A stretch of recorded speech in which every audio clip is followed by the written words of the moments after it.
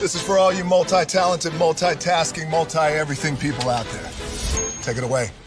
Find your glory, write your story, fearless feet will carry you. Time you own it, take your moment, be a fire burning through. Hustling from night until morning, grinding it out, it won't be long.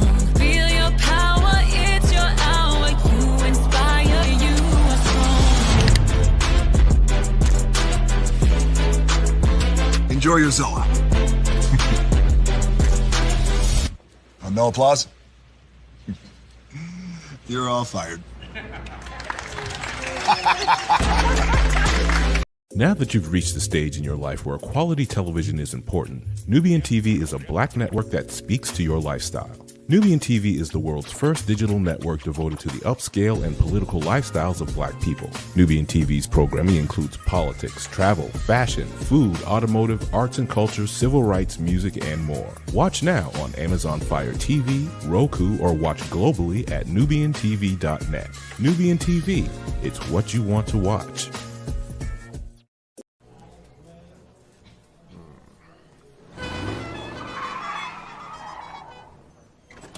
Come with me if you want to live a more delicious life.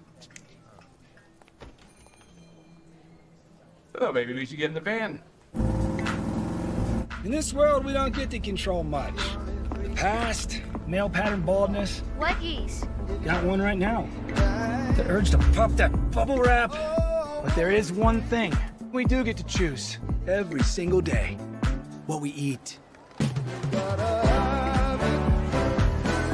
Welcome to the Sonic Department of Research and Deliciousment. We have everything you want, didn't know you wanted, and some things you didn't know were possible. Because we believe if you're not having fun, you're not living free. So come on, let's live a little. Hey, good morning, America.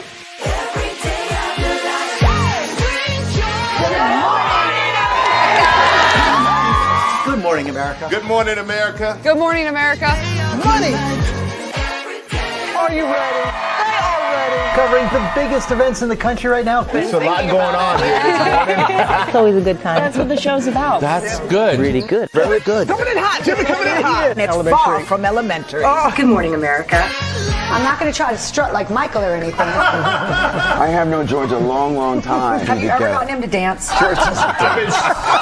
Look at that face. You don't just see it, you feel it. I'm in. I'm in. I'm in too. I'll be there. I am here and so happy. I'm in. I'm in too. I'm in. That tells you something when Snoop Dogg's in. Michael, George, Where? Ginger? Prepare for a journey beyond imagination, beyond belief, beyond anything you've experienced before. Universal Epic Universe, a new theme park where you'll step through extraordinary portals to 5 immersive worlds. Prepare for a cosmic voyage of discovery, an isle of fire-breathing excitement, a shadowy world of monsters and mystery, new wonders in the wizarding world, and a new way to play. Plus the splendor of a magnificent resort hotel overlooking the park. It's all new excitement at Universal Orlando Resort. A week's worth of vacation thrills with 4 amazing theme parks, a variety of spectacular themed hotels, and incredible dining and entertainment. It's all at Universal Orlando Resort, where you'll find new adventures every day. Explore the astonishing worlds of Universal Epic Universe at Universal Orlando Resort.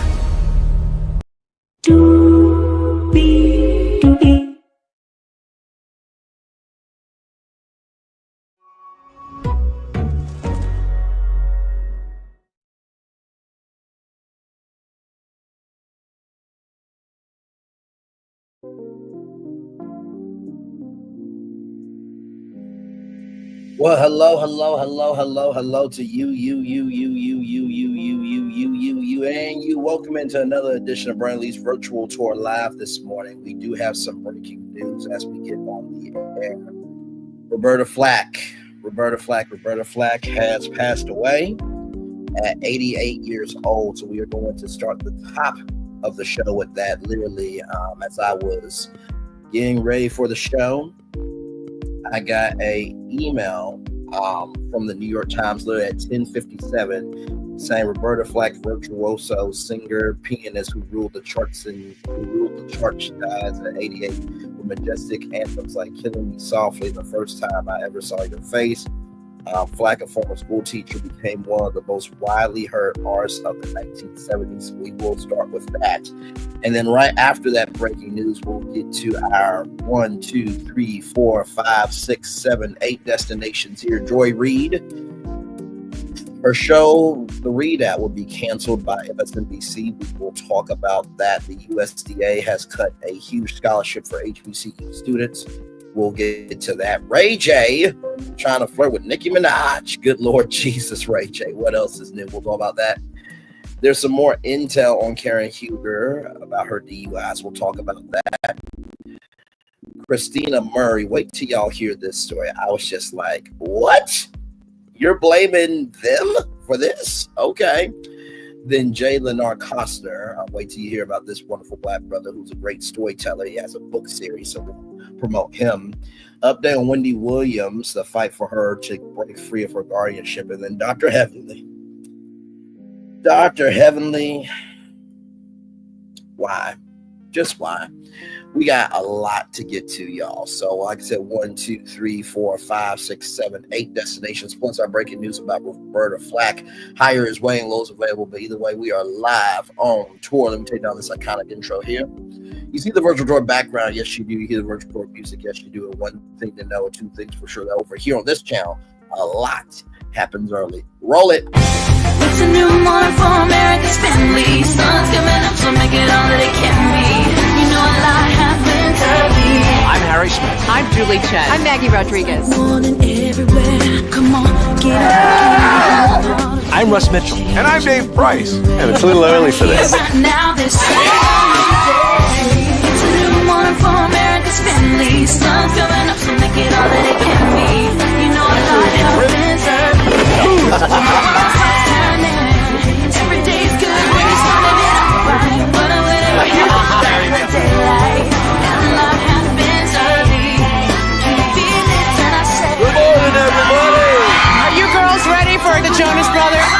We have an early show exclusive. Yes. A lot happens early. A lot happens early. The Early Show, weekday mornings on CBS. It's a new morning. Yes, it is Julie Chen Moonves. It is a new morning to Russ Mitchell, Dave Price, Harry Smith, and Maggie Rodriguez. You are right on this channel. A lot happens early. Good morning, everybody. Let's get to the good and doing what we do. There is some breaking news. In case you all do not know, Roberta Flack passed away at 88 years old. Like I said, I got the news alert on my phone at 10:57, literally minutes before coming on tour with all of you. This comes to us from the Associated Press. Roberta Flack, Grammy-winning singer with an intimate style, dies at 88 years old there. Beautiful, beautiful, beautiful. From New York, Roberta Flack, the Grammy-winning singer and pianist whose intimate vocal music style made her one of the top recording artists of the 1970s and an influential performer long after, died Monday. She was 88. She died at her home surrounded by her family. Publicist Elaine Shookhock said in a statement. Flack announced in 2022 that she had ALS, commonly known as Lou Gehrig's disease, and could no longer sing. Little known before her early 30s, Flack became an overnight star after Clint Eastwood used The First Time I Ever Saw Your Face as the soundtrack for one of cinema's more memorable and explicit love scenes between the actor and Donna Mills in his 1971 film Play Misty for Me. The hushed hymn-like ballad with Flack's graceful soprano afloat on a bed of soft strings and piano topped the Billboard pop chart. In 1972, received a Grammy for Record of the Year. the record label wanted to have it re-recorded with a faster tempo, but he said he wanted it exactly as it was. Flack told the Associated Press in 2018, with the song as a theme song for his movie, it gained a lot of popularity and then took off. In 1973, she matched both achievements with Killing Me Softly, with his song becoming the first artist to win consecutive Grammys for Best Record. She was a classically trained pianist discovered in the late 1960s by jazz musician Les McKnight, who later wrote that her voice touched, tapped, trapped, and kicked every emotion I've ever known. Versatile enough to sum up the up-tempo gospel passion of Aretha Franklin, Flack often favored a more reflective and measured approach.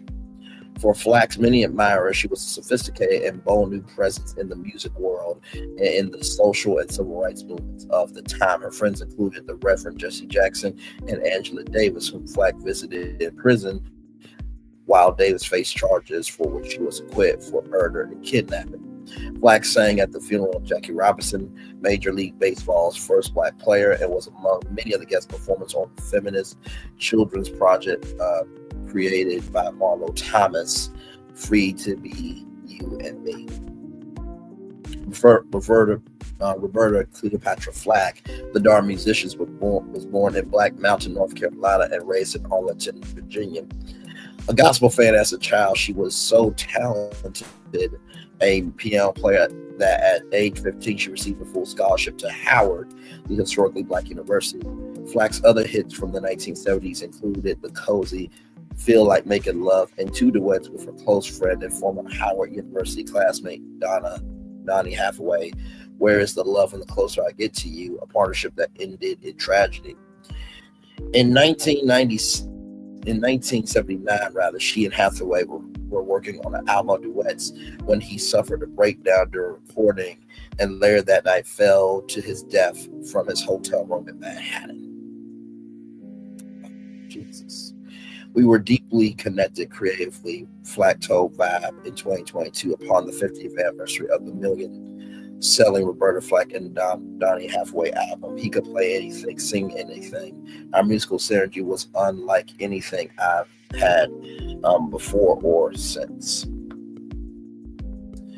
She never matched her first run of success, although she did have a hit in the 1980s with the Peabo Bryson duet Tonight I Celebrate My Love, in the 1990s with the Maxine Priest duet Set the Night to Music. In the mid-90s, Flack received new attention after the Fugees recorded a Grammy-winning cover of Killing Me Softly, which she eventually performed on stage with the hip-hop group.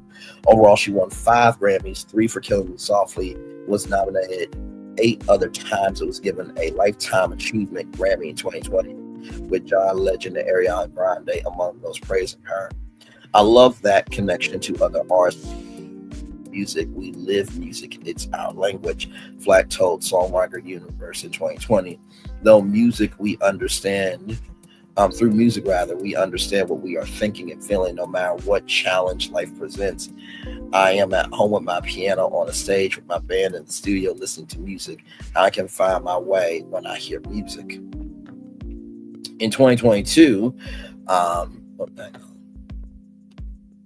Beyonce placed Flack, Franklin, and Diana Ross among others in a special pantheon of heroines name-checked in the Grammy Award-winning, Grammy-nominated Queen's remix of Break My Soul. Flack was briefly married to Stephen Novosol, an interracial relationship that led to tension with each of their families, and earlier had a son, the singer and keyboardist Bernard Wright. For years, she lived in Manhattan's Dakota apartment building on the same floor as John and Oko Yono, who became a close friend, provided linear notes for a Flack album, Beta covers, led by Roberta.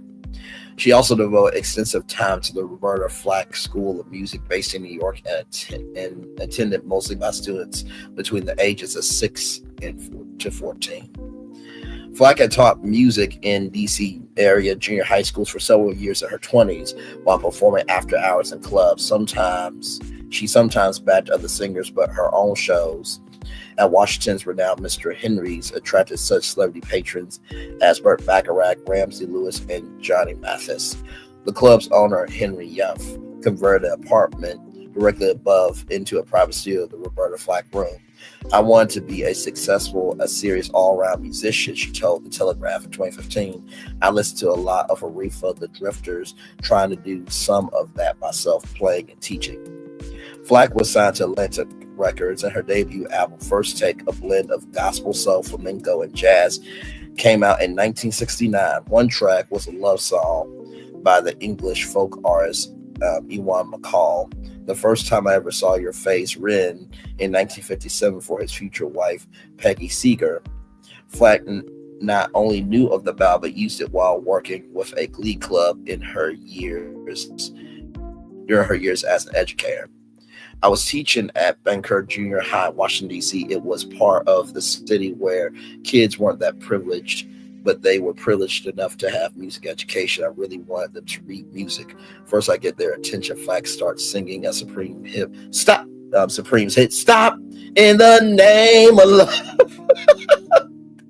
Then I could teach them, she told the Tampa Bay Times in 2012.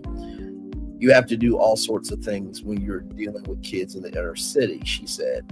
I knew they liked the part where the first time I ever saw your face goes into the first time I ever kissed your mouth. Ooh, kissed your mouth. Once the kids got past the giggles, we were good.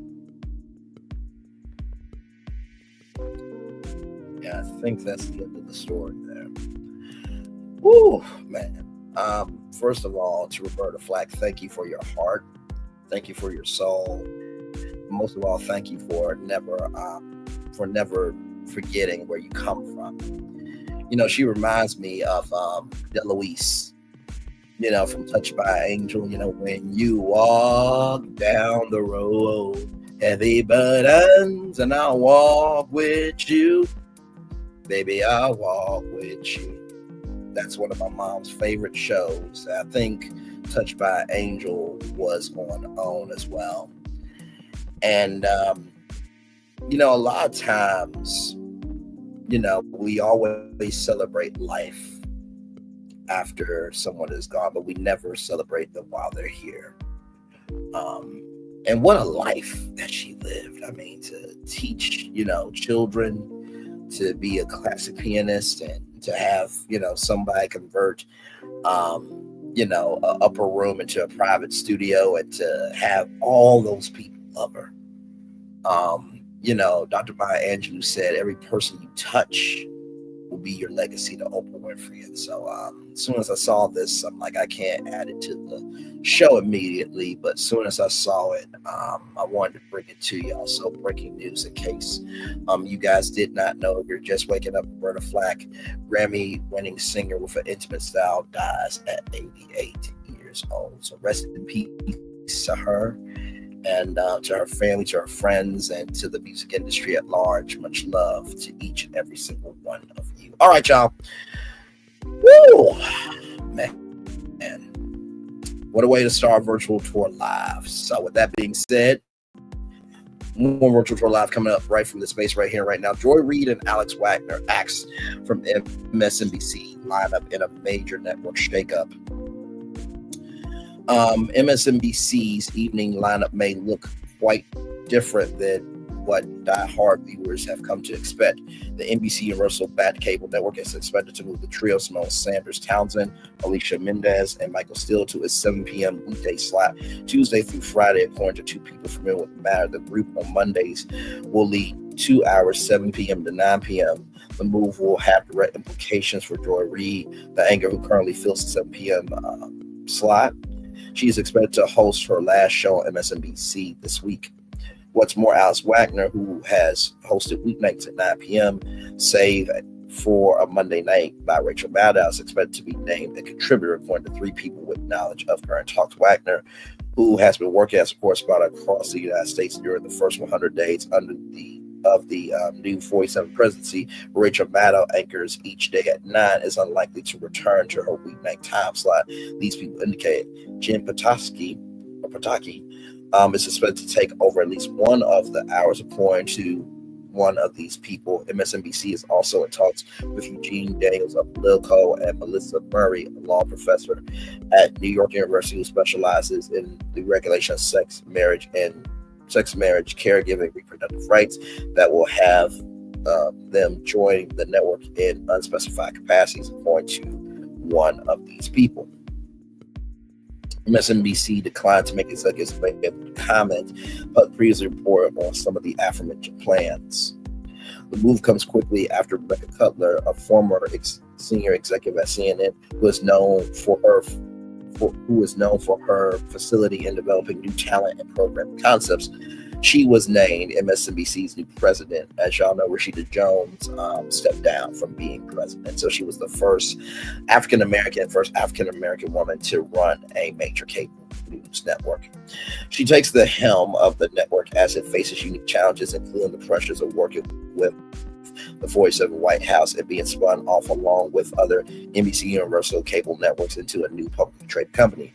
Our jobs are hard on a normal day, and these are not normal times, she told employees on the day that her new role was announced by Mark Lazarus, the NBC Universal executive who will lead the new spinoff. Unlike other cable networks, MSNBC is facing significant business challenges. More of the viewers who settle in each evening to watch a few hours of commentary on MSNBC are migrating elsewhere. MSNBC is projected to shed approximately 10.5% of its subscribers between the end of 2023 and the end of 2025, according to estimates from Kagan, market research firm that is part of S&P Global Intelligence. Rival Fox News channel CNN are experiencing similar erosions in that period. MSNBC could be left with an average of 61.3 million viewers by the end of 2025 compared to 68.5 million in 2023, and this with an election year and event that brings viewers back to news between the two milestones. Cutler has described plans to build an independent news gathering apparatus for MSNBC, which will lose its ties to NBC News after the company is formed. She wants to launch a separate MSNBC Washington bureau and to add a new roster of international and domestic correspondents. She also wants to hire a new lead of talent, a Washington bureau chief, and a head of content strategy.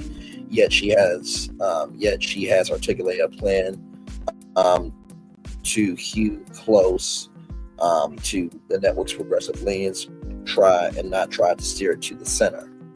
MSNBC has been working to bring viewers back after the results of the 2024 presidential election. Both MSNBC and CNBC saw significant erosion following 47's return to the White House and the national conversation, and both have unveiled programming shakeups in recent weeks.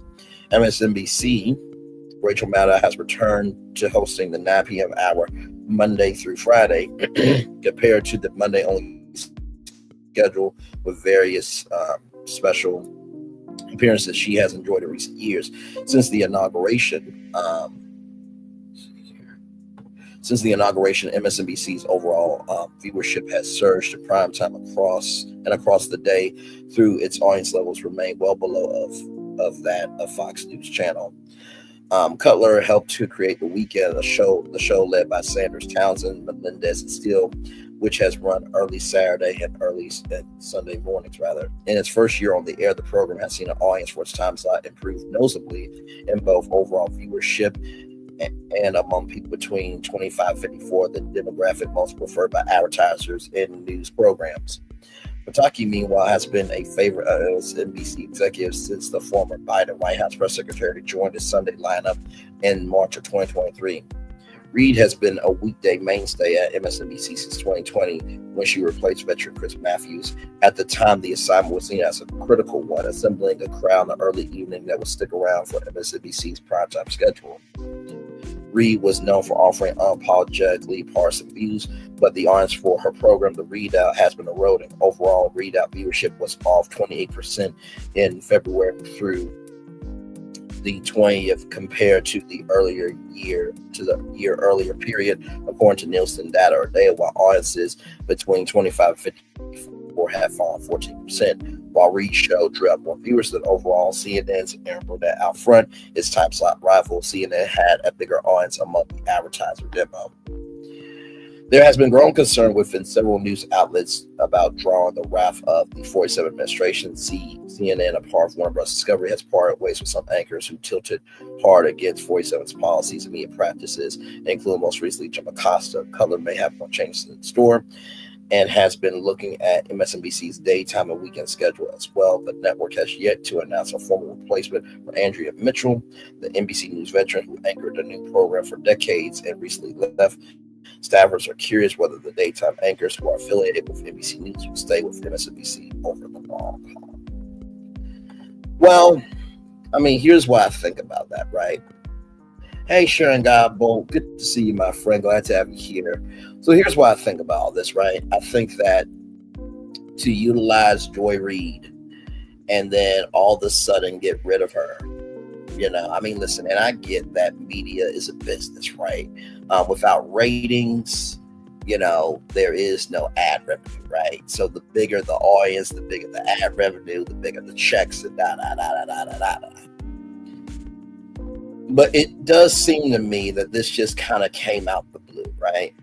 Because with cable news, while you may not have, the most money in terms of ad revenue, the social media fan base and the diversification of how people can access. Hey, T-Talk with your girl. Hey, my friend. Oh, y'all pray for me when we get to Dr. Heavenly, because I'm going to go in and I do not want to hear a damn word from anybody. I don't. I have that time today. Okay? But we'll get there because I have a lot to say.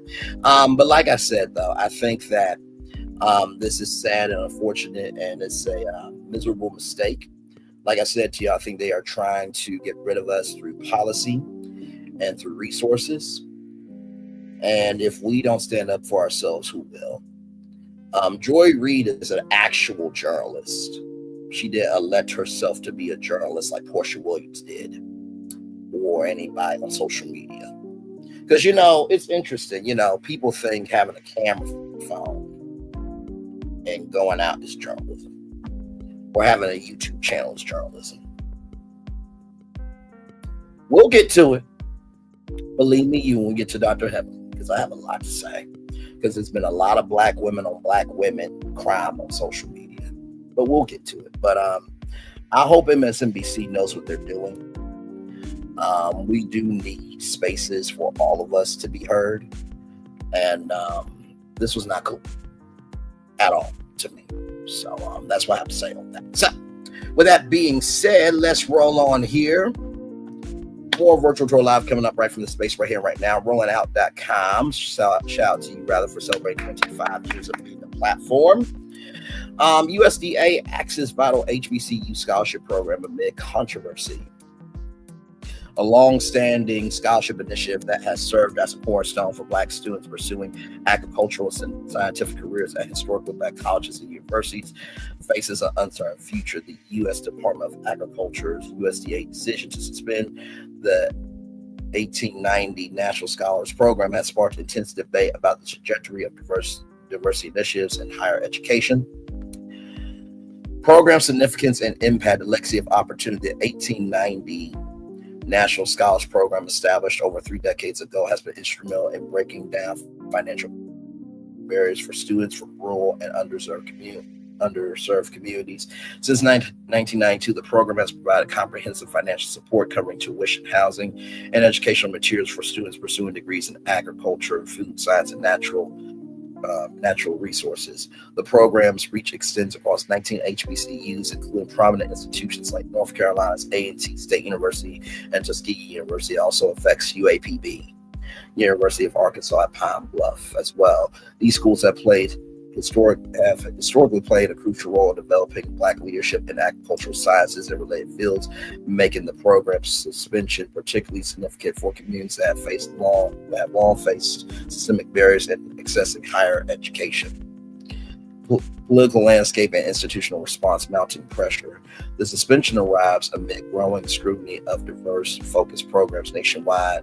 Democrat legislators on the House Committee of Agriculture have positioned the decision as a part of a broader pattern of attacks on educational equity. Representatives have emphasized how the program's suspension threats to undermine decades of progress in creating pathways for Black students in critical scientific fields. The affected institutions span 18 states, from Delaware State University in the east to Prairie View A&M University in Texas. Each of these schools have developed specialized programs leveraging the USDA scholarship to build robust agricultural and environmental science departments that both serve in their immediate communities and the broader agricultural sector. Historical context and future implications. Shifting support, the program suspension presents a stark contrast to previous bipartisan efforts supporting HBCUs. In 2019, legislation secured substantial annual funding for these institutions, highlighting the complex and often contradictory nature of political support for Black educational initiatives. The current situation raises questions about the sustainability of diversity-focused programs in an increasingly polarized political environment. Educational leaders argue that the suspension threatens to reverse decades of progress in creating opportunities for underrepresented students in essential scientific fields. Economic and industry impact sector consequences. The agricultural sector faces growing challenges in developing a diverse workforce capable of addressing emerging food security and environmental sustainability issues. The USDA scholarship program has been crucial in preparing students for careers in these vital areas, making its suspension particularly concerning for industry stakeholders. The program's role in supporting rural communities and developing agricultural expertise in underserved areas extends beyond individual student benefits. It has helped create a pipeline of qualified professionals who understand the unique challenges facing the diverse agricultural communities across the country. Looking ahead, the suspension of the USDA 1890 National Scholars Program represents more than just the interruption of financial aid initiatives. It signals potential shifts in the landscape of educational opportunity and diversity in higher education. As discussions continue about the program's future, stakeholders emphasize the need to preserve pathways that have proven successful in creating opportunities for Black students in crucial scientific fields. The situation highlights ongoing challenges in maintaining programs designed to address historical inequities in education. As advocacy efforts continues for the program's reinstatement, the broader conversation about ensuring educational access and opportunity for underserved communities remains at the forefront of national education policy debates. For the 19 HBCUs affected by this decision, the immediate challenge lies in finding alternative ways to support students who would have benefited from the program. The long-term impact on agricultural education, workforce development, and underserved communities remains to be seen, as does the future of similar initiatives designed to promote diversity and inclusion in specialized fields. The suspension of this crucial program serves as a reminder of the ongoing struggle to maintain and expand educational opportunities for traditionally underserved communities. As the national conversation about diversity and inclusion continues to evolve, the fate of USDA 1890 National Scholars Program may serve as an indicator of the broader trajectory of efforts to promote educational equity in American higher education. So here's what I gotta say to that, right? These people are not that smart. They're just not. Because there's this thing called the Farmer's Almanac, that the only way that almanac has been around for over 100 years has been because of farmers. And there are farmers having their farms taken away because of what 47 is doing. And you getting rid of this provides a pathway, not just for Black students, but you're also negating the research that can be done to help the agricultural industry, because President 47 has put tariffs on all products coming into the United States. So if you're trying to be America first and you cut this out, then it hurts all of us in the long run. So I don't think it's cool. I don't think it's right. Like I said, this is trying to erase us in any shape, form, or fashion. That's what it's trying to do. And it's sad because we need our farmers. For example, Riceland, Arkansas is where most of the world's rice comes from. And so when I saw this, it was just hurting to me. It really was hurting to me. So it is what it is, child. It is what it is. All right, y'all. More Virtual Tour Live coming up right from the space right here and right now. Right here, Lord Jesus, once again from rollingout.com, celebrating 25 years of being a platform there. Nicki Minaj warns Ray J about his flirtatious comments. This is not the first time that the Barbs has had to check Ray J on his overtures. Now, this is not the first time they've used that picture. I don't know why Rolling Out uses that particular picture of Nicki Minaj, man. That's just, oh, Lord, Rolling Out. I see y'all, okay? Anyway, Nicki Minaj, once again, had to give Ray J a ton lashing and a warning after he left a flirtatious comment on one of her Instagram posts. Oh, Lord Jesus. Did Ray J cross the line when Nicki Minaj? Ray J commented so beautiful on a recent post prompting an angry response.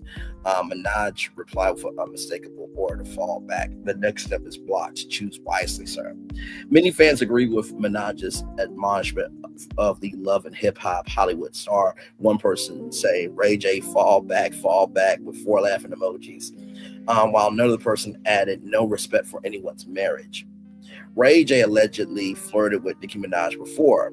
This exchange is not the first.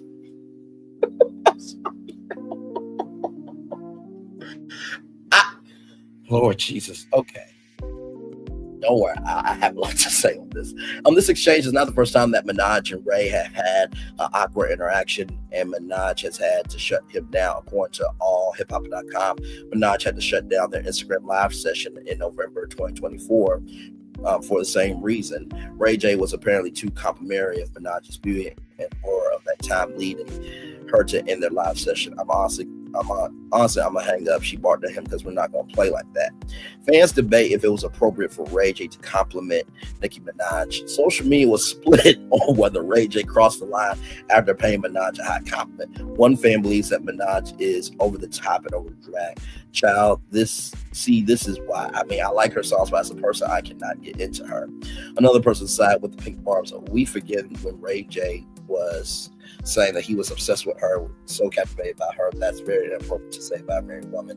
He needs to respect her marriage. One person agreed, saying that's the difference. That's like a man who you and your husband know personally under your comments calling you beautiful. It's inappropriate coming from him. A fourth fan, however, believes Minaj was innocuous. I see nothing wrong with calling her beautiful, and I am sure millions of people feel the same way about her. The fifth person said, I think he meant this as a comment. Her natural beauty with no makeup is gorgeous. He wasn't flirting. So beautiful is the perfect description. And the debate continued on Instagram. It's not just the comment. Ray J has been on her live set saying things like, this woman is not married. She basically kept it cute while another person told Minaj, calm down. Girl, stop with 4 laughing emojis. It ain't that deep. Ooh, Ray J. Well, here's the thing, right? Angela Bassett is a beautiful woman. She's married to Courtney Vance, right? Many people call her beautiful.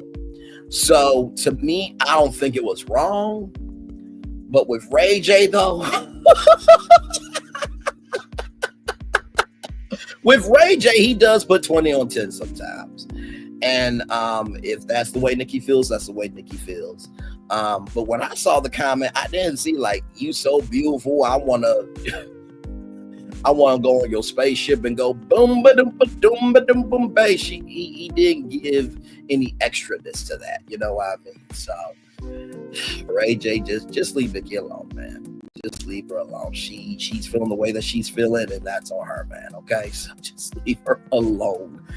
Oh, good Lord Jesus. Good Lord Jesus. All right, y'all. More Virtual Tour Live coming up right from the space right here, right now. From Reality Blur, prosecutor confirms Karen Huger has had 4 DUI offenses as RHOP star, a Real Housewives of Potomac star, faces sentencing in a few days. See how much time they want her served, plus live thread. So here we go. Last month, Real Housewives of Potomac star Robert Nixon suggested Karen Huger's most recent DUI was her fourth, and the prosecutor is now confirming Robin was indeed correct.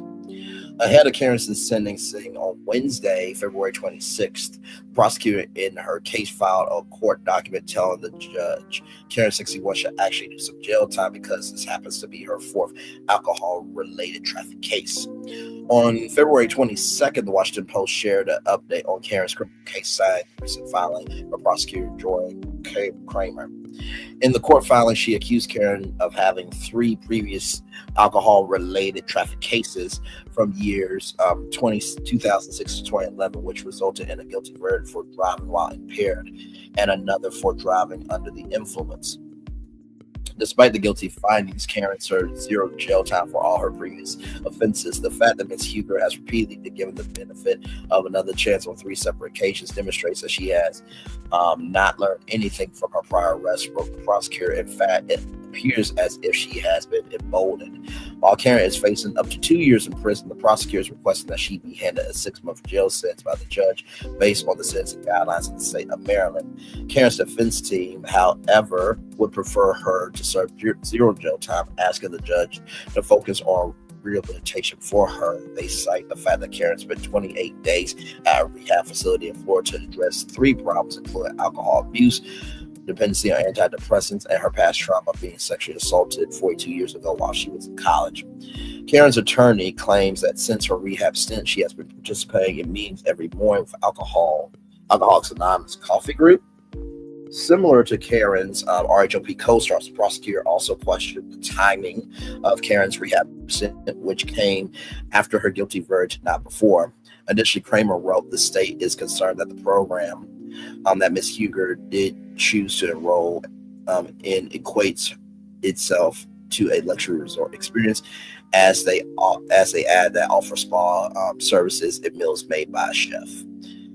Club Med has been around for a very long time, so Club Med has had that energy for a long time. So I don't think that that's really that far out the question. Karen is expected to speak in front of the judge during her sentencing on Wednesday. In March of last year, Karen crashed her car into a tree, which ultimately led to her arrest for driving while intoxicated. During her trial, police body cam footage showed her slurring her words, and she was initially found guilty on several counts. And just last week, during part 1 of the RHOP reunion, Karen, who skipped the reunion, filmed an emotional video during which she denied being an alcoholic and stated that she went to rehab to address taking antidepressants and drinking. Shortly after her guilty verdict, Page 6 reported that Karen's future on the Real Housewives of Potomac might be in jeopardy, although the Bravo Network has yet to address her status on the show. And so they had a live viewing thread for part 2 of the Real Housewives of Potomac reunion. And so I think this was so these are some of the comments here. This is what I have to say on this, right? This is her 4th offense. And, DUIs are nothing to play around with. Driving while drunk, regardless of who does it, is not cool. And Maurice Scott should not have done it. Karen Huger should not have done it under any circumstances. So 2 years in jail, to me, I feel like a 6-month sentence, could do just fine, and then, do a year-long rehab stint, because she does need to pay for her crime, right? She doesn't need to be thrown away and cast aside and this, that, and third, because he or she who has not sinned cast the first stone, right? But I do believe that if you don't handle your actions now, you are doomed to repeat your actions later. So that's what I have to say on that. I do hope that things go well for Karen, but for this to be the 4th DUI offense, it's a little much. It's a little much. So, more Virtual Joy Live coming up right from the space right here, right now. Y'all, this story right here from blacknews.com. White woman from Georgia sues fertility clinic after giving birth to a black baby. Let's get into it. Right here, this woman right here, Krystena Murray, a white woman from Savannah, Georgia, is suing Coastal fertility specialists after IVF mix-up, which led her to give birth to a black child who isn't biologically her. She claims that the clinic's negligence caused her significant emotional and physical distress. Murray had been trying to conceive through IVF for nearly 2 years. In December 2023, she gave birth, but quickly realized something was wrong. The baby did not share her or the sperm donor's features. A DNA test later confirmed the embryo that she had carried belonged to another couple. Despite the shock, Murray initially chose to raise the child. However, when the biological parents sued for custody, she surrendered the baby in May of 2024, avoiding a legal battle which she was unlikely to win. I spent my whole life wanting to be a mom. I loved, nurtured, and grew my child. I would not have done literally anything in my power to keep him. My baby is not genetically mine. He doesn't have my blood. He doesn't have my eyes, but he will always be my son, Murray told Newsweek. Her attorney, Adam Wolf, criticized the lack of regulations for fertility clinics, saying coastal fertility specialists made a serious mistake and the consequences are life altering for Krystena. This is not the first IVF mix-up case that I've handled, and sadly, it will not be the last. Coastal fertility specialists called the error unprecedented and apologized, saying that they have implemented new safeguards to prevent future mistakes. Murray is now seeking over $75,000 in damages, arguing that the clinic's mistake forced her into an unwanted surrogacy. Well, here's the thing, right? When I saw this, I'm just like, now wait a minute, what? Because it's just like, at the beginning, middle, end of the day, and I did say that she ate a chocolate bar, y'all, in the thumbnail. Okay, so just know in the thumbnail, always try to, wordplay. But I will say this, though. If she was trying to have a child and the fertility clinic made this mistake, it was not cool. Now, I don't believe, the physical, let me go back to it because I want to make sure that I get it right.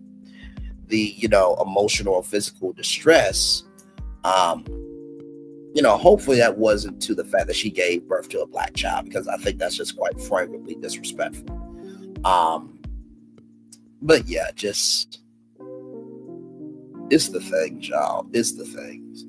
And I think there was a story that we reported on that there was a huge lawsuit, I think out of California, about fertility clinics as well. So I just thought that was interesting. Like the fact that this woman here, this white woman from Georgia, sues fertility clinic after giving birth to a black baby. It's just like,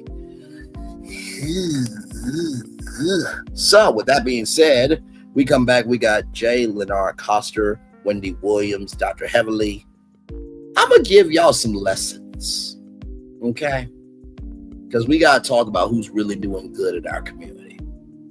And then a positive news story, of course. We got all that and more coming up right here on Brandon Lee's Virtual Tour Live. We'll be back right after this. Roll it.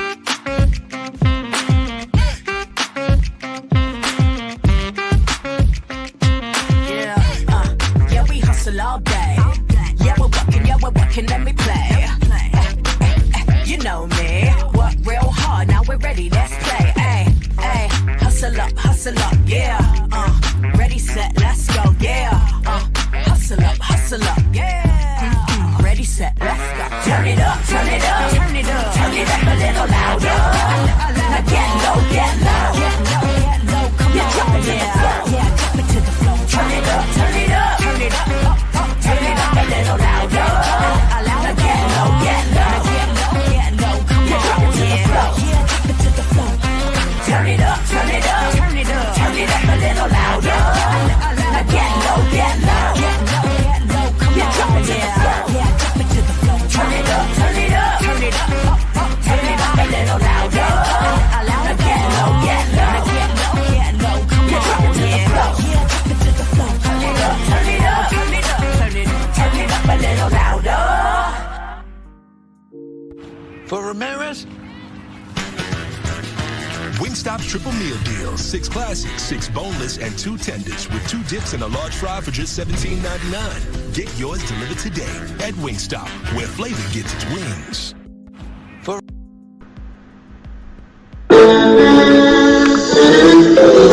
sweet boy and you, one look at you, and it was plain to see you were my destiny. your birthday. Our son is your son. Welcome to the celebration.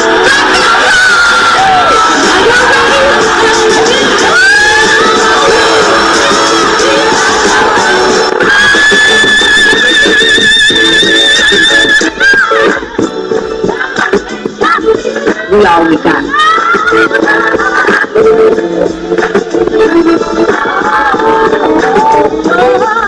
I'll see that.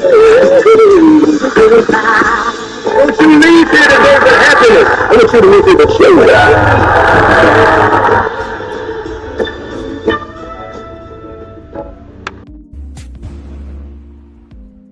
Each of you are in a relationship with somebody you have never met before. We have been chit-chatting for about 5 months. We have been together for 4.5 years now. I'm gonna go meet my man. I'm just hoping that he likes me in real life. I've been keeping something from you.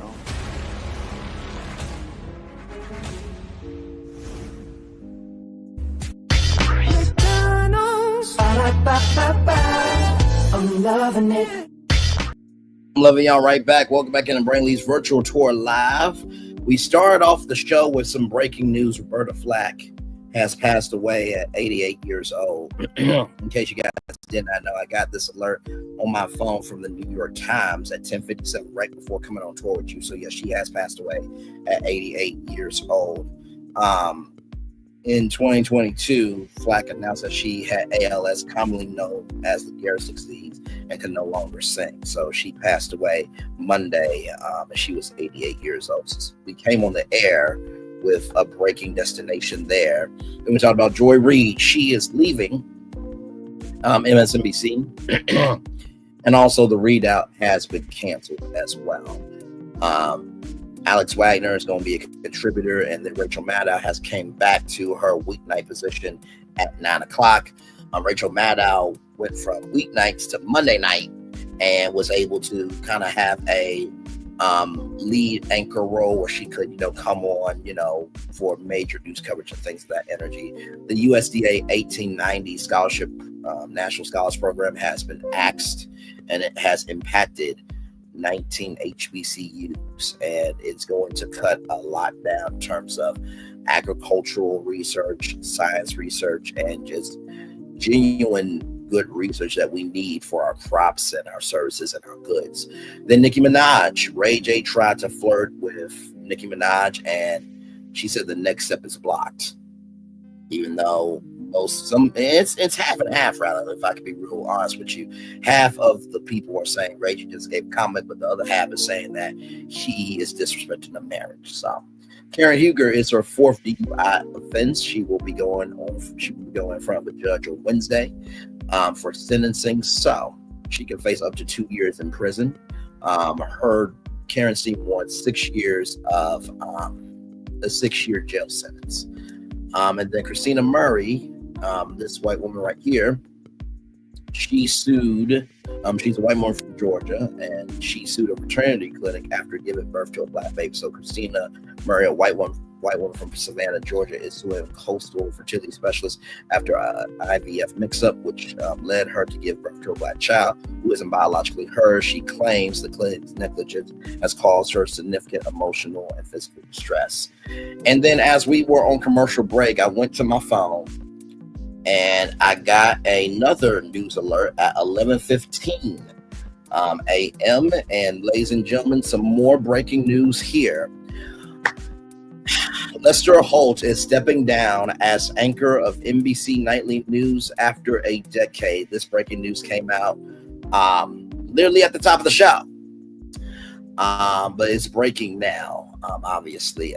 Holt will move full-time to NBC News magazine show Dateline at the beginning of the summer. Right here, Lester Holt, the anchor and managing editor of NBC Nightly News for over a decade,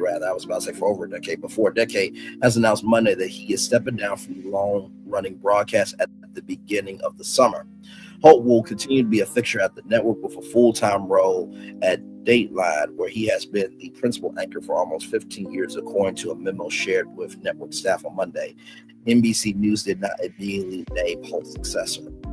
Holt was named anchor of Nightly News in June 2015 after steering weekend editions of the news broadcast for 8 years and co-anchoring Weekend Today for 12 years.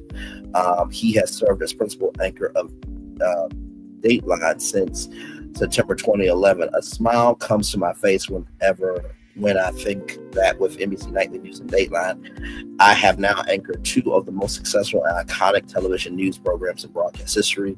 Holt wrote in a note Monday to Nightly and Dateline staffers. As a 20-year-old radio reporter on the police beat, chasing breaking news around San Francisco, I could have never imagined my career path would unfold in the way it has. What an amazing ride. In his 10 years at the helm of Nightly News, Holt covered the defining events of the era, including the political rise of President 47, the COVID pandemic, Russia's invasion of Ukraine, the October 7th, 2023 attack in Israel, and the war in Gaza. In recent months, Holt co-anchored the network's coverage of election night, traveled to Iran for an exclusive interview with President Masoud Pezeshkian, and helmed a Dateline special about the devastating 2025 Los Angeles wildfires. Holt interviews with world leaders regularly made headlines. 47, former President Joe Biden, former Vice President Kamala Harris, former President Barack Obama, Ukrainian President Volodymyr Zelensky, and other key figures. Holt frequently traveled to areas hit by deadly hurricanes, tornadoes, wildfires, and mass powerings. He has led the network during some of the country's most fraught and challenging times in the past decade.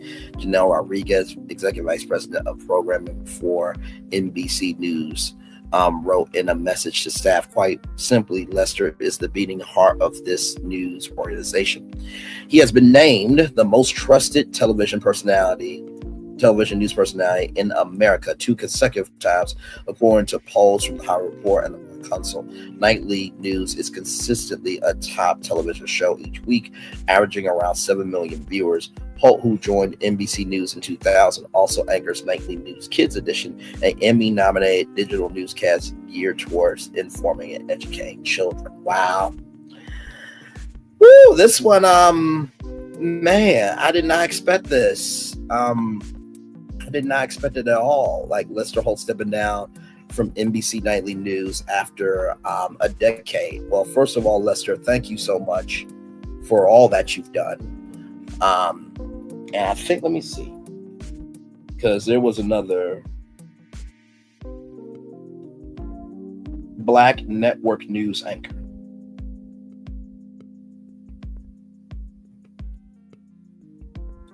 So let me see here. By the way, shout out to Max Robinson, who became the first African American to anchor a major network newscast. And he was a founder of the NABJ, National Association of Black Journalists. And then there was another person as well. I'm trying to find her. Let's see. Black female network news anchor. According to Yahoo, the announcement marks a profound moment in which Black women are ascending to high-profile roles in mainstream broadcast news, from morning shows like Today, where Chanel Jones co-hosts, and Good Morning America with co-anchor Robin Roberts, to primetime shows like CNN Newsnight, which Abby Phillip hosts, and ABC. Thank you very much, Google. And by the way, Carol Simpson, want to mention her as well, the first Black woman network anchor. You know, a lot of times people believe that representation is just to fill a quota. But there's a difference between culturally appropriate and culturally appreciating. Lester Holt, from what I have seen of him, he has always tried his very best to give the news context, clarity, and connection. He recognizes the weight of the assignment, but he does not let the weight of the assignment dictate his coverage. He handles the weight. And not to mention, to have a decade of a Black man anchoring the news of not just the day, not just the night, but of society. What an accomplishment. So Lester Holt, thank you so much for all that you have done. Lester Holt is one of those people where it's like, if he knew my name, I would be humbled. Low key, I was thinking like it would be so cool if Brainley's virtual tour got onto the E Network, and then Lester Holt would say, for Brainley's virtual tour, here is Braylon Lee with us now, and Lester would say, Braylon, how you doing? I said, Lester, it's always good to see you, good sir. I imagined that. Unfortunately, it won't happen now, but that doesn't mean that his representation does not matter, and doesn't mean that won't happen. It just will happen in another form. So, but yeah, this is breaking news, y'all. I don't know what's going on at MSNBC, but as you can see there, breaking news right there. Lester Holt is stepping down as anchor of NBC Nightly News after a decade. Holt will be moving full time to NBC's news magazine show Daylight at the beginning of the summer.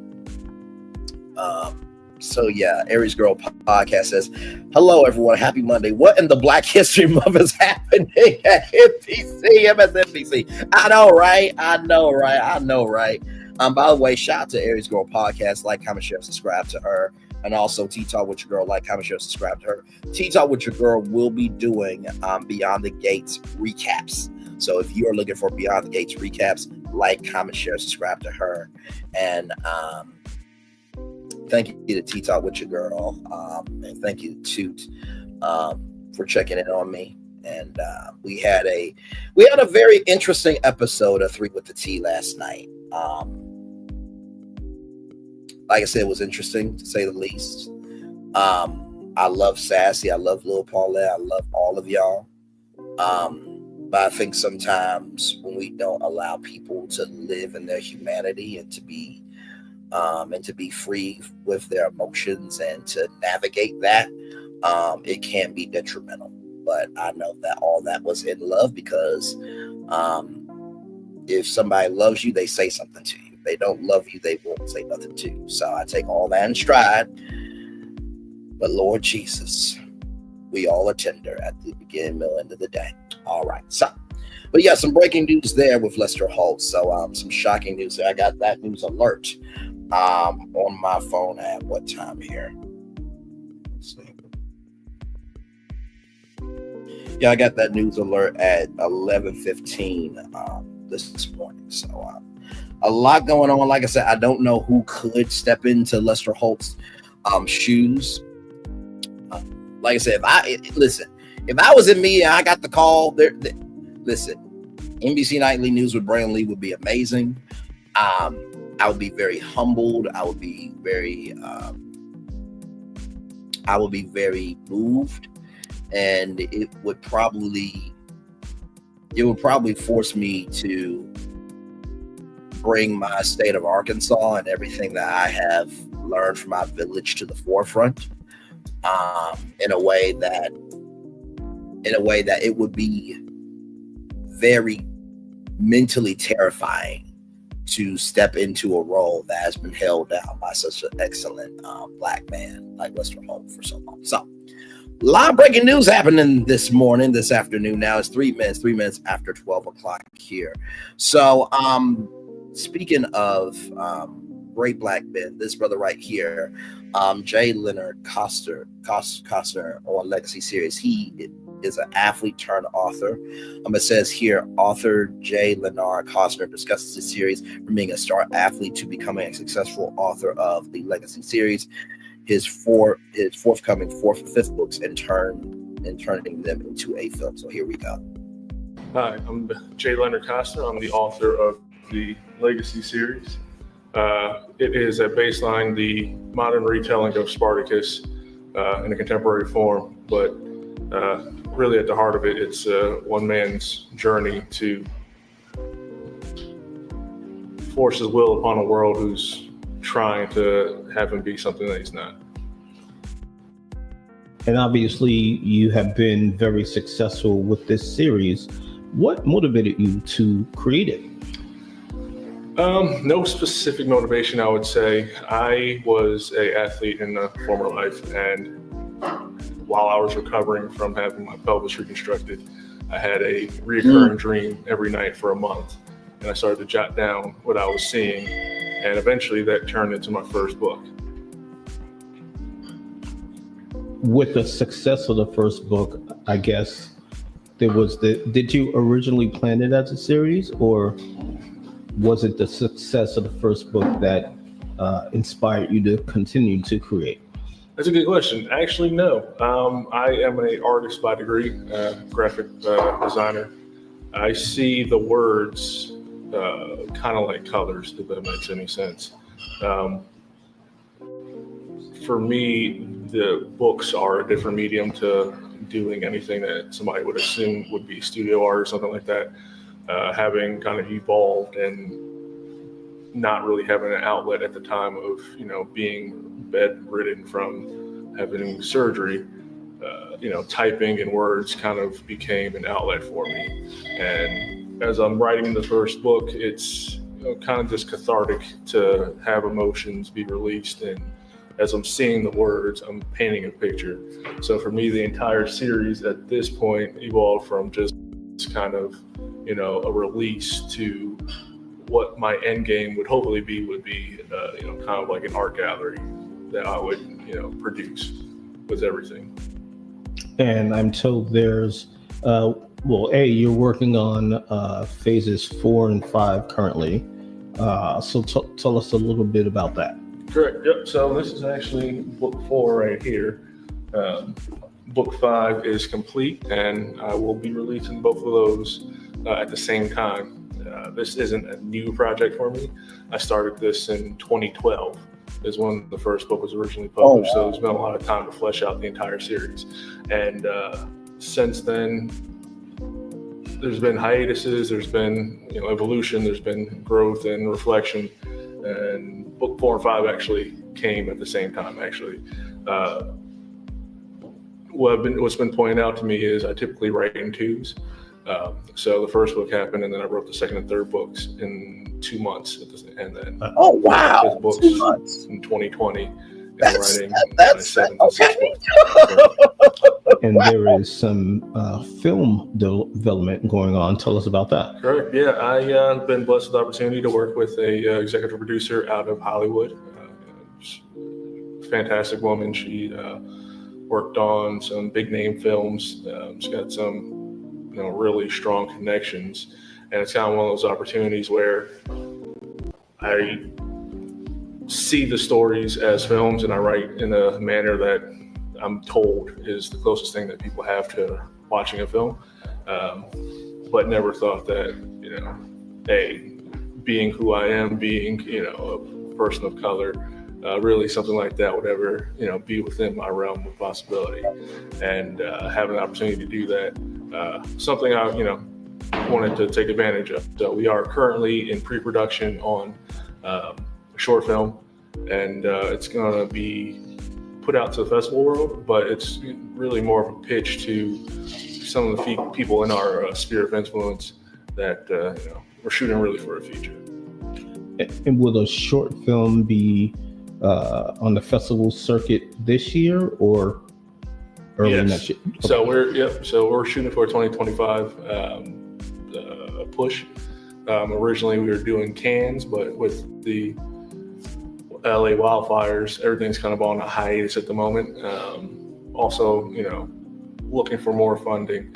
My business partners and I have put up 6 figures ourselves to towards the project, but we're told we're coming in short. I don't know how, but we also are looking for more funding at the same time too. So there's a lot of moving parts. Let's let people know how they can, those that are familiar with the series, if they are interested in getting involved from a financial perspective, how would they reach out to you? You guys can reach out at aureliusuniverse@gmail.com. That goes directly to myself and my business partner. We're always open to, kind of finding synergy in the space. Obviously, we would love if somebody would be willing enough to, help out. But really, this is more so an opportunity for us to allow other people to come in on the project, right? All the artwork, all the writing, I do myself. I have a team of folks who help me out with certain things, but at the end of the day, like, I can't do everything myself. And, for projects and things, when you're trying to launch essentially a universe, the likes of, Marvel or DC, like Stan Lee, for example, you need, good people around you. So AureliusUniverse@gmail.com, or directly on our Instagram page at The Legacy XII. And I'm told you have an interesting connection to the NBA G League. How about you let the people know what that is? So my father, all right, so I'll start again. My father was a professional basketball player from Philly. He played at St. Joe's and was drafted by the Sixers and played for the Bullets. I grew up around basketball. There's no escaping it. At 6 weeks old, we moved to France for a year, following him playing overseas, and then to Italy for 2 years, and then I was raised in Greece for 9. And throughout my entire career, one kind of, during the surgery that I mentioned earlier, I found out nobody ever saw me play healthy because I was only playing on one leg. I had a broken hip the entire time I was playing. Oh my God. A genetic issue from birth. So wow. Felt it all in one hit, and, kind of a hindrance in some aspects, but at the same time, it forced me to look inside myself and figure out where my strong suits were, and, where I kind of was lacking and where I could, make my own lane, kind of something that translates into my writing style. But in 2015, I got an invite to the G League to come and, try out for them. Now, this is 2 years after anybody ever saw, no, actually 3 years after anybody ever saw me play. And I got an offer from the G League to come and be a member of the league. So, going from being a highly touted basketball player to having my career be cut short, and the doctors over here at the HSS telling me, hey, you really can't play anymore, to being told I'm a top 2 player at this tryout with all the major conferences, Big East, ACC players, all there. It was a fulfillment for me. And for the hardcore NBA fans, what is your dad's name? Antonio Costner, or Tony Costner. St. Joe's grad, I believe he's 84. Played with Barkley, Manute Bol, some pretty cool individuals. Yeah, people we've heard of. People we heard of. Question: let people know how they can purchase the series. So the books are currently available wherever books are sold. This right here is the initial book, Legacy. You can purchase it on Amazon, Barnes & Noble. If you just Google J. Leonard Costner, thanks to a fine PR gentleman that I know, the SEO on the series has grown tremendously. So as soon as you type in my name, J. Leonard Costner, it pops right up, and you will have access to the books, to stories, to just anything relating to me that you may want to know. And there it is there. Thank you so much, rollingout.com, for bringing us that great brother. It's not just what happens to you, but it's how you navigate it. So here it is here. Legacy, the series here, book 1 of 4. So this is the very first book. Book 1 in the Legacy series. From the dawn of time, bloodlines have threaded the fabric of history, leading to the present, leading to Luke Hart as he embarks on his university journey, hoping for the simple joys of student life. Destiny intervenes, an unexpected rendezvous catapults him straight into the enigmatic world of Legacy. This isn't just another university society. The House of Aurelius isn't about networking or campus prestige, but blood and birthright. Luke isn't merely just a student, he is a bloodborn. He carries the weight of a legacy that traces back to epic warriors and old legends whispered in hallowed halls. With dreams of college normalcy and a nurturing a blossoming relationship with his longtime love, Luke's aspirations shatter as the shadows of the past creep into his present. He's intertwined in an age-old feud where history's greatest adversaries are just stories. They are now his nemesis, from a fierce Viking descendant to the man who birthed society's darkest fears, to a formidable samurai to the world's most formidable combatant. Luke is their target. But it's not just the battles with legends. With every action and every choice, the ripple effects are far-reaching. And sometimes the most profound losses aren't born from battle, but they are from unintended casualties of a destiny chosen for him. That sounds like a good book to me. Okay, listen, that sounds like a good book to me. Let's go down and see some of the reviews here. This is off of Amazon here, so let me see. Go down. Right here says, I really enjoyed this series. I can't wait for this to be made into movies. From the very first page, Jay Leonard's, Costner's legacy had me intrigued. This is not just another fantasy series. It's a profound exploration of heritage and heroism brought to life through the relatable yet extraordinary character of Luke Hart. Luke discovers he is the reincarnation of the legendary gladiator Spartacus as he is thrusted into the secretive and dangerous world of the legacy, a society where descendants of ancient warriors battle in the present day. As Luke navigates this new life, he must reconcile his newfound identity with the life he wishes to have. Costner's writing is exquisite, weaving a tale that is as intellectually engaging as it is thrilling. The historical elements reel you in, and the modern-day conflicts make the timeline feel like this story is more of a confession than fiction. The action sequences are brilliantly executed, striking a perfect balance between excitement and believability. What I like about this book is that it's quite easy to follow, and it really plants a cinematic picture in your head with reading. I felt like I was watching a movie. Can't wait to read the rest of the series. I was all in after the first few pages. Absolutely captivating. This book is a mixture of adventure, friendship, and romance. It hooked you from the beginning. I can't wait to read the next book on this exciting journey. Love this book, the strengths, the love, and the passion, what they believe in. My favorite character, Luke Hart, is amazing. I'm so happy how he put him together, how everything around him turns. Amazing books. Please take a chance to read these books. You will fall in love with them. Let's see here. I really enjoy Costner's unique writing style. This is not your traditional novel. The story is very visual. I love the world, culture, history tied into the secret society. It would be dope to see this made into a movie. I really enjoyed this series. I can't wait for this to be made into movies. I read that. Oh wait, I don't think I read this one right here. Oh yeah, I did read this one. Okay. Let's see. What I really like about this book is that it's quite easy to follow. It really paints a cinematic picture. Oh yeah, I read that one. Read that. Okay, I think that's all of them. And so I will drop the link to this website here, this Amazon site rather, so you guys can go and get the book if you want it. He said that the 4th book is out and the 5th book is to come.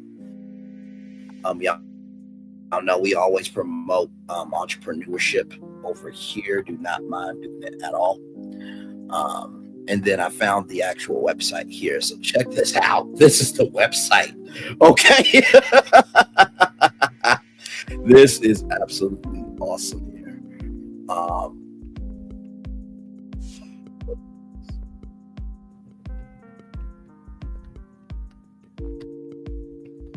Hang on.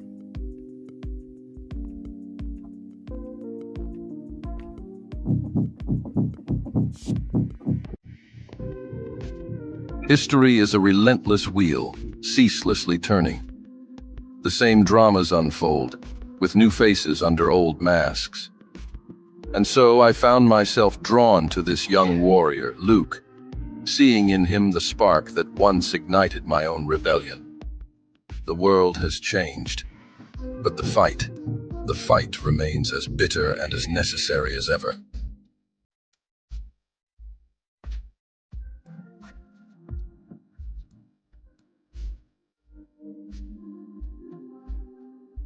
I intervened because the turn of time was grinding towards a future too dark to accept.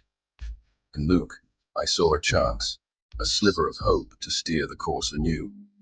But every choice carries the weight of consequence. Knowing what will come, what is, and was once before, the journey I have cursed into is an undertaking only a handful have been able to withstand.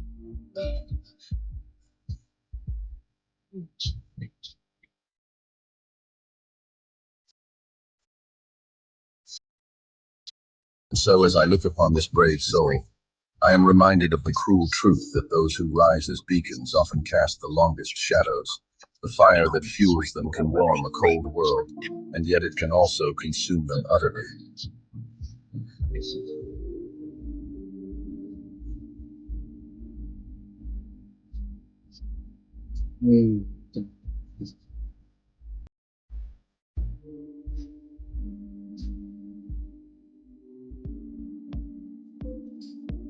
Oh, wow.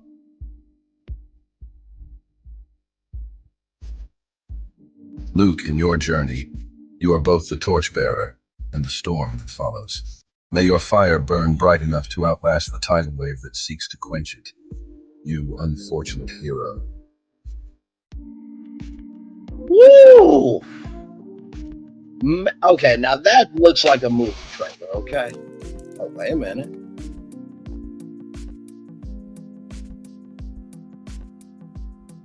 Okay.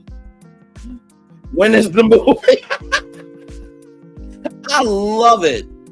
That was a fire trailer, okay? That was absolutely awesome. And the fact that this is from one of our own, you know what I mean? And to be real with you, I feel like this could be another Wakanda, but reincarnated for Spartacus and the world of ancient Rome and everything else. Amazing job, brother. Amazing job. And here are the sets of the legacy here. So you have Valhalla, Aurelius, Sacerus, Khan, Ares. Oh, wait a minute. They even have each one. Okay, so we got time because this is our show here. Okay. So Aurelius here. Emerging from the sands of time, the House of Aurelius stands as one of the pioneering sets of legacy, named to honor Marcus Aurelius, Rome's luminary emperor and Stoic philosopher. This house radiates an unrivaled legacy, boasting an eclectic assembly of bloodborne. Aurelius is a mosaic of history's bravest souls and mightiest warriors. The members of this venerable house don't merely inherit skills; they inherit legends. Every stride they take, every blow they land is a testament to the heroes they echo, and the House of Aurelius past and present intertwine, crafting a saga of timeless valor.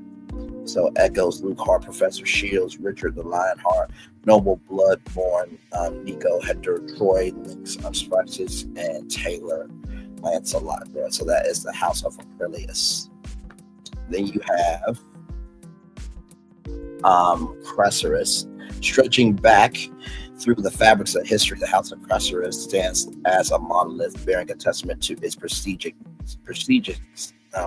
namesake, Marcus Linnus Cresarus. This Roman general and statesman wasn't merely a figure of authority and strategy. He was an emblem of immense wealth within the vast Roman Empire, founded to pay homage to the man whose very name became synonymous with power and opulence. The House of Christ remains unyielding in its traditions, anchored by lineage and heritage. Leadership of Cresarus is a birthright, with the helm always held by direct descendants of the great Marcus Linnus Cresarus in the illustrious corridors of this house.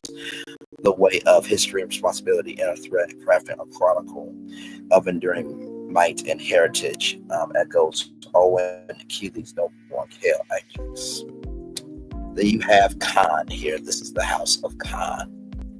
Imposing and undeniable, the House of Khan takes its name from one of its greatest conquerors in history, Genghis Khan, the inaugural Khan emperor of the powerful Mongol Empire. This house echoes with the resonating power of ruler who shaped the war with his might, leaving none unscathed in his wake. Named to honor the legacy of this audacious conqueror, the House of Khan gathers those who bear the weight of history's untamed fierceness. With every step, every strike, they channel the tenacity and cunning that carved empires from the depths of conquest. In the heart of Khan, past present converge, crafting a narrative of relentless strength and dominion. Echoes King Maoto's Nishani. Trying to make sure that I read all here. Yep, and then we will be done here. And then, of course, we'll look at more on the website here. This is the House of Aries right here. A force to be reckoned with, the Aries disciples stand as a testament to unrelenting force within Legacy's hallowed halls. Their name, etched in homage to the Greek god of war, speaks volumes about their invincible spirit. Bearing the mantle of Aries, these bloodborn are a ceaseless torment of courage, unafraid to confront any adversary head on. Forged in the crucible of battle, the members of Aries discipline are the living embodiment of their mighty ancestors, those infamous warriors who carved legends through history's turbulent landscapes. For every clash, every thundering blow, they echo the resolute courage that courses through their veins. In the realm of Aries valor and legacy, male weaving an epic of boundless fury and unyielding honor. Noble bloodborn arrow from their temps. And then right here, Valhalla. This is Valhalla right here. Yes, indeed. Emanating the grandeur of noble to the might and majesty of its namesake, presided over the god Odin. The members of this esteemed set are not merely mortals, there are gods walking among men with unparalleled strength and unwavering resolve. They have carved out their place as one of the most indomitable sects in legacy story annals. While death in legacy arenas has grown rare in recent decades, every member of Valhalla fights with profound understanding. Should they meet the reverence warriors, death, the splendors of the celestial hall wait them in the afterlife. In the House of Valhalla, honor and glory echo for eternity. Noble bloodborn, Balder Eric the Red. Woo! Man, brother, you have put out something incredible. Like I said, let me see here. Oh, they got a secret society here. You can join their Discord. And then here's the birth of legacy.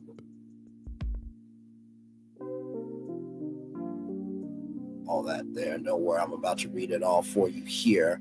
Birth of legacy in 1820 in 283 AD, Emperor Numerate of the Roman Empire hoped to separate himself from his brother, who held joint station and faced with increasing internal dissent and existential threats. Searched for a way to bind the vast empire together. He believed that the strength of the Roman Empire lay not just in its military might, but in its heritage, the shared stories of valor, bravery, and heroism.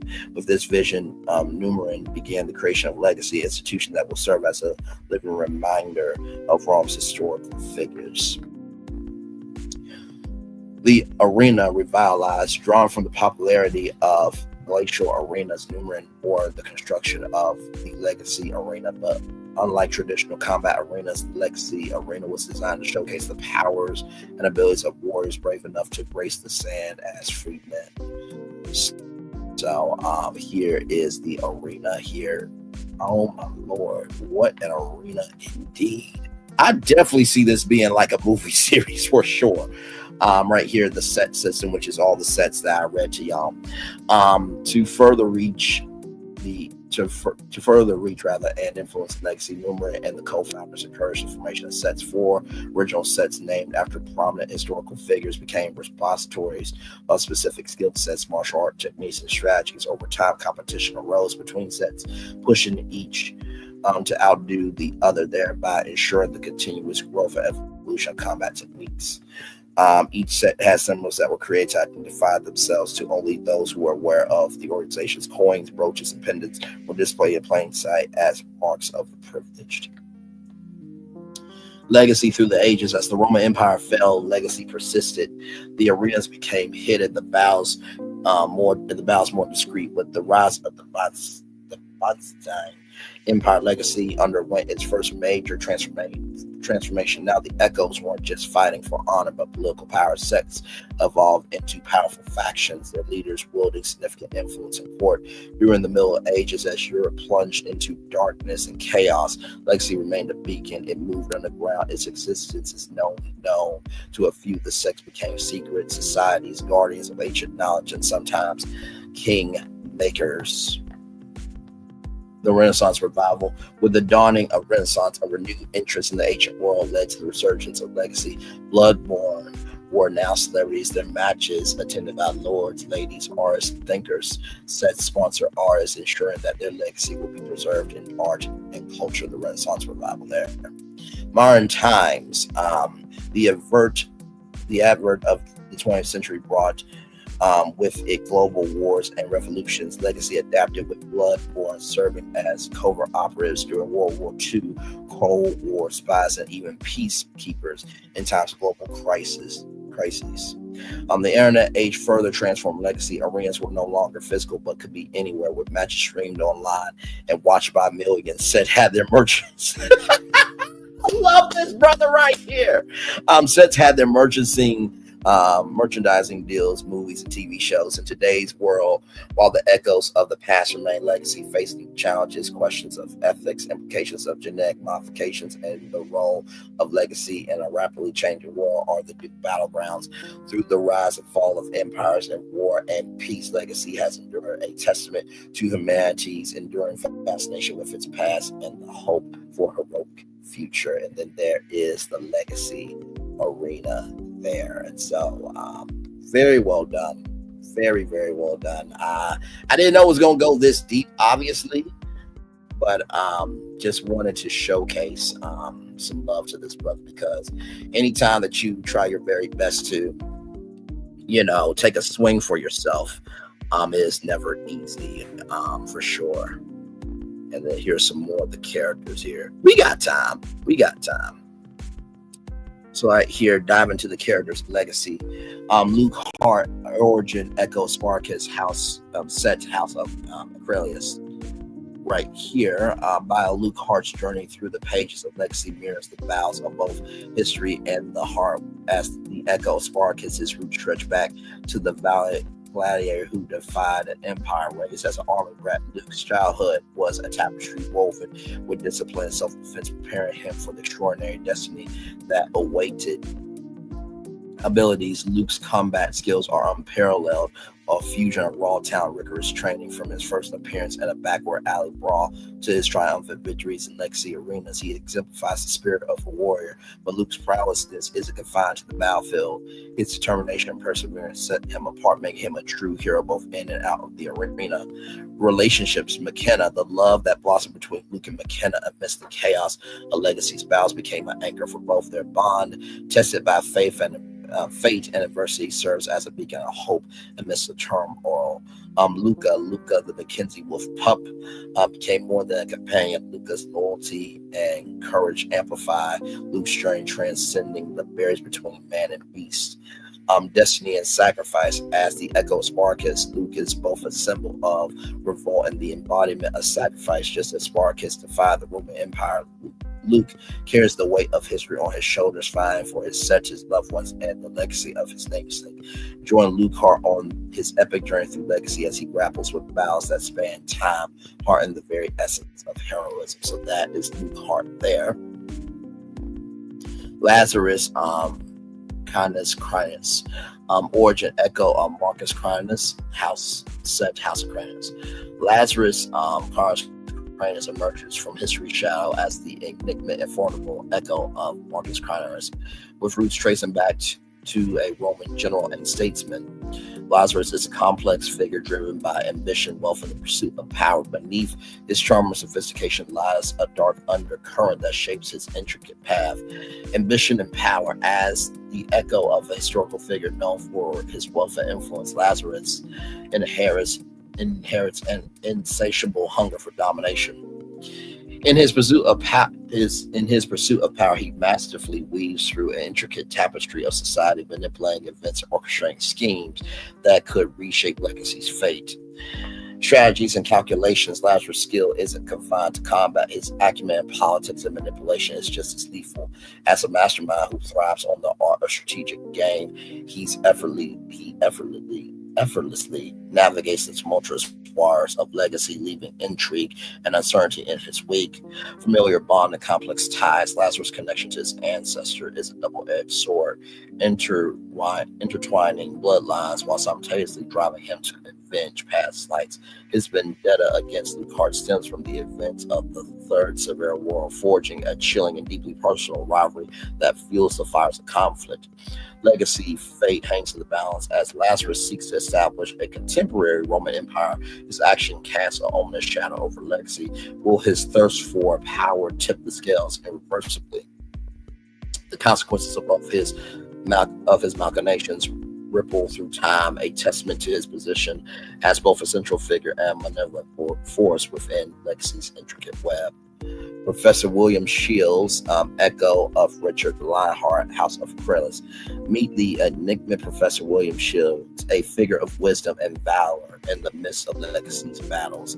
As the echo of Richard the Lionheart, Shields embodies the spirit of a king who left an indelible mark on history, a mentor, a leader, and a guardian. His presence casts a profound influence on the events that unfold. Sage of history, a historian by trade and a warrior by heart, Shields bridged the chasm between academia and combat. His expertise in world history at Yale University belittles the echoes of valor that resonate within him. His dual role as a mentor to Luke and a defender of the House of Kryllis shows the multifaceted nature of his character. Guiding light, Shields' influence extends beyond the walls of the university. His leadership as the head of the House of Kryllis shapes the destinies of Bloodborne who seek to honor the legacy of their origins. With a heart weighed down by history's burdens, he strives to impart knowledge, courage, and unyielding dedication to honor. Legacy scarring as an echo of Richard the Lion-Hearted, Shields' noble lineage courses through his veins. His pursuit of valor, justice, and honor mirrors the legacy of his forebearer. Shields stands as a beacon of inspiration, a guardian of history, and a protector of those who walk the path of Bloodborne tale of valor. Join us in uncovering the layers of Professor William Shields, a character who blurs the lines between the past and present. As his narrative unfolds in Legacy, his role as a guide and guardian intertwines with the tapestry of an epic journey. McKenna Parker. So this is the love interest of Luke Hart here.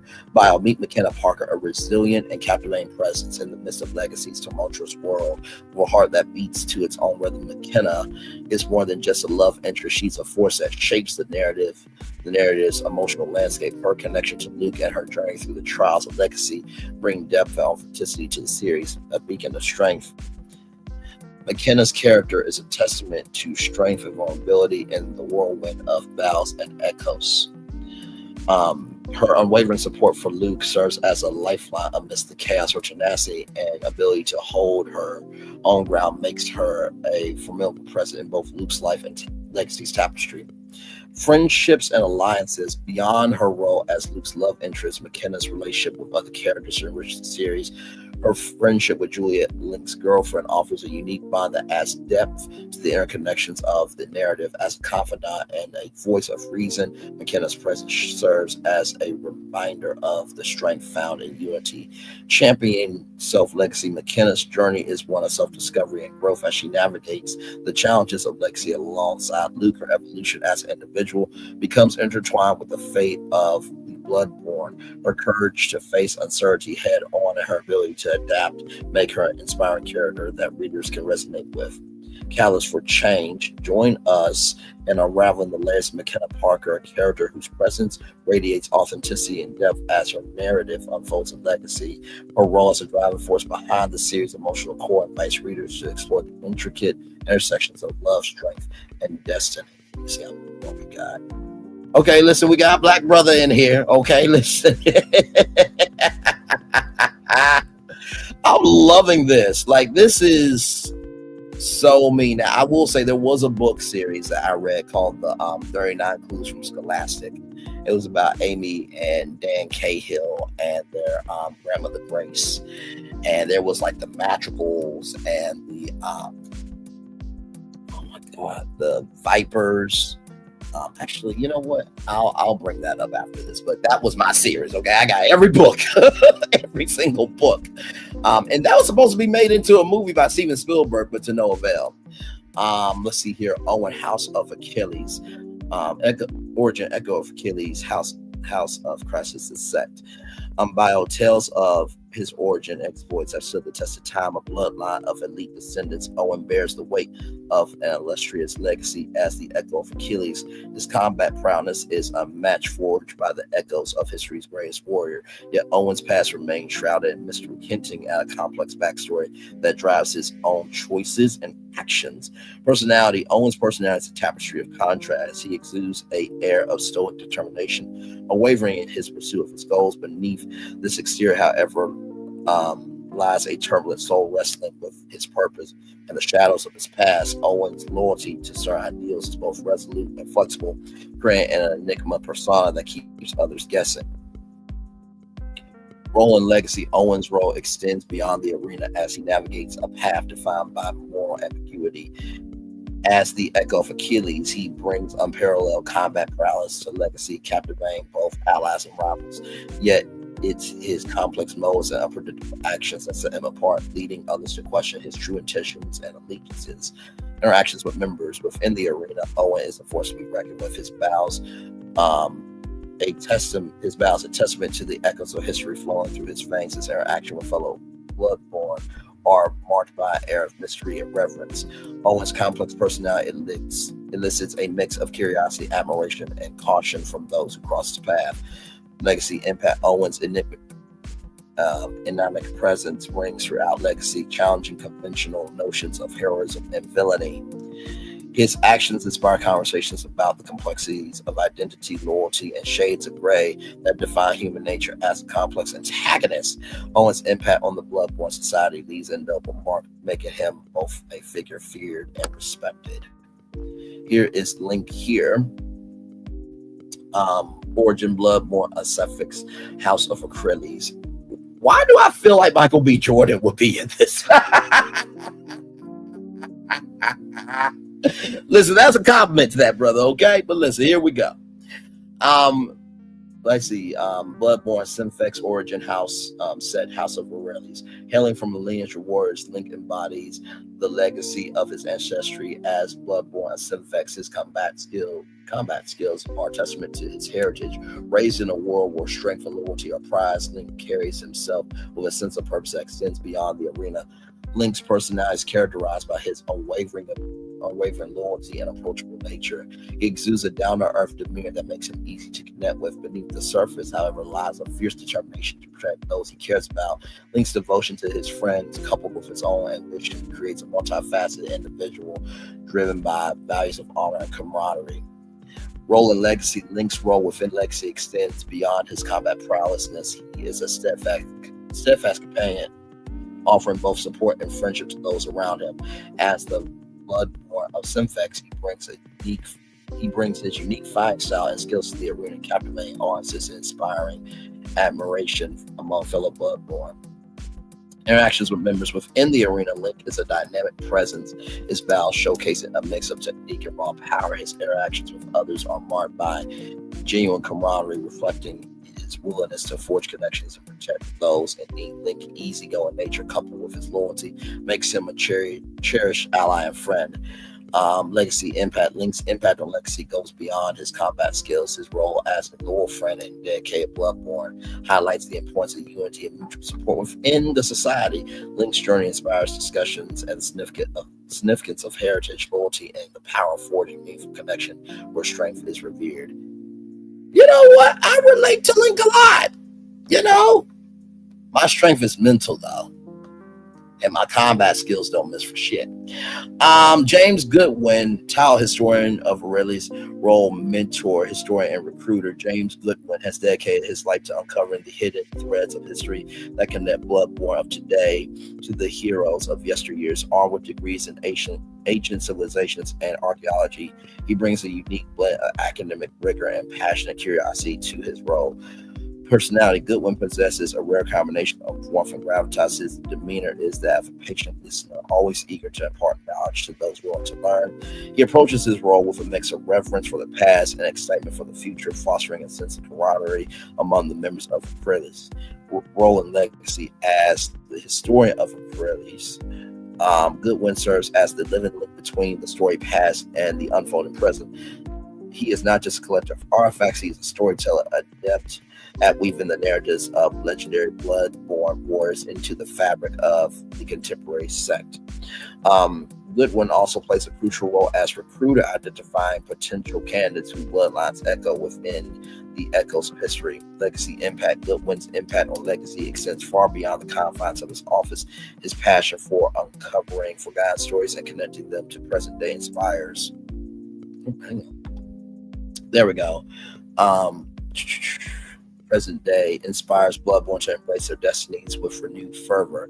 His guidance and insights are instrumental in shaping the sect's ethos of honor, courage, and the unbreakable bond between past and present. And then Bobby, a historian trained House of Aurelius, a legacy of his own. Bobby's passion for history runs deep. As the historian training for the House of Aurelius, he embodies the legacy of his ancestry. Bobby's dedication to preserving the past and uncovering hidden truths is evident in his every interaction. Bobby's personality is characterized by his inquisitiveness and unwavering commitment to uncovering the secrets of the past. He possesses a natural curiosity that fuels his pursuit of knowledge beneath his slightly awkward surface. Bobby's genuine enthusiasm for history is balanced by a sense of responsibility to his friends and brothers of the House of Aurelius. Role and legacy. Bobby's role within legacy is crucial in maintaining the connection between the past and present. As a historian trained, he not only chronicles the battles fought within the arena, but delves into the stories and origins of the Bloodborne themselves. Bobby's insights and discoveries contribute to the enrichment of legacy cultural tapestry. Interactions with members. Bobby's interactions with fellow Bloodborne are marked by intellectual engagement and a shared appreciation for history. Due to the fact that he is not a fighter himself, he often shows a lack of confidence in his interactions with other Bloodborne. His discussions usually revolve around uncovering the origins of their respective lineages and echoes of heroes past. Bobby's natural affinity for connecting with others makes him a valuable asset to the House of Aurelius and legacy as a whole. Legacy impact. Bobby's impact on legacy lies in his role as a bridge between the past and present. His dedication to unearthing historical truths and preserving the stories of the Bloodborne resonates with society's core values. Bobby's journey sparks conversations about the significance of heritage, the power of knowledge, and the role of history in shaping the future of the Bloodborne community. And I think this is, almost there. This is the last one here. I know this is a lot, okay? But whenever you're talking about books, they do have a history. So, Kane is a figure whose presence within the world of legacy adds intrigue related to the unfolding saga. Kane's background is not well understood, leaving many to wonder about the depths of her true identity. Kane possesses a calm and composed demeanor. Her interactions with others reveal a deep sense of loyalty, strength, and a steadfast commitment to the values she holds dear. Strength and skills. While Kane's outward appearance may not reveal her true strengths, those who observe her closely may notice a quiet sense of resolve and self-assuredness. Her perceptiveness and intelligence are traits that set her apart, whether it's through her interactions with others or her keen observations of the world around her. Kane's skills hint at a depth of character that is yet to be fully explored. Relationships and alliances. Kane's relationships with other characters, particularly her connection to members of the House of Aurelius, adds layers of complexity to her character. Her ability to form meaningful connections and alliances speaks to her capacity to bridge gaps between different sets of personalities. Kane's journey is one that invites speculation, curiosity, and the joy of unraveling the layers of a character poised to leave her mark on legacy. series. And our final character here, Nico Hector Troy House of McCreary's role in Legacy, captain of the House of McCreary's. Nico, the embodiment of valor and camaraderie, stands as a beacon of strength and wisdom within the House of McCreary's, echoing the legendary warrior Hector of Troy. Nico's presence in the set is a testament to the heritage he carries and the mantle leadership he upholds.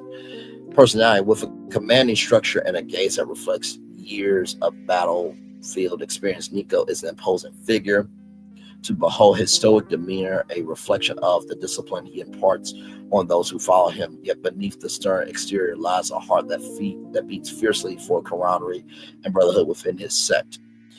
Role in Legacy. Nico's journey through the hallowed halls of Legacy began as a young and eager, innate, drawn by the tales of valor echoing through the ages. Over time, he honed his skills in the art of combat, swiftly becoming a paragon of mastery over weapons and tactics. His achievements and dedication earned him the distinguished role of captain, where he serves not only as a formidable warrior, but also as a mentor to the next generation of Bloodborne. Within the House of McCreary's, Nico's leadership is marked by his unwavering dedication to unity and honor. He fosters an environment where members are more than mere allies. They are brothers and sisters bonded by a shared purpose. His words of guidance resonate not just only on the battlefield, but in the halls of debate and strategy, where every decision shapes the destiny of the set.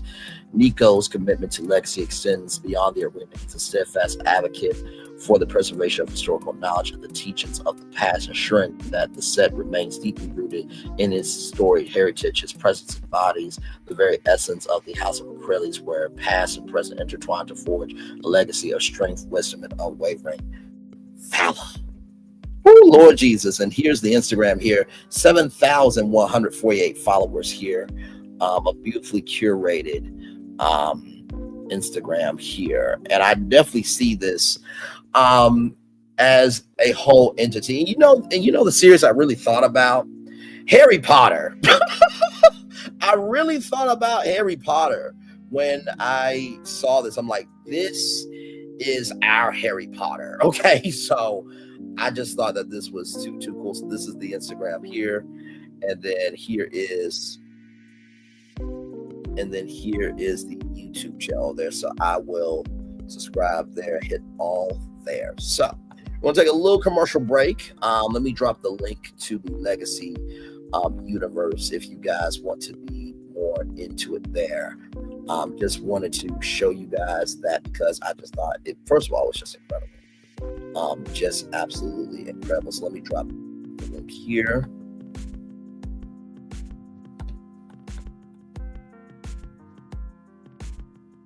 Man, this is too cool. I mean, honestly, like, if Disney could be better at respecting the craft of storytelling, Disney really could do something with this. I mean, this could be their Harry Potter, but Disney, I feel like they would just screw this up. I really do feel like they would screw this up royally bad. And, of course, with Universal, they have Harry Potter, so I don't know if they would take on another franchise. But then again, Harry Potter is, Harry Potter. And Legacy is a whole different entity than Harry Potter, so the possibilities are endless for that there for sure.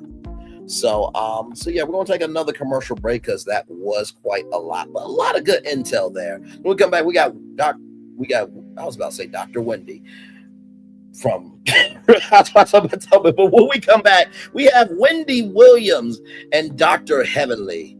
Oh my Lord, we do have a lot more coming up here. Go nowhere. Like, comment, share, subscribe. We'll be back right after this. Roll it. Open your eyes. Think of the one place you've always wanted to see.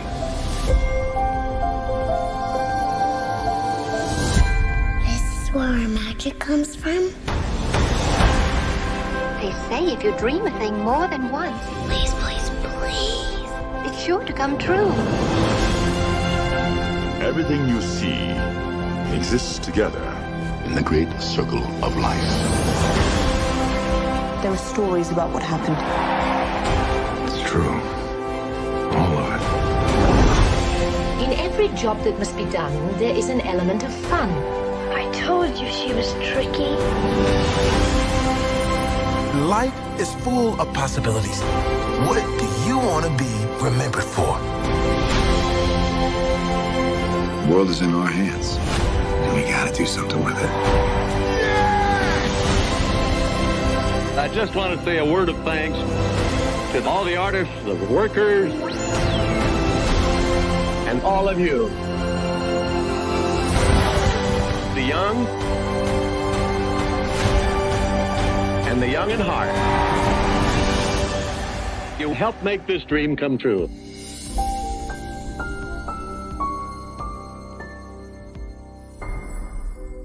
Sorry, folks, there's a breaking development. There's something down on the field. I see that too. What is that? Looks like a koala or a dog or a... They're all out there right now. They're trying to catch it. They're having a real hard time. They've got trash cans. This guy's got no chance. I think they got it. Nope. Now he's gone and driving a cart. Uh-oh, watch out for the goal. Oh.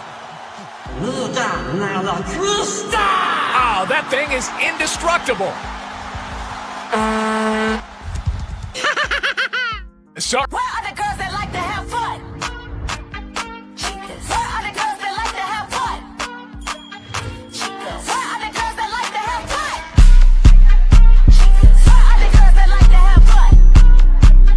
Chicas. Where are the girls that like to have fun? I'm a fun girl, very fun girl, see a shot, take a shot, never run girl. I'm a fun girl, very fun girl, see a shot, take a shot, never run girl. H-I-C-A-S,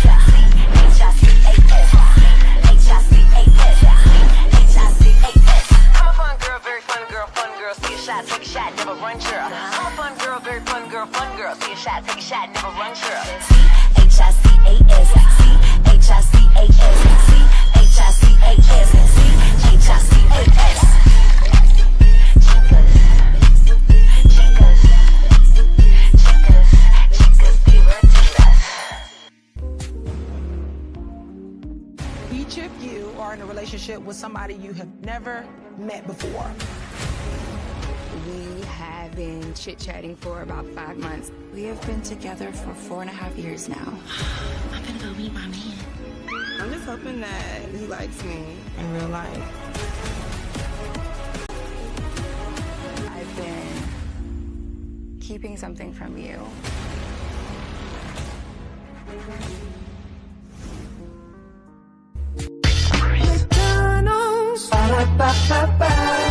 I'm loving it. Oh, y'all, right back. Welcome back in to Brian Lee's virtual tour live. Roberta Flack has passed away at 88 years old. She had ALS. She passed away on Monday. That was some breaking news before we got on tour together here. Then Joy Reid, and the Reid album will no longer be at MSNBC. So Joy Reid will be leaving MSNBC there. Then USDA has taken away the 1890 National Scholars Program that is going to hurt the agricultural industry, our goods and services that are getting tariffed on because of a ignoramus of a president.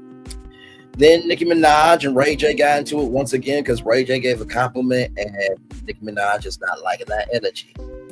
Then Karen Huger, this is her 4th DUI, and so she will be going in front of a judge on Wednesday and could be sentenced up to 2 years in prison. Karen's team, though, wants a 6-month sentence for her.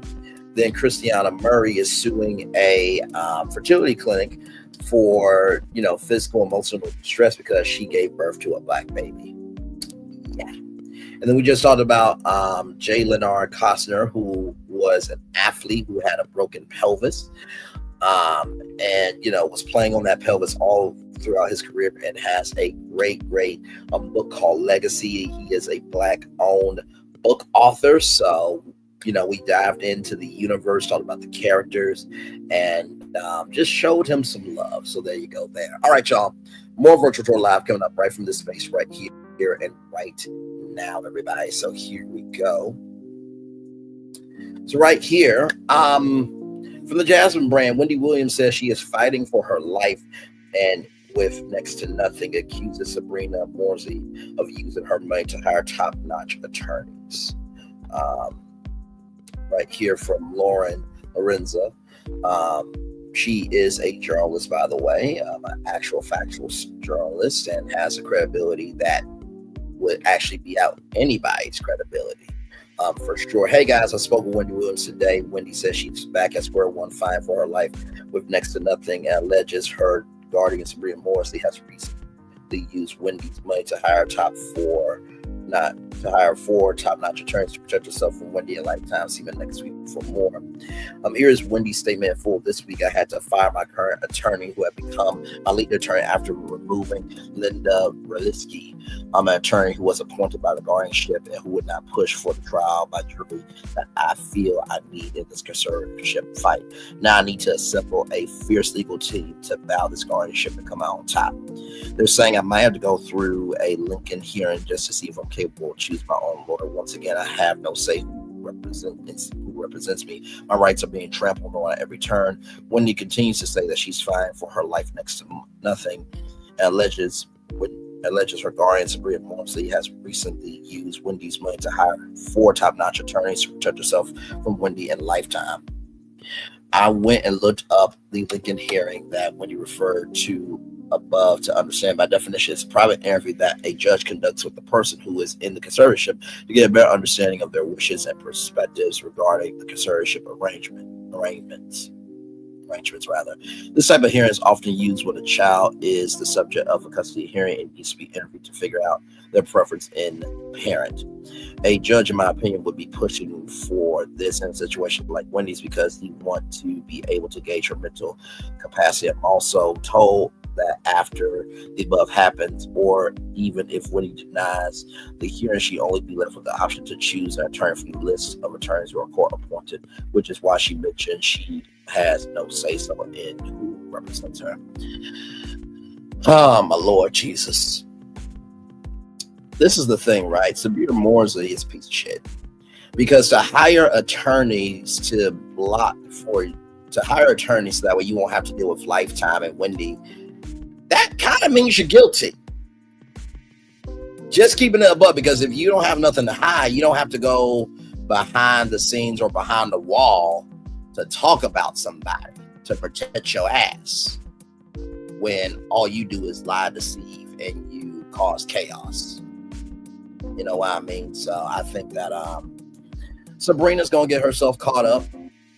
As other people usually get themselves caught up. Like I said, there's a lot of people being Tasha St. Patrick and saying, try me, nigga.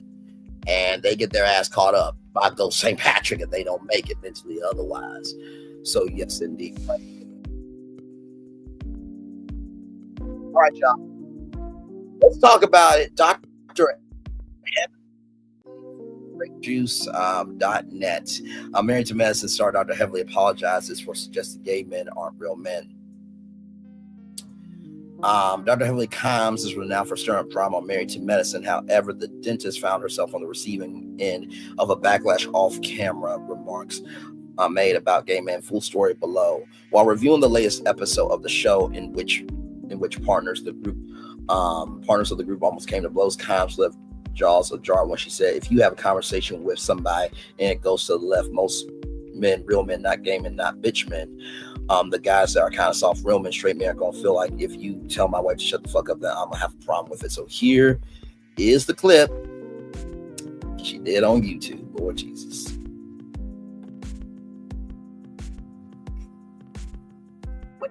What it is.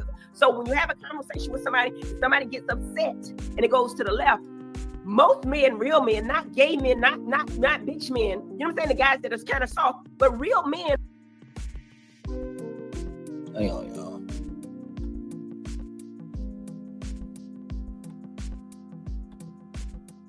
Okay, there we go. Let me pause that and let me rewind it back.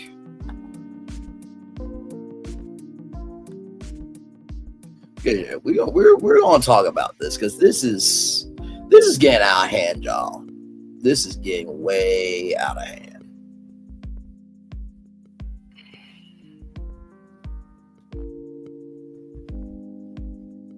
Okay, there we go. Here we go. What it is. So when you have a conversation with somebody gets upset and it goes to the left, most men, real men, not gay men, not bitch men, you know what I'm saying? The guys that are kind of soft, but real men are gonna feel like, you know what I mean? Straight men are gonna feel like if you tell my wife to shut the fuck up, I'm gonna have a problem with it. I mean, that's just it is. Addressing the avalanche of backlash she received online, Kimes took to Twitter and wrote, "I'm with you. I apologize. That was an ignorant statement. I'm a grown-ass woman. I can admit when I'm wrong. I didn't mean it that way."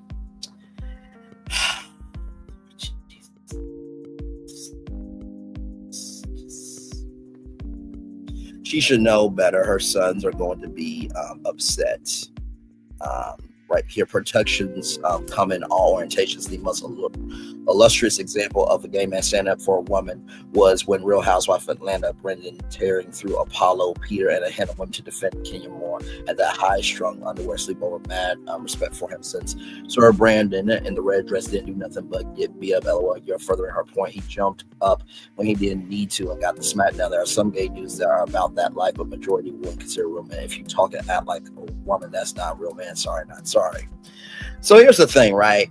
Here's the thing. Dr. Heavenly does too much, right? Because he or she, as I said, cast the first stone. And we have to get past the point of, you know, if somebody's not about who they are, then they're not worth shit. No dentist out here moves like Dr. Heavenly. And I wanted to bring up some people here. So this is Bevy Smith. Okay, just want to bring up Bevy Smith real quick here. I'm leading somewhere with this because whatever we don't confront, we allow. So.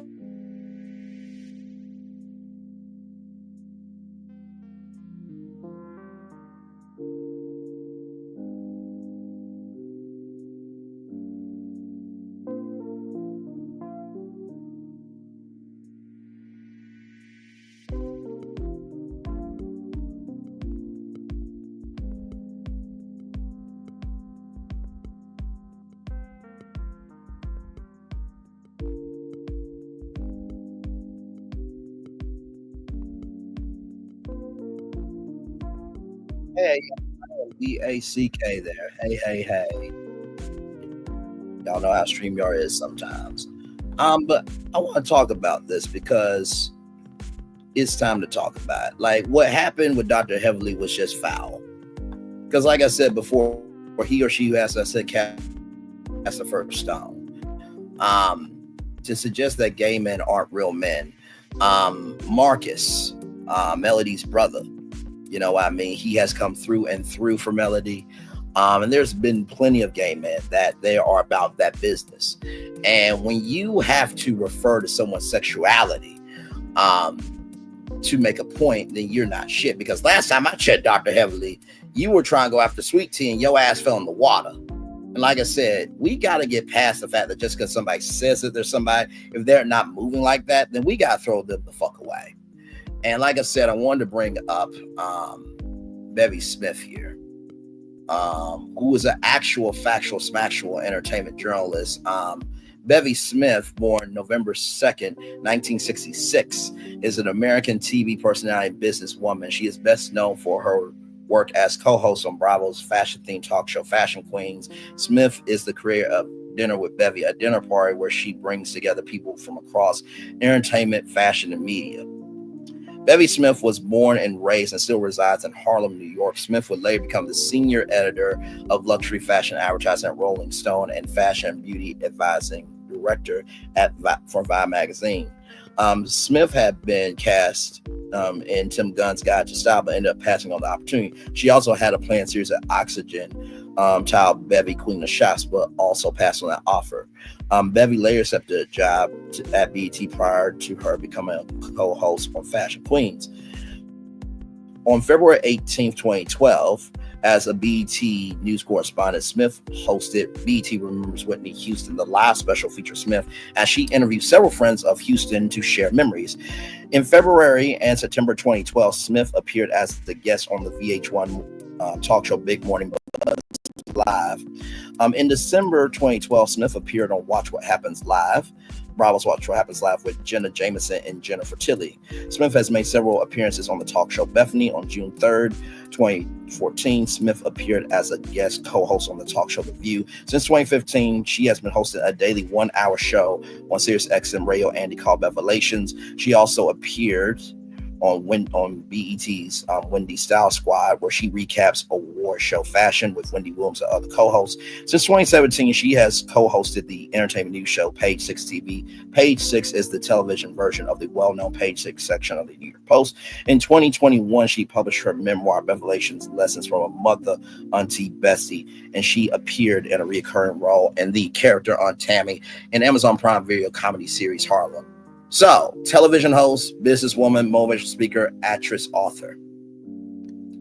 Now, she is an entertainment journalist, not because she elected herself to be, but because she went about the work of being that. Okay? Because let's keep it a buck. Everybody who's on YouTube and social media, they are not about who they say they are. Some people are a nobody in real life, and they come on virtual reality to pretend to be somebody. Stagnant princes and princesses can't talk to progressive kings and queens. And Bevy Smith, last time I checked, she's about her business out in public. She doesn't have to go behind the scenes, go behind the wall, or go behind any sneaky fashion, go behind in any dubious, deceitful, and trifling fashion just to have a career or to be somebody. That's what we call integrity. Another woman who didn't just elect herself to do something, but was actually about the business, is Ida B. Wells Barnett. Was an American investigative journalist, psychologist, educator, and early leader of the civil rights movement. She was one of the founders of the National Association for the Advancement of Colored People, NAACP. Wells dedicated her career to combating prejudice and violence and advocating for African American equality, especially that of women. Throughout the 1890s, Wells documented the inching of African Americans in the United States in articles and pamphlets through the Southern Horrors, inching law in all of its phases, and the Red Record, which debunked the fallacy which was frequently voiced by whites at the time, that all Black inching victims were guilty of crimes. Wells exposed the brutality of inchings, and she also analyzed the psychology of them, arguing that whites used inchings to terrorize African Americans in the South because they represent economic and political competition, and thus they pose the threat of loss of powerful whites. She aimed to demonstrate the truth about this violence and advocate for measures to stop it. Wells was born into slavery in Holly Springs, Mississippi. She was freed as an infant according to the in accordance with the Emancipation Proclamation. When Union Army troops captured Holly Springs at the age of 16, she lost both her parents and infant brother in the 1878 yellow fever epidemic.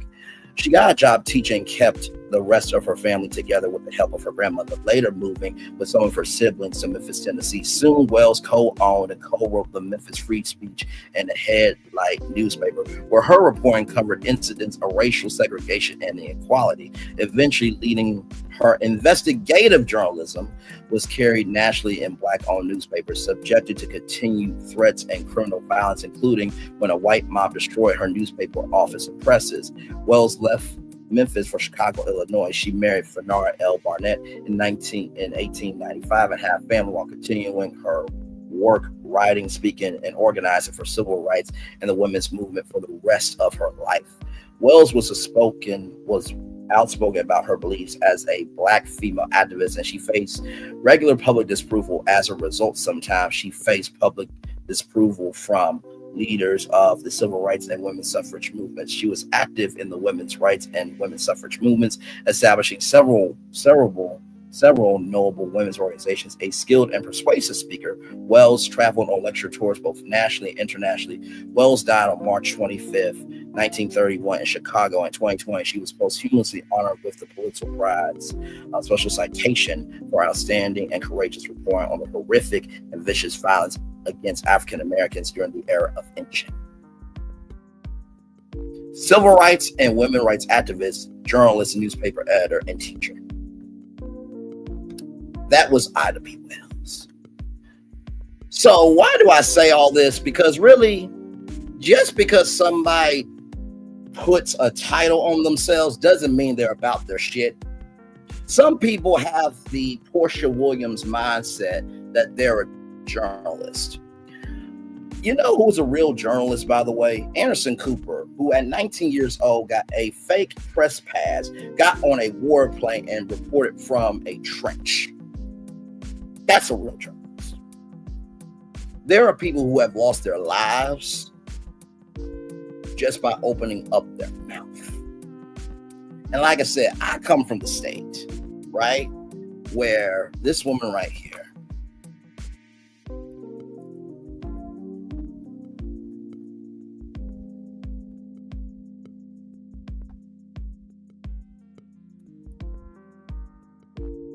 and she was one of the best to do it.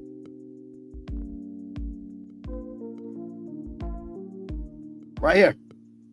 Daisy Bates, November 11th, 1914 to November 4th, 1999, was an American civil rights activist, publisher, journalist, and lecturer who played a leading role in the Little Rock integration crisis in 1957. That's the Little Rock 9.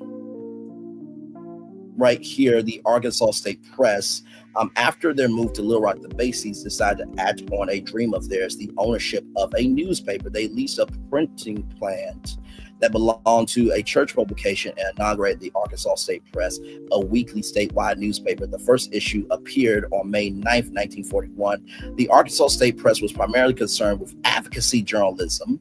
It was modeled off other African-American publications of the era, such as the Chicago Defender and the Crisis. Stories about civil rights often ran on the front page, with the rest of the paper mainly filled with other stories that spotlighted achievements of Black Arkansas. Pictures were also in abundance throughout the paper. The paper became an avid voice for civil rights even before a nationally recognized movement had emerged. Daisy Bates was later recognized as the co-publisher of the paper. As the former president of the Arkansas State Conference, the NAACP, Bates was involved deeply in desegregated events, even through, in 1954, the United States Supreme Court decision in Brown versus Board of Education made all the segregated schools illegal. The schools in Arkansas refused to enroll African-American students. Bates and her husband tried to fight against the situation in their newspaper. The Arkansas State Press became a fervent supporter of the NAACP's integrated public school events. The State Press editorialized, "We feel that the proper approach would be for leaders among the Negro race, not clabbering mouths, Uncle Toms, or grinning appeasers." Daisy Bates, the gag is, some of them are on YouTube, on social media, and still in the world today, child. To get together and counsel with the school heads concerning the policy of academic desegregation, the State Press cultivated a spirit of immediatism within the hearts of African American and white citizens. Opposite to gradual approach, this newspaper mainly wanted immediate reform in Arkansas's educational system. The Arkansas State Press reported that the NAACP was the lead organizer in these protest events, and the newspaper also tended to enlarge national influence to let more people get involved in the educational events in Little Rock. While Governor Faubus and his supporters were refusing even token desegregation of Central High School, this editorial appeared on the front page. It is the belief of this paper that since the Negro's loyalty to America has forced him to shed blood or foreign battlefields against enemies to safeguard constitutional rights, he is in no mood to sacrifice these rights for peace and harmony at home. Throughout its existence, the Arkansas State Press covered all social news happening within the state, and it was an avid supporter of racial integration in schools and thoroughly publicized its support within its pages. In 1957, because of its strong position during the Little Rock segregation crisis, white advertisers held another boycott to punish the newspaper for supporting segregation. This boycott successfully cut off funding except the money, which came directly through advertisements from the NAACP national office and through ads from supporters throughout the country. Despite this, the State Press was unable to maintain itself, and the last issue was published in October 29th, 1959. This woman right here helped 9 Black students integrate a school so you, me, and everybody else can have an education. She was about being a journalist, not just electing herself because she just was all dried up, because she was rejected to not be anything of importance. Just because you elect yourself doesn't mean that anybody believes in your shit. See, we gotta judge people, in the words of Martin Luther King Jr., not by the color of their skin, but by the content of their character. Those women are actual black women. Those women are actual journalists. Bevy Smith is a real entertainment journalist. Not because she elected herself to be, but because she is about it. And not to mention, too, can we talk about legacy for a minute? From 1966 to now, she has seen a little bit of everything. And while the world has evolved, she never forgot where she came from. Attention relates to noise. Sound equals to purpose. And I want y'all to watch this video, because this video here, I saw this morning on LinkedIn, and this inspired me so greatly.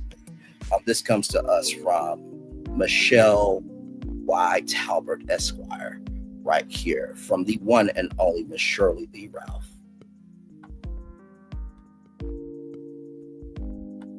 When Maya Angelou looked at me and said about me, Cheryl Lee Ralph, when I hear you speak, it makes everything I have gone through worth it.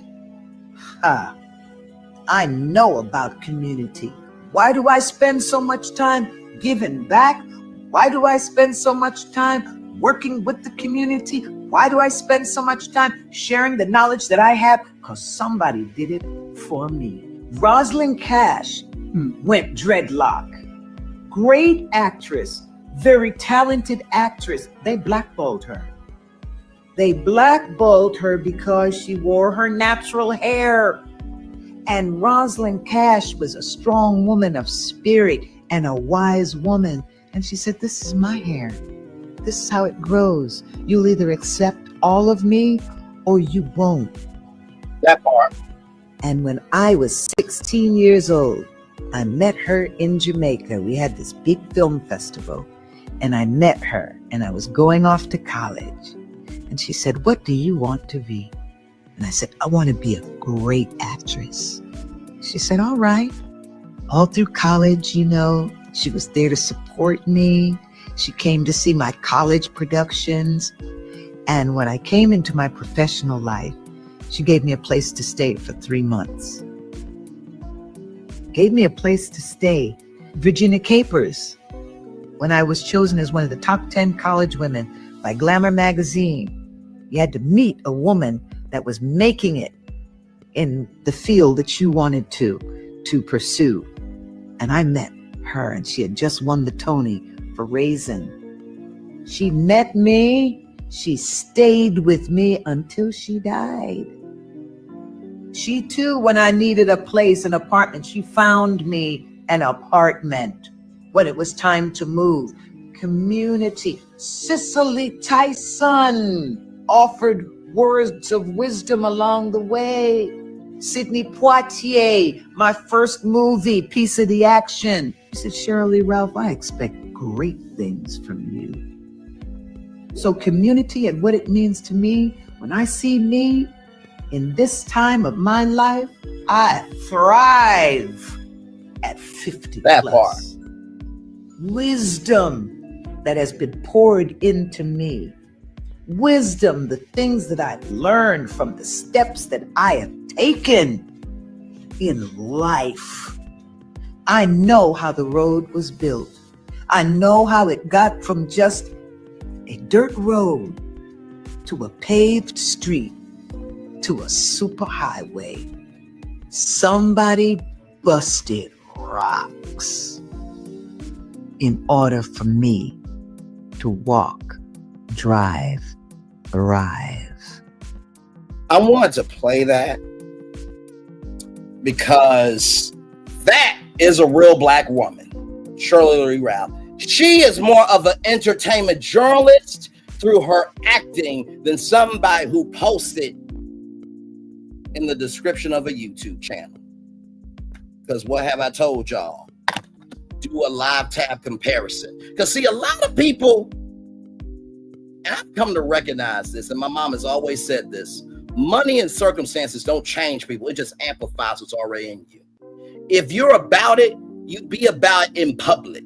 You don't have to go behind the scenes, behind the wall, or do anything that you feel like would be detrimental to you, because kings and queens are about it in public. Princes and princesses are about it in private. Because if we do a live tab comparison, I promise you, I will mentally mollywop anyone's ass in terms of original digital content. Bevy Smith is a real entertainment journalist. Carolyn Simpson, the first Black woman to anchor a network newscast. Lester Holt has anchored NBC Nightly News for over a decade. Oprah Winfrey making it do what it do in the world of journalism. 25 years of the Oprah Winfrey Show. Also, too, I'm bringing up his name because he's important. Max Robinson, the first African-American broadcast network news anchor in the U.S. and a founder of the NABJ, National Association of Black Journalists. When you can get to that level where people know your name, then you can speak. But since you will never have the capacity, capability, comprehension of brain cells, vaginal tissue, or the faculties to get there, shut your bitch ass up. Like I said before, until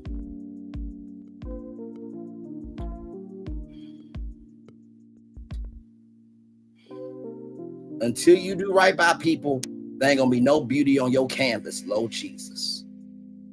Some people, all they can do is color in a coloring book because they have no imagination to make a masterpiece. And with that being said, and that goes for all the Mitches too, and with that being said, now, those are all of our destinations, okay? Lord Jesus, I just had to get that out, child. People want to nuck if you buck and shit. Positive news story for y'all. Apple will spend more than $500 billion in the United States over the next 4 years. Teams and facilities to expand in Michigan, Texas, Arizona, Texas, California, Arizona, rather than Nevada, Iowa, Oregon, North Carolina, and Washington. Plans include a new factory in Texas, doubling U.S. Advanced Manufacturing Fund, a manufacturing academy, and accelerated investments in AI and silicon engineering here. From Cupertino, California, Apple today announced its largest ever spend commitment with plans to spend and invest more than $500 billion in the United States over the next 4 years. This new pledge builds on Apple's long history of investing in American innovation and advance in high-skilled manufacturing, and will support a wide range of initiatives that focus on artificial intelligence, silicon engineering, and skills development for students and workers across the country. We are bullish on the future of American innovation. We are proud to build on our long-standing U.S. investments with this $500 billion commitment to our country's future, said Tim Cook, Apple CEO. From doubling our advanced manufacturing fund to building advanced technology in Texas, we're thrilled to expand our support for American manufacturing. We will keep working with people and companies across this country to help write an extraordinary chapter in American innovation. Apple suppliers already manufacture silicon in 24 factories across 12 states. Pictured Texas Instruments' new semiconductor wafer fabrication planned in Leonard, Utah, right there. As a part of this package of U.S. investment, Apple and partners will open up a new advanced manufacturing facility in Houston to produce servers that support Apple Intelligence with a personal intelligence system that help users write, express themselves, and get things done. Apple will also double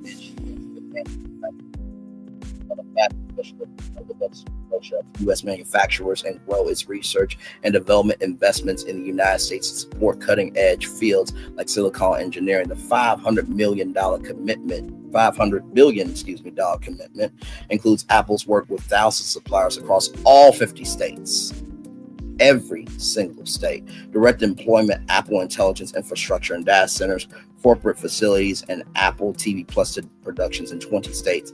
Apple remains one of the largest U.S. taxpayers and have paid more than $75 billion in U.S. taxes over the past 5 years, including $19 billion in 2024 alone. Today, Apple supports more than 2.9 million jobs across the country through direct employment, work with U.S.-based suppliers, manufacturers, and developer jobs in the thriving iOS app economy. So here it is here. Apple's growing investments in the United States, $500 billion committed over the next 4 years, 2.9 million jobs currently support, 20,000 new Apple hires in the next 4 years, 24 U.S. factories producing silicon for Apple products. Opening a new manufacturing facility in Houston, Texas. As a part of its new U.S. investments, Apple will work with manufacturing partners to begin production of servers in Houston later this year. A 250,000 square foot server manufacturing facility slated to open in 2026 will create thousands of jobs. Previously manufactured outside the U.S., the servers that will soon be assembled in Houston play a key role in powering Apple's intelligence, and they are the foundation of private cloud compute, which combines powerful artificial intelligence processing with the most advanced security architecture ever developed at scale for artificial intelligence cloud computing. The servers bring together years of R&D and by Apple engineers and delivered the industry-leading security and performance of Apple silicon to the data center. Teams at Apple designed the servers to be incredibly energy efficient, reducing the energy demands of Apple data centers, which already run on 100% renewable energy. Come on, Apple. As Apple brings Apple Intelligence to customers across the United States, it also plans to expand continuing data center capacity in North Carolina, Iowa, Oregon, Arizona, and Nevada, doubling Apple's U.S. Advanced Manufacturing Fund. As a part of this new investment, Apple is doubling its U.S. Advanced Manufacturing Fund, which was created in 2017 to support world-class innovation and highly skilled manufacturing jobs across America. The growing commitment will increase the fund from $5 billion to $10 billion, focused on promoting advanced manufacturing and skills development throughout the country. The fund's expansion includes a multi-billion-dollar commitment from Apple to produce advanced silicon and TSMC's Fab 21 facility in Arizona. Apple is the largest customer at this state-of-the-art facility, which employs more than 2,000 workers to manufacture the chips in the United States. Mass production of Apple's chips began last month. Silicon used by Apple is designed to bring Apple users incredible features, performance, and power efficiency across their devices. Apple suppliers already manufacture silicon in 24 factories across 12 states, including Arizona, Colorado, Oregon, and Utah. The company's investment in the sector helped create thousands of high-paying jobs across the country at U.S. companies like Broadcom, Texas Instruments, Skyworks, and Qorvo. To date, Apple's U.S. Manufacturing Fund has supported support projects in 13 states, including Kentucky, Pennsylvania, Texas, and Indiana, that have helped build local businesses, train workers, and create a wide range of innovative manufacturing processes and materials for Apple products. So there are the workers getting to work there. Growing R&D investments across the United States. Apple continues to expand its R&D across the United States. In the past 5 years, Apple has nearly doubled its U.S.-based advanced R&D spend, and it will continue to accelerate its growth. Recently, Apple announced its newest addition to its iPhone lineup, the iPhone 16e. The iPhone 16e delivers fast, smooth performance and breakthrough battery life thanks to the industry-leading efficiency of the A18 chip and the new Apple C1, the first cellular modem designed, designed by Apple, and the most power efficient modem ever on an iPhone. Apple C1 adds a new chapter to the story of Apple Silicon, and it is the result of years of R&D investment, bringing together the work of thousands of engineers. Apple C1 is the start of a long-term strategy that will allow Apple to innovate and optimize the modem system for additional Apple products. In the next 4 years, Apple plans to hire around 20,000 people, of which the vast majority will be focused on R&D, silicon engineering, software development in artificial intelligence and machine learning. The expanded commitment includes significant investment in Apple's R&D hubs across the country. This includes growing teams across the United States focused on areas including custom silicon, hardware engineering, software development, artificial intelligence, and machine learning. Right here, supporting American businesses with a new manufacturing academy in Detroit. To help companies transition to advanced manufacturing, Apple will open the Apple Manufacturing Academy in Detroit. Come on, Detroit. Apple engineers, along with experts from top universities such as Michigan State, will consult with small and medium-sized businesses on implementing artificial intelligence and smart manufacturing techniques. The academy will also offer free in-person and online courses with a skills development curriculum that teaches workers vital skills like project management and manufacturing process optimization. The courses will help drive productivity, efficiency, and quality in the company's supply chains. Apple has long been committed to investing in education and skills development for American workers and students. That includes ongoing and expanding grant programs for organizations like 4-H, Boys and Girls Clubs of America, and FIRST, which work closely with Apple and communities across the country to create free program that helps young people learn vital skills like coding. Apple support for the next generation of innovators also includes efforts like the company's new Silicon initiative, which prepares students for careers in hardware engineering and silicon chip design. Last year, the program expanded to students at Georgia Tech, and it now reaches students at 8 schools across the country. Apple is continuing to expand the initiative, including a new collaboration with UCLA's Center for Education Microchip Designers, CEMID, beginning this year. Congratulations to Apple. As you can see there, some beautiful black sisters there, some brothers right there, white sister there. And, shout out to everybody who's in the world of science, technology, engineering, and math. And this is what real journalism is. And before anybody gets on to me for everything I said what I meant what I said. I could give 2 flying damns ups or ish. Because I was on Nickelodeon, okay? Steve Harvey Morning Show for Ask Steve, 77.5 million people. I was on Ozzy Media for the presidential after show. Okay. Said Goodbye to Mary Mary was on abcnews.com for ABC News on Campus during the 45th and the Hillary Clinton election. I was on iHeartRadio at the age of 26 with Code and Radio. Interviewed Sonny with 3 with the T. Broke out a whole show called The Never Ever Mets from the Oprah Winfrey Network. Interviewed Aaron H., Diamond, Millie, and Josh. Okay? Like I said, this is real journalism.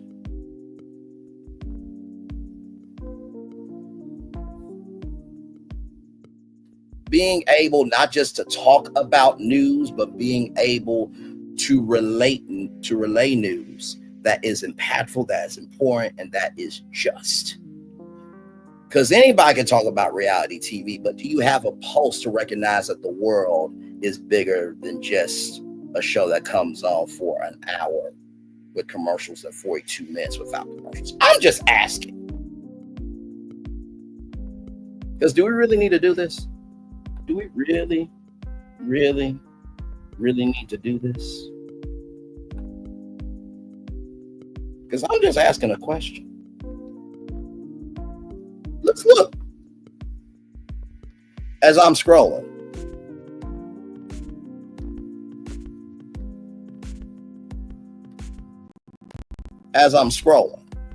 of original content. Y'all don't want to do this. Y'all really don't want to do this. And people want to call themselves an entertainment journalist? Child. Okay then. As I'm still scrolling.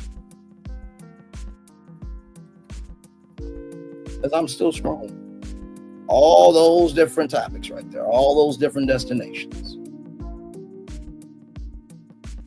But yet we can call ourselves an entertainment journalist though, but yet don't have any entertainment journalism on the live tab at all. Okay, all right.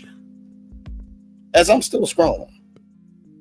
Oh, that was Bob Mellon, and that was a Black-owned gift wrapping company, by the way. Just want to mention that. That happened because the original live, it wasn't living like it needed to. So I said, hey, listen, I don't mind doing that.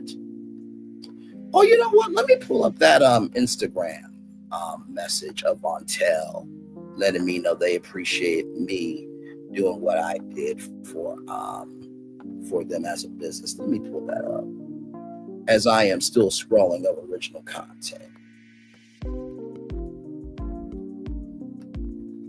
Tiana Paris had a whole new hair care line. We talked about opportunity where somebody could have got $50,000 for their own vehicle for their business from Progressive.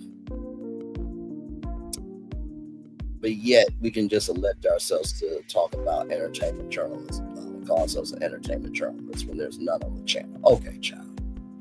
Did we cover, did that person cover the election or no? I'm just asking questions since we're talking about journalism and entertainment journalism.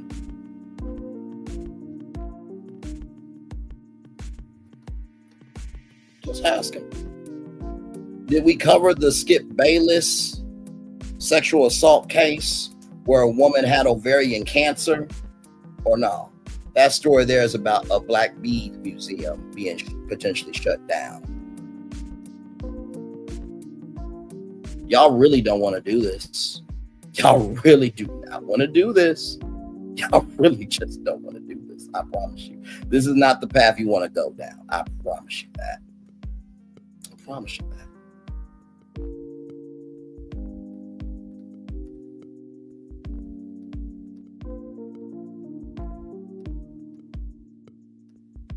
Oh, this person right here, Furlough Smile, she stole money as a diversity, equity, inclusion executive at Facebook and scammed people so she could live a luxurious lifestyle. That wasn't cool. That wasn't cool at all. The Big Luther, not Little Luther documentary, promoting it, letting people know about that. Birmingham Southern College potentially being up for sale. Xavier University, that medical school getting a huge grant so there could be more Black doctors and nurses. Do we really want to do this shit? Of who's a real entertainment journalist and who's not? I don't think we really want to do this. Oh, I also interviewed Dr. Shania Horn as well, who talked about the Tyler Perry Studios Dreamer internship program, to let Black students know that they could go work at Tyler Perry Studios and learn from him, and potentially that could be a ramp for them to get in the door. Who talked about that Black child right there in a sewage drain in Ohio? Don't do this shit with me. Because when you pull up your live tab against mine, you cannot have the throat, tongue, and mouth to box with me.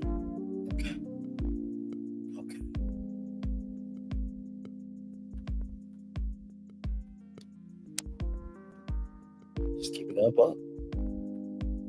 I'm just keeping up. By the way, this story right here, the Galleria, there was some men in a restroom abusing young children and recording it on video and utilizing it as entertainment. Did we cover that? Kelly Price said that there was a Sunday Best judge that was fornicating little boys and messing around with somebody else's spouse. Do we really want to say who's a real entertainment journalist and who's not? Let's not do this shit. Let's not do this shit.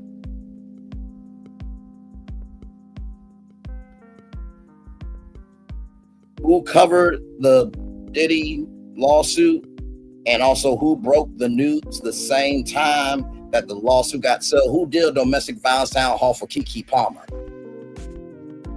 I'm just asking questions since we want to talk about titles and shit as I'm still scrolling. Who called out Trashy Dineva for going after Chloe Bailey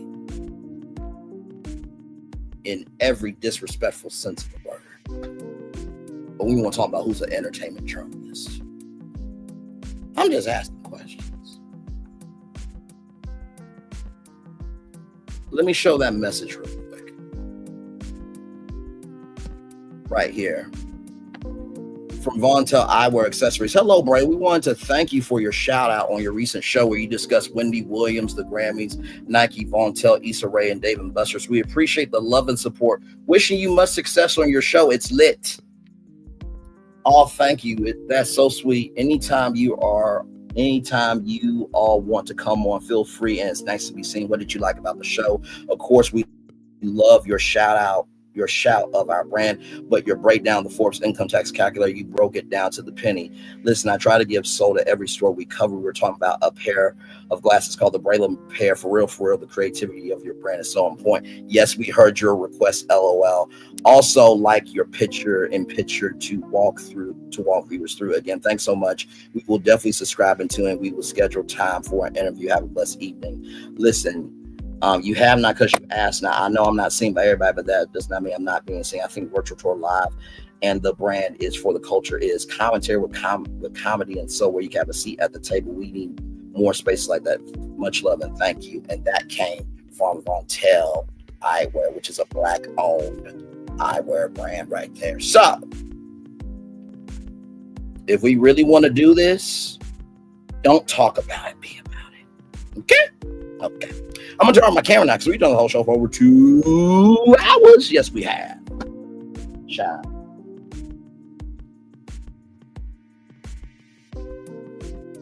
And if what I'm saying ain't true, don't respond to me. But if you respond to me, it must be true about you that you have no business to attend to, child. And what of it? Oh, Lord.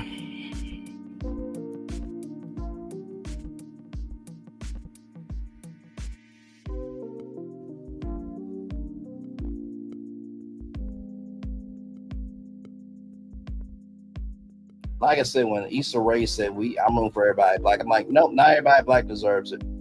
Child, no. I'm rooting for black people that will take accountability for what they do. I'm rooting for black people that understand that how you treat others is how you deserve to be treated. I'm rooting for black people that understand that the beginning, middle, end of the day, a rising tide lifts all boats. I'm rooting for black people that understand that it takes many people to make the world go around, but most of all, I'm rooting for black people that understand that individuality should be respected.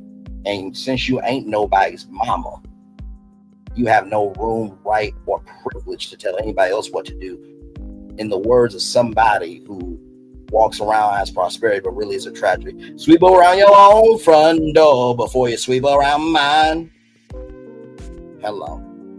Anyway, child.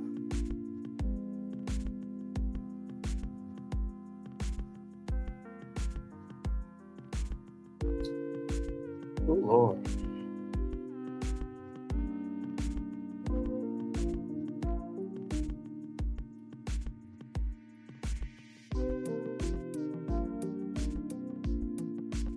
By the way, Beyond the Gates is starting here in just a little bit at 2 p.m. Blessings, blessings, blessings, blessings, and more blessings to Beyond the Gates. I hope it is nothing but successful, it's prosperous, and it is rising to great heights. It is the first Black 1 hour soap opera in a very, very long time.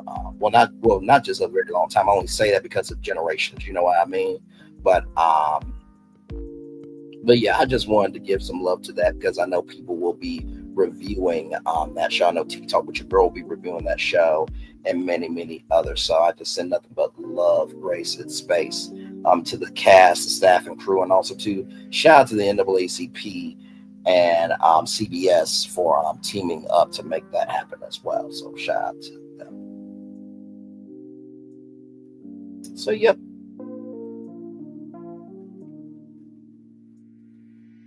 Just chilling.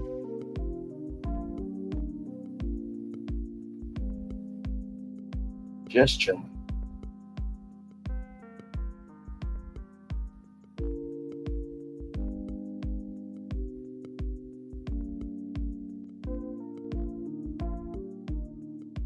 But yeah, I had to get all that out, child. So like I said, I do not want to hear it from none of y'all because I do not take journalism, media, entertainment lightly. I don't. I absolutely do not. I'm about this because it's about my purpose. I don't do this for attention just because I don't have nothing going on. Okay. So I just want that to be said, because no.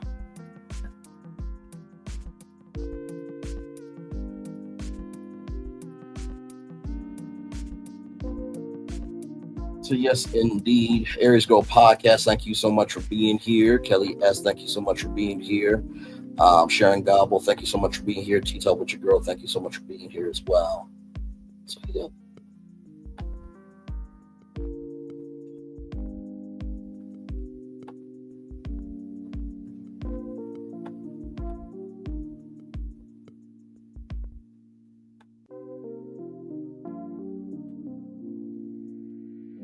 So that's their eyewear line there. It's a beautiful company. Beautiful, beautiful company.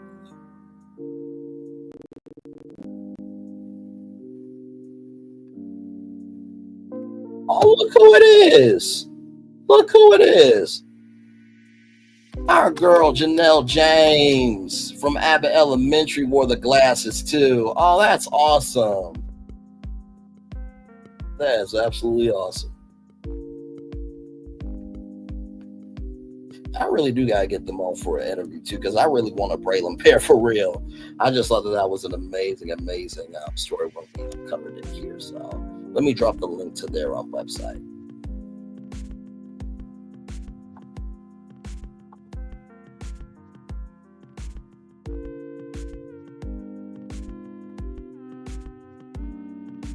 And here is their website here. Here are the women glasses here.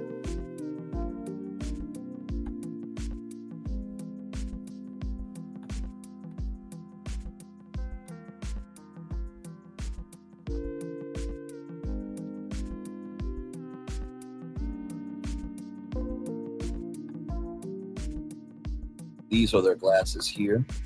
So those are their sunglasses. And then those are, so yeah, these are the cat eye styles. They got sunglasses. So here are all of them here. As you can see, some of them are sold out as well. But this is a black-owned eyewear line. So talked about them because they had like a Black History line. And I'm like, I want a Braylon pair. And little did I know that they would actually reach out to me in the DM, but I thought that was just so nice. And like I said, we do that on the regular schmegular over here, not just to have content.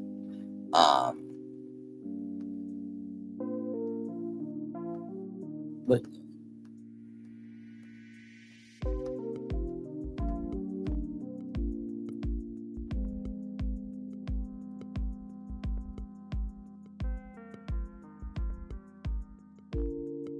these are the men's glasses here. I think my favorite one, if I had to choose a pair for myself to wear, I think that these right here, the Harlem Renaissance denim, I love it. I absolutely love it. I think those are my favorite pair there. So and of course they do have kids as well.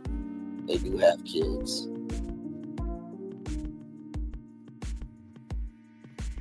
So they got Naiva's magic glasses. So Naiva Thompson's an 8-year-old author, and she has a book called Naiva's Magic Glasses, Accidents Happen. Right there. So they decide to make those 2 pair of glasses off of that beautiful book there. Shout out to Naiva Thompson there. And then of course they have a Nickelodeon collection. So they got Pink Fong Baby Shark, Paw Patrol, Rugrats, SpongeBob, and Teenage Mutant Ninja Turtles. So they got a little bit of something for everybody. Do you hear me? But yes, go to vontel.com. A great black-owned business there. So yeah, I'm just resting here with y'all. I got y'all Married to Medicine review at 6 o'clock tonight. So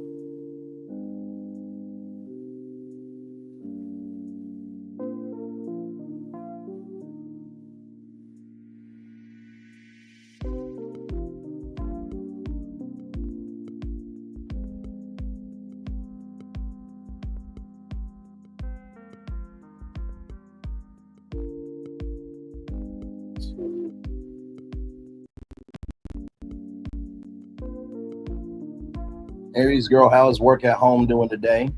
How's it going for you there?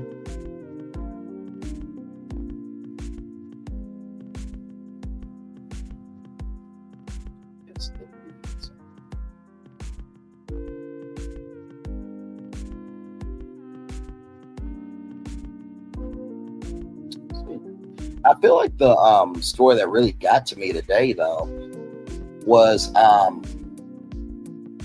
honestly, Dr. Heavenly, saying that about gay men when she doesn't know every gay man. I thought that was quite fragrant. Ever seen the movie Office Space? Yes. Hey, if you can get that memo to me by 5 o'clock, that'd be great. Yes, indeed. But no, seriously, I just really thought that was like beyond the pale for Dr. Heavenly to say that, where you talk all this talk, but yet you say you a dentist, though you're not a dentist. You're not, because a real dentist would execute the energy of being a dentist. You know what I mean? So I just, no. And that's why I'm saying the only way people deserve respect is if they're about their business or what they do. That's it. Nothing more, nothing less. So, and please don't get mad at me for saying that, because some of y'all have the same damn mindset for the people in your real life. If they're not about their business, you move them around them. So don't get mad at me. And that's what I've come to realize about some of y'all is y'all will get big mad at people online who have told truths that your family and friends have probably said to you, but you didn't want to hear them. So when it finally gets to somebody on social media, you get big mad at them, but really you're not mad at them. You're mad at yourself because the truth that they have said has been told to you many times, so you don't want to deal with yourself. Like I said, a lot of y'all are Tasha St. Patrick. Y'all want to say, try me, nigga. And y'all get y'all ass caught up, then y'all want to be a professional fucking victim and shit. The funny part is I'm a computer programmer for a financial institution, so that movie is my real life some days. I cannot. Oh, my Lord Jesus. That is hilarious. That is hilarious. That is hilarious. Yes, indeed.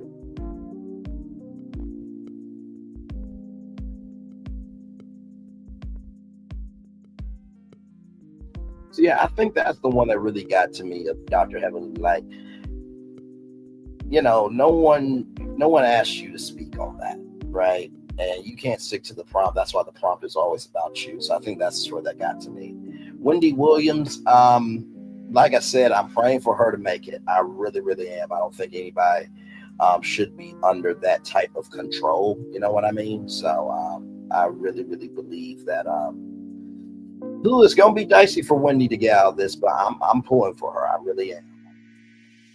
Leonard Costner with that amazing legacy book series. I said nothing but light, loves, and prayers to you, brother. I hope that it is successful.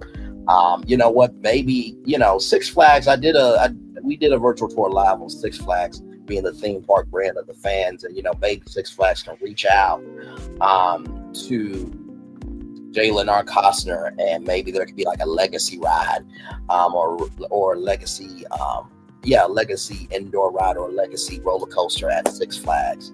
I think it might be, no, because the Lost Continent deals with, Greece and Rome, so maybe that could be. Oh, you know what? I got it. Well, no, because Harry Potter is at Islands of Adventure. But still, I think that Legacy is such a different series in its entirety that I think Universal would be game for, because now you have Roman storytelling and then you have UK storytelling. So I think both of those experiences would be amazing. So I don't know about Disney. I used to believe that Disney could do something amazing with properties, but now I just don't know. Let's see, Krystena Murray being upset at a fertility clinic for physical emotional distress that you birthed a black baby. Like, don't do that to the black baby. That black baby did nothing to you, okay? Like I said, as a man thinketh, so is he. Karen Huger, please do what you need to do for you. Life will still be here for you, and it's better to be in peace than in peace, in the words of Ayala Van Zant. Ray J, just leave Nicki alone, bro. Like you and her just don't mix, okay? USDA cutting the 1890 National Scholars Program. I think that's going to be detrimental to not just farmers, but also to farmers markets and to our grocery stores and to suppliers as well, and to everybody in between, because we all are affected by farming. Joy Reid being canceled by MSNBC, I don't think that's right. I am so tired of, I'm so tired of outside forces dictating someone else's force on the inside. And then Roberta Flack passing away at 88 years old. What a life well lived. Like Dr. Maya Angelou said, your legacy is each person you touch. And with that being said, let me pray. Dear Father God, I come to you right now in 1 minute. Beyond the Gates are going to air. I pray that the show is successful, that staff, that crew, that team at CBS and NAACP Ventures, let them have the light, let them have the joy, and let them know that the work is not in vain. Just because it took this long doesn't mean that the victory is still not exciting, still not momentous, it's still not a raucous good time to be a part of. I pray for all the success, all the ratings, all the ad revenue. I hope it's such a staple that, guess what? Damn it, it's a prime time spinoff in Jesus' name. Yes, yes, yes. Amen. Amen. Amen. Right now it is 2:00. Beyond the Gates is officially on, baby. It is on. It is on. It is on. Yes, indeed. The Joy Reid cancellation is also very upsetting to me. I'm also sad to hear about Roberta Flack's passing. Today's news is strumming my pain with its fingers. Yes, indeed, it is that type of thing. Also, Sharon Apple had the same energy as well. Roberta Flack was amazing, such a unique style. I love all her music. Absolutely, absolutely, just a legend. Beyond what can be said about her, and the Associated Press did a great job of giving that love, that energy, and that peace to Roberta Flack. So yes. So yeah, and then not to mention too, Apple making a $500 billion investment in the United States. Like, come on. Now, I know people have their problems with Apple. But for a company, not just to go behind the scenes and try to hide it, but to be out in front about it, that is such amazing news. It really, really, really, really is. So shout out to Apple on that front as well. So yes, indeed. So, and like I said, I'm not going to be able to cover Beyond the Gates every day. But, if there is a positive news story from Beyond the Gates, I will definitely make it a destination. Because here's the thing. For everybody covering the show every day, to even us mentioning the show on our channels, it's all working together for the good of the show. So for sure.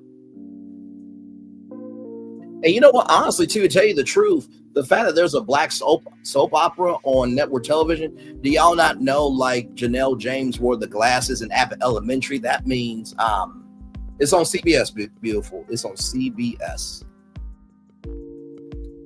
CBS right here, beautiful. CBS. So like I said, the fact that Janelle James wore Vontel glasses on Abbott Elementary, who's to say that Vontel glasses can't be on Beyond the Gates? Who's to say that Kaleidoscope hair care products can't be on? Who's to say that any black-owned business can't have their products on the show? There's a brand called Ken Apparel that they have it's a clothing line with a what is it called? Inside the bonnet, that it's like a lining hoodie for your hair. So I think that this could open up and will open up a lot of black-owned businesses to be able to have their products featured, whether in ads or as products on the show from the characters. I think that this is going to open up a world of good social capital for our culture. So I'm here for it. I'm absolutely here for it. So yeah.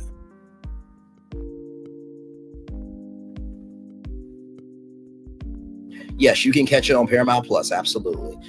You'll probably be able to catch it the next day. That's how most streaming services work, like Hulu, Max, Discovery Plus, Paramount Plus. You'll be able to catch it the next day. So, and also too, guess what? Even if you can't watch it the day of as a YouTuber, if you have Paramount Plus, still review it the next day. You know what I mean? Because guess what? It's a daily show. So as long as you are covering it and you have a passion for it and people can feel that passion, you will be fine in your reviews. Do not let what society says dictate how you move, because society doesn't follow their own fucking rules anyway. Do you hear me? So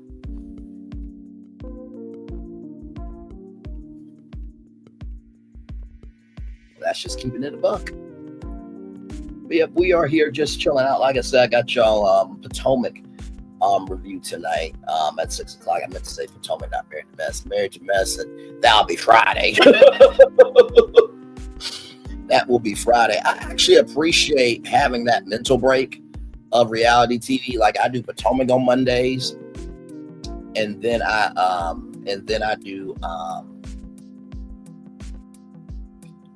do Married to Mess on Friday. And plus, by the time Friday comes and I review last week's episode, you're all caught up for this Sunday's episode as well. So it works out well. It works out well. So.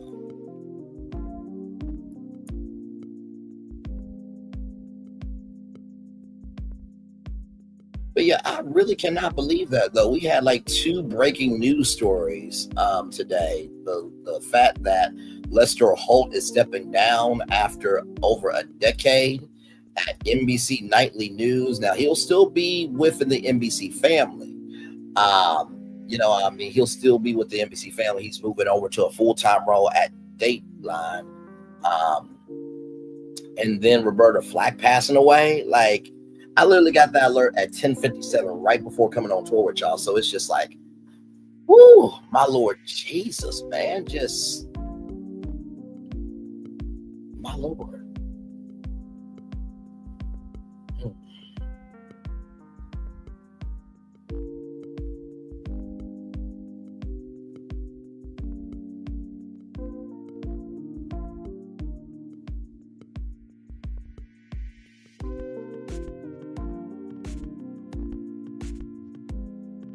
Take this.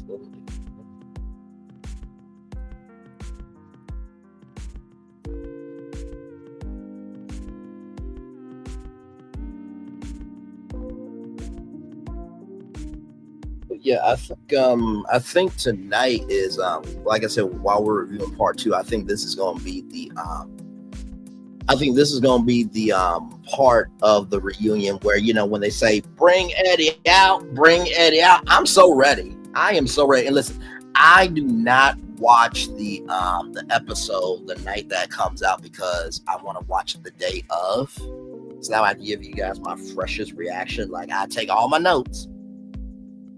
I just save it until I come on with y'all. Because it creates that authentic reaction. So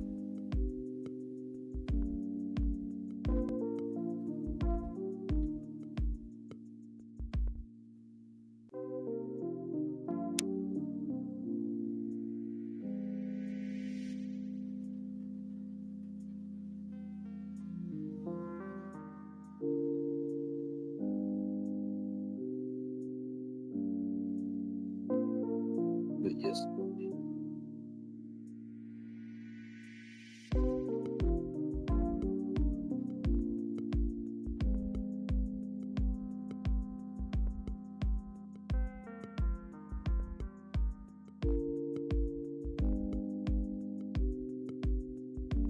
You have 2 people here now, just chilling.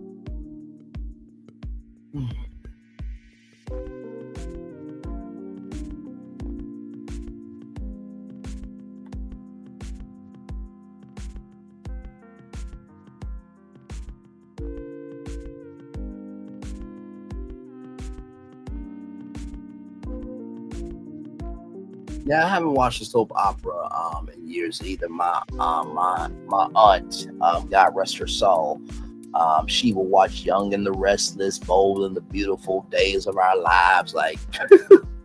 And that's the thing. That was appointment television back then, you know. That was appointment television. Like, all right, the soaps are on. Don't talk to me. Like, that's what it was. Okay, listen, don't you know what time it? Don't you talk to me. Talk to me after.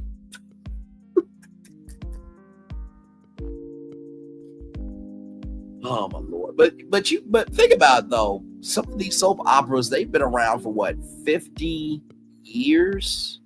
Right? Like, that's a long time. Like, I've been saying, like, I hope to make it to the level of not knowing what unemployment is. Like, when they hear somebody got fired, like, wait, what's being fired? What's unemployment? Like, for one show to be around for 50 years, 50 seasons, that's a long time, y'all. That's 5 decades, 10 years each. That's 5 decades. That's a long time. And like I said, too, hopefully what Beyond the Gates will do is it will produce a primetime spinoff, too. You know what I mean? Because I think that would be cool to have it, you know, maybe aired in the daytime. And then, you know, you can have a primetime spinoff at night. You know what I mean? Maybe they can dig into, maybe there's a storyline that they want to dig into a little bit more intensely, but because they can't do it on daytime TV, they could probably do it. They could probably do it as a weekly soap opera in prime time. So I definitely see that as a possibility. They can also do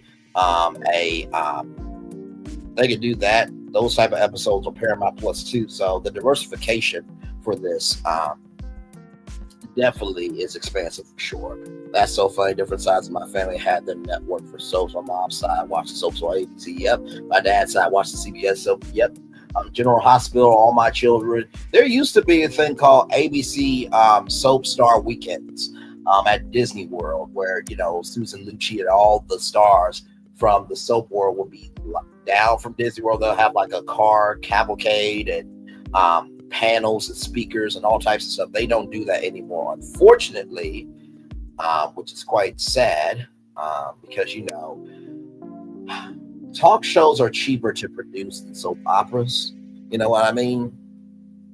But I think also, too, I think that depends on the strength of the network investing in the soap opera and also the staff and crew, because here's the thing, for all those other soap operas to get to like, what, 50 years, that means not only do they appreciate their character, and not only do they appreciate the staff and crew, but they also appreciate the longevity. So they saw the long game, right? And I feel like sometimes that's why some programming does not make it on TV, is because people are selfish for what they want for the short term, but they're not understanding the magnitude of the long-term game. So I think that's why some of y'all favorite shows do get canceled. It's because there's things happening behind the scenes that they're about the attention, and attention relates to noise, and sound equals to purpose. You know what I mean? So.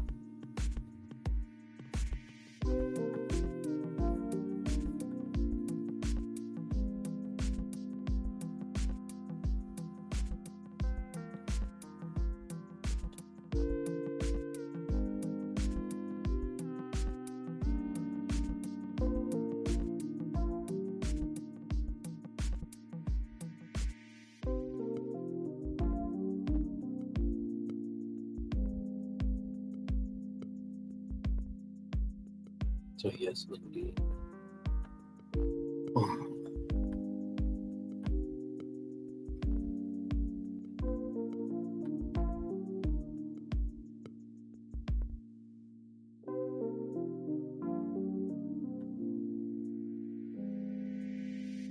Oh, this is some good news. Hang on.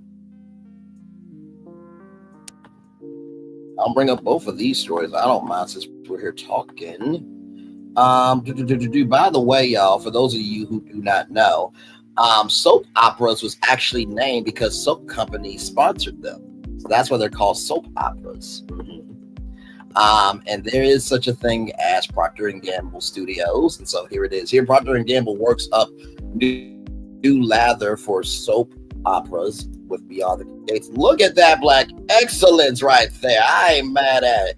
If you're one of the newest products from consumer goods giant Procter & Gamble, reminds you of something the company made in the 1960s, 70s, or 80s, well, there's a good reason. When Beyond the Gates debuts Monday afternoon on CBS, which is debuting right now, it will mark a return by the company as one of the largest makers of household staples such as laundry detergent, deodorant, and floor cleaner to the world of soap operas. In a different era, Procter was a producer of some of the genre's longest running examples, including Guiding Light, of course. How can I forget that?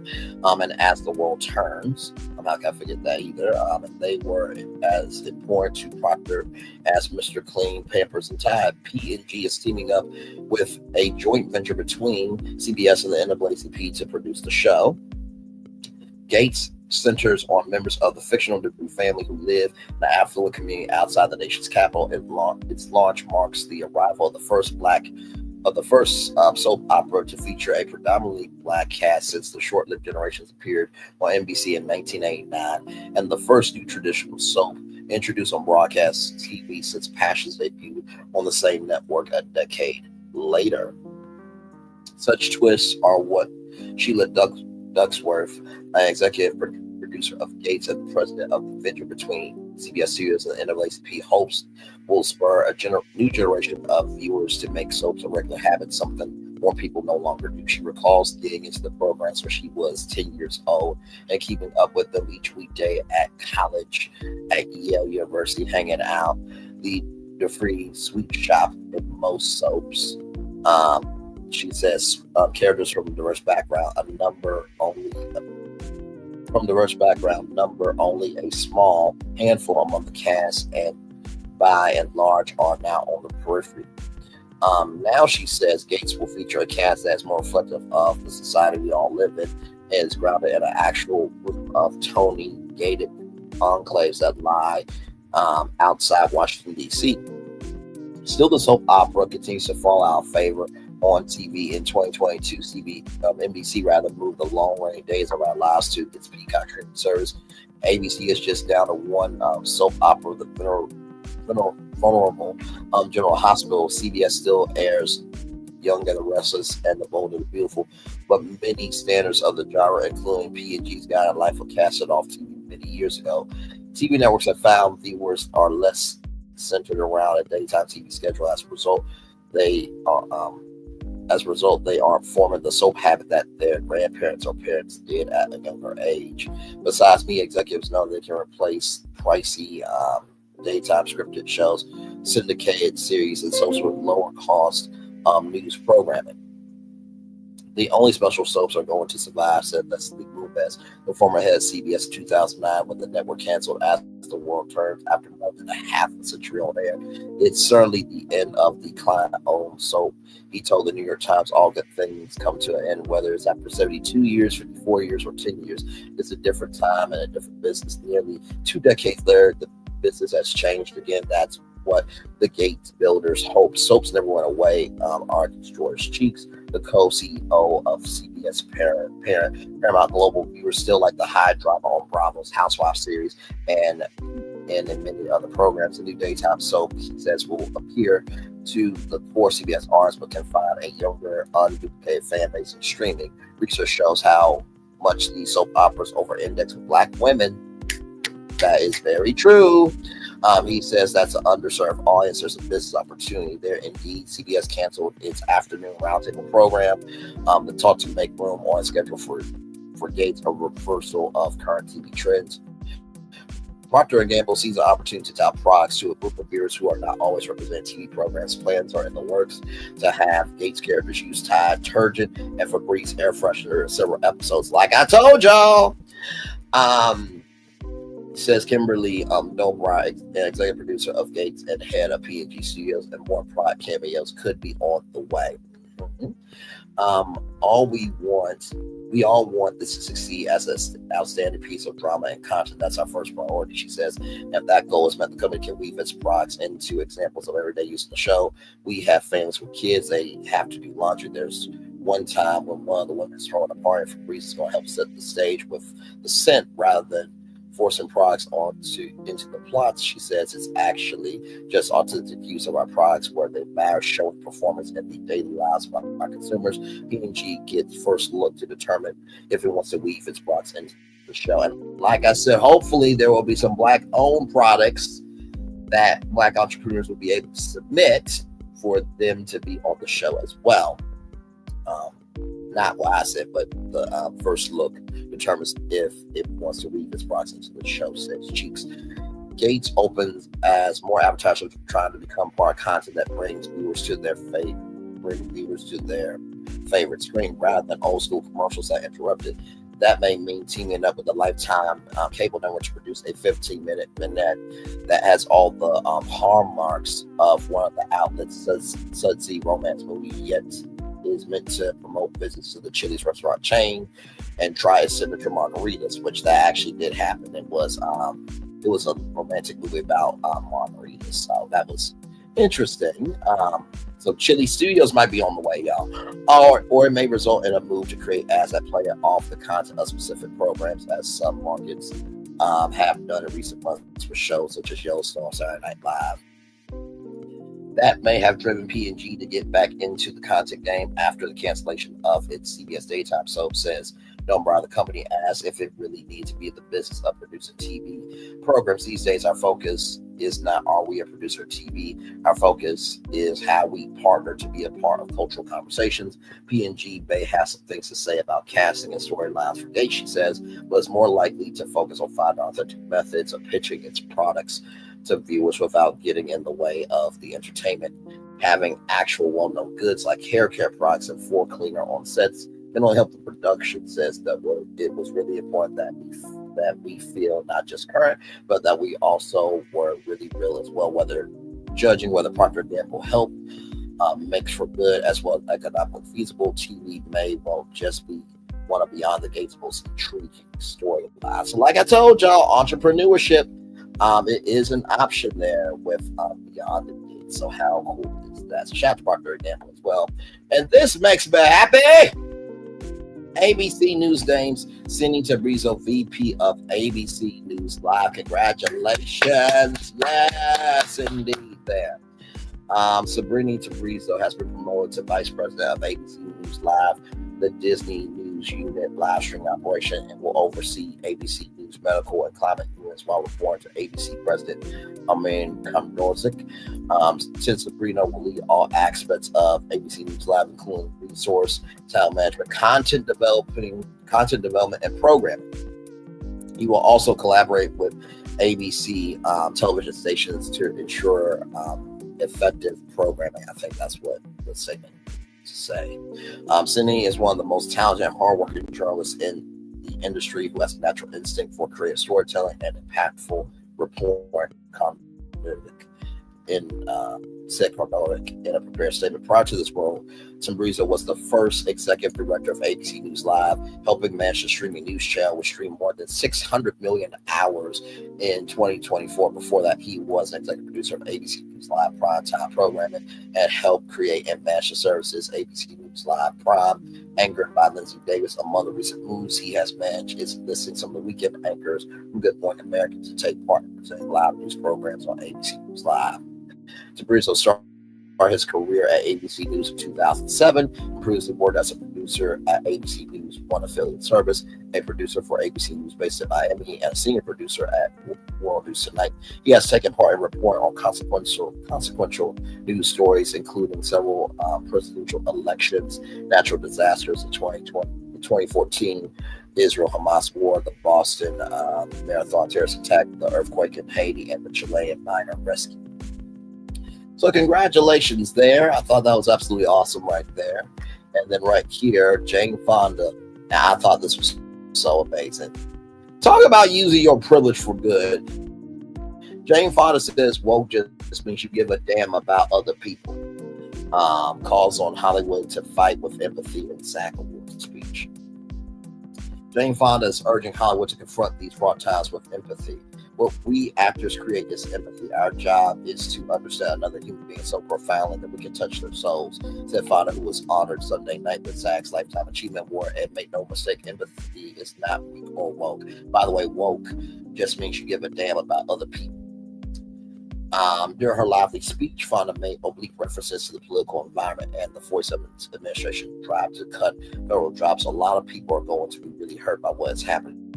She said, even if they are of different political persuasion, we need not to judge but listen from our hearts.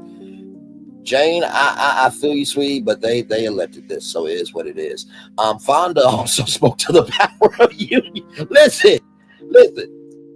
That don't mean I don't have empathy for people, but I have empathy for people who give empathy. You know what I'm saying? It's a two-way street with me. Fonda also spoke to the power of unions like SAG-AFTRA to protect people during unsettling moments in history. I'm a big believer in unions. They have our backs. She said they bring us into community. They give us power. Community needs power. And this is really important right now. When workers' power has been attacked, the community is being weakened. A 6-decade Hollywood veteran, Fonda's career spans TV, film, television, theater, with credits ranging from Clue, Coming Home, 9 to 5, Monster and Law, Racing Frankie, Book Club, and 80 for Brady.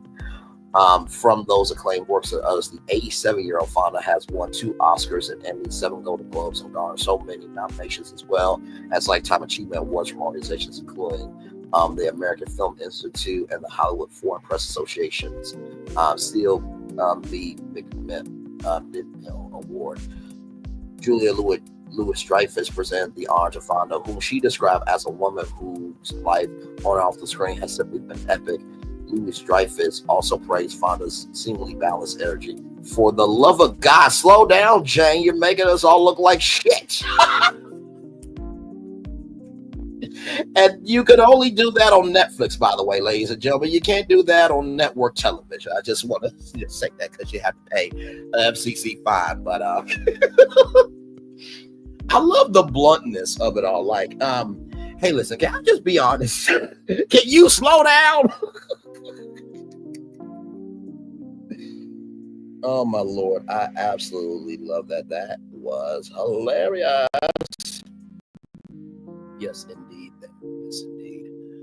SAG-AFTRA bestows the Lifetime Achievement Award to an actor who fosters the finest ideas of the acting profession. Fonda is the 60th recipient. Past honorees include Barbra Streisand and Sally Field and Helen Mirren. I've had a really weird career, totally unstrategic, Fonda said during her lengthy speech, which was played with sound and mic issues. Really, Netflix? Really? Yeah, okay. I retired for 15 years and came back in 65, which is not unusual. I made one of the most successful movies in my 80s and probably in my 90s. I'll be doing my own stunts and action movie. Come on now. Age is nothing but a number, but it is a number, though. Just because you are older doesn't mean you have intelligence. Amen. Praise him and hallelujah. Fonda, who referred to herself as a late bloomer, told the Orange she became an actor because when she grew up in the 40s and 50s, women weren't supposed to have opinions and get angry. I saw something on my way home one time that said most well-behaved women seldomly make history. Acting gave me the chance to play angry with opinions, which is a bit of a stretch for me, she cracked. In addition to her endeavors on stage and screen, Fonda is well known for her activism in civil rights, gender equality, and the anti-war movement. She's also been vocal in raising awareness around the global climate crisis. In October 2019, Fonda was arrested 5 times and brought famous friends like Ted Danson, Catherine Keener, and Rosanna Arquette along with her for protesting outside the United States Capitol for reduction in the use of fossil fuels. While at the podium at the SAG Awards, Fonda also spoke about the resistance against McCarthyism, a period of anti-communist hysteria in the 1950s. I made my first movie in 1958. It was at the tail end of McCarthyism, which was when so many careers were destroyed. She said, today it's helpful to remember, though, that Hollywood resisted. Then she asked the crowd, have any of you ever watched a documentary of one of the greatest social movements, apartheid or civil rights or Stonewall, and ask yourself, will you have been brave enough to walk the bridge? We don't have to wonder anymore. We are in our documentary. moment. This is it, and it's not a rehearsal. Fonda concluded her rousing speech by calling on Hollywood and viewers at home to channel optimism and believe that on the other side there will still be love, there will still be beauty, there will still be an ocean of truth for us to swim in. But she heeded, we mustn't for a moment kid ourselves about what has happened. This is big time serious, folks. Let's be brave. We must not isolate. We must stay in community. We must help the vulnerable. We must find ways to project and inspiring vision of the future. So well done to Jane Fonda. I love that. Woke just means that you care. That woke just means you give a damn about other people, and I absolutely feel that.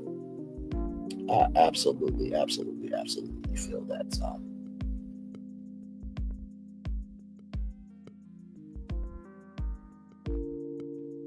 So yes, indeed, 3 people in the building with me here. Thank you all so much.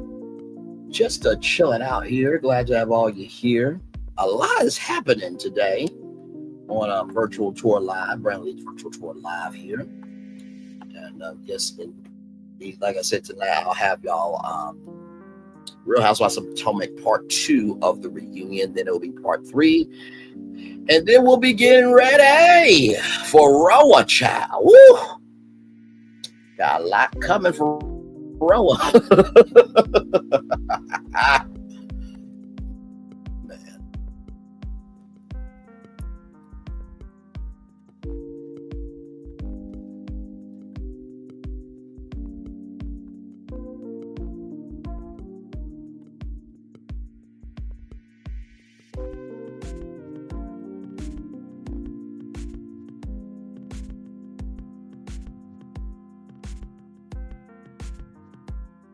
So yes, indeed.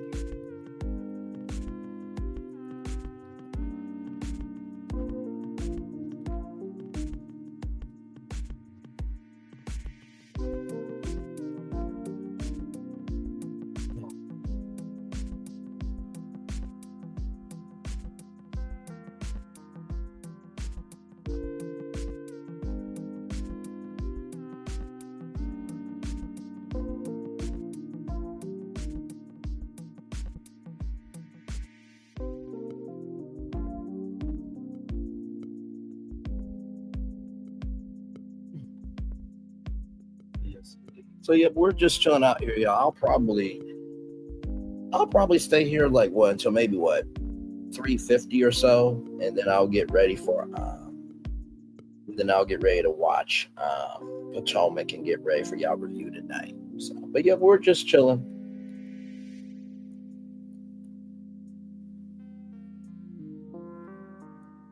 Glad to have all you here.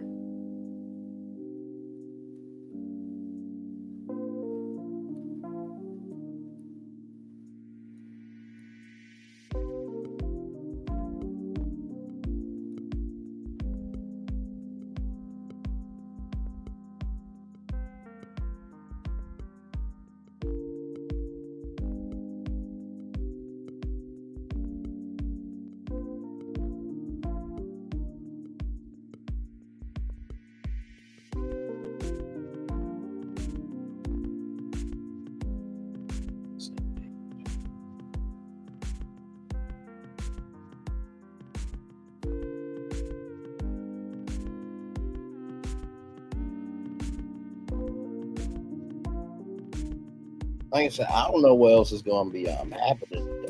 Oh, Jesus. I don't know if we can take any more. I don't know if we can take any more breaking news today, but okay, I'm gonna wait for that story to. I'm gonna wait for that story to fall. Good damn.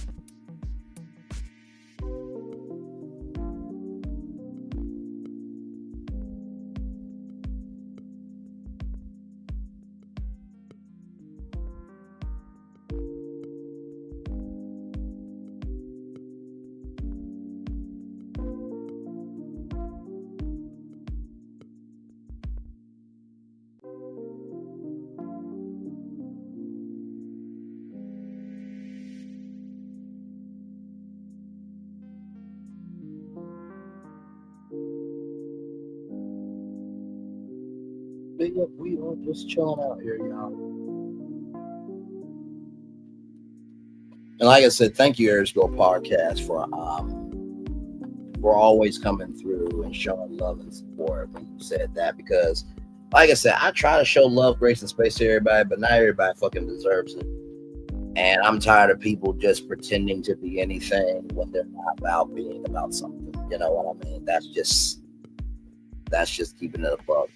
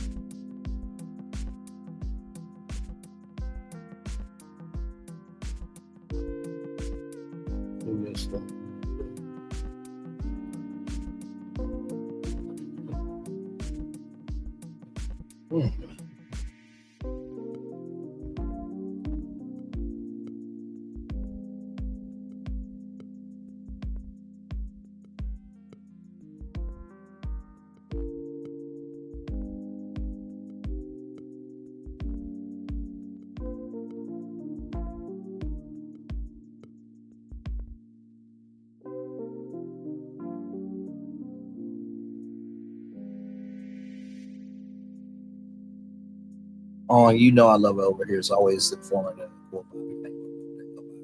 Well, that's what we do around here. That is exactly what we do around here. Thank you for saying that out loud, because it's mind-boggling to me. Some people they want to pretend to see what they want to see. I'm just like, okay, all right then, I guess.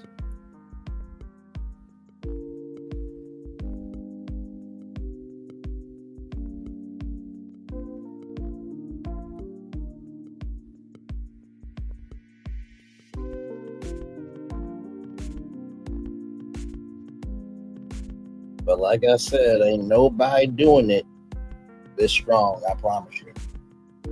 I promise you that.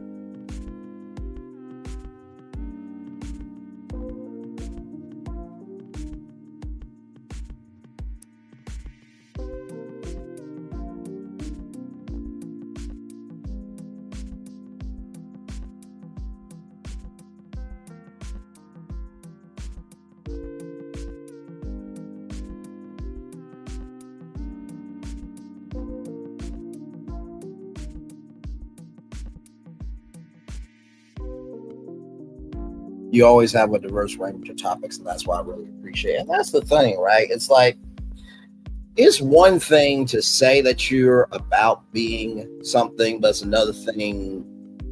How can I put it? It's one thing to say that you're about something. It's another thing to be about it, right? And I cannot tell you how many times we have promoted any and every black business. I mean, any and every black business. One of the biggest ones was Kemen. It was like it's a black woman-owned perfume house, and they sell fragrances and perfumes on jcpenney.com. Baby Hues, or no, it wasn't Baby Hues. Happy Hues. That's what it was. Happy Hues. And we talked about that as well. There's a black-owned engagement ring store. So we promote all the time. Like, entrepreneurship is in the foundation of this show. You get media news over here. You get, like I said, we talked about the USDA cutting, the 1890 National Scholars Program today. That's going to hurt agricultural students. It's going to hurt science, technology, engineering, and math. I know what you're thinking, right? What does science, technology, engineering, and math have to do with agriculture? Well, you need to know how much land you have, right? In order to run a farm. So that's the math. The science is how do you, invest and protect the crops. So that's science. That's science. That's math. The technology is, operating systems. And then engineering. Hello, you got to know how to build a farmhouse.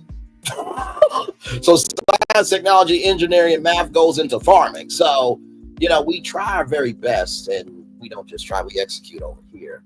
unlike others. But we do give you real news that is bigger than reality TV. We get into relationships topics. We had a whole Black singles report where 80% of people said oral sex was a requirement.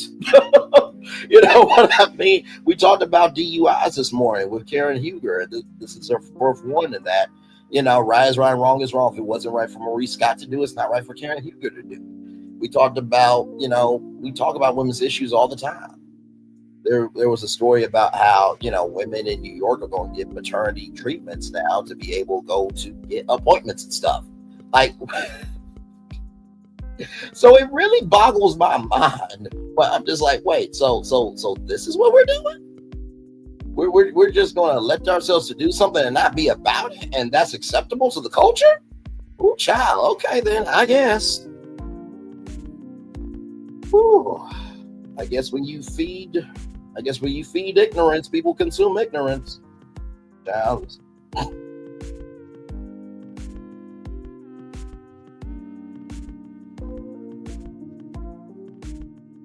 And not to mention, too, our deep dive lives as well. That deep dive live that we did on Chuck E. Cheese Arcade, the Chuck's Arcade, and Toys R Us, y'all, it is at 774 views, y'all.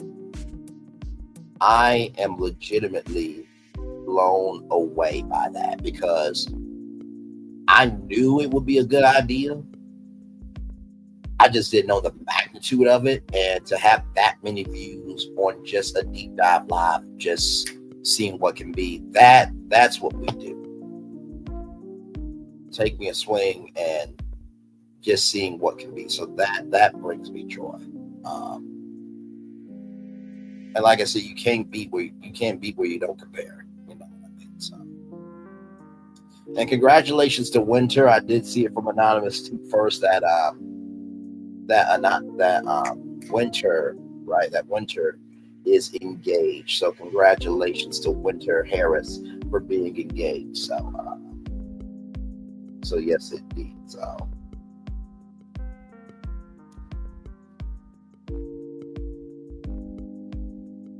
I'm happy for people who actually give happiness away. I really am. If anything, I raise up the good. I raise up more of the good than dragging the bad. Really, I mean, now if I gotta drag the bad, then I gotta drag the bad. But 10 times out of 10, I'll always uplift the good.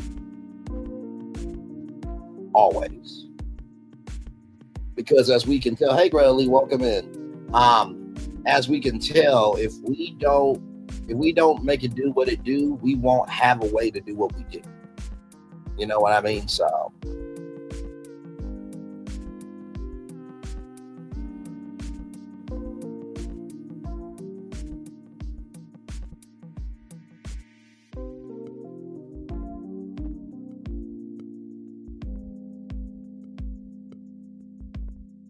I'm super happy for Winter. I'll be happy if there's a prenup. You already know this about me. No, really, I did not know that. That's breaking news to me. No, I'm being sarcastic. I'm being sarcastic. Yes, Winter Harris is engaged. Yes, she is. She is engaged. So congratulations to Winter. Very, very well deserved.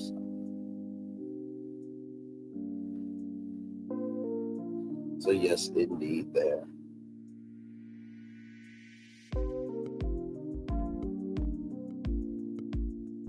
So yeah, like I said, I'm always happy for people who are doing good in the neighborhood. Always. Always. Oh, absolutely. And not to mention, she's a Razorback too from Arkansas. So Woo Pig Suey Razorbacks. You know, I mean, that's the home team. You understand? Like I said, me and Winter are from the state where 9 black students went to school so everybody could get an education. So Arkansas, so you know, all the other states ain't got nothing to Arkansas. Okay, disrespectfully and respectfully. Okay, all right, just want to keep that up, cause you know, listen, I think without that event happening, we would not be where we are in society. I really believe that.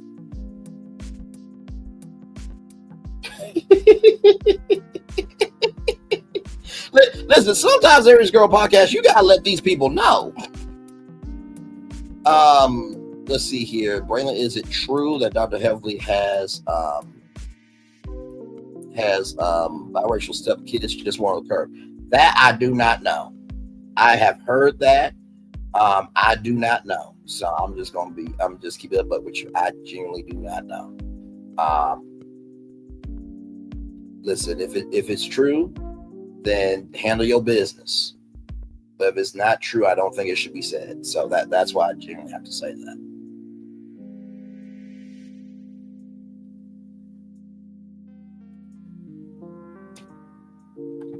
Two stepkids. Okay, CCs are reporting on. Okay. No, and believe me, I've seen the reports. I have. I don't know.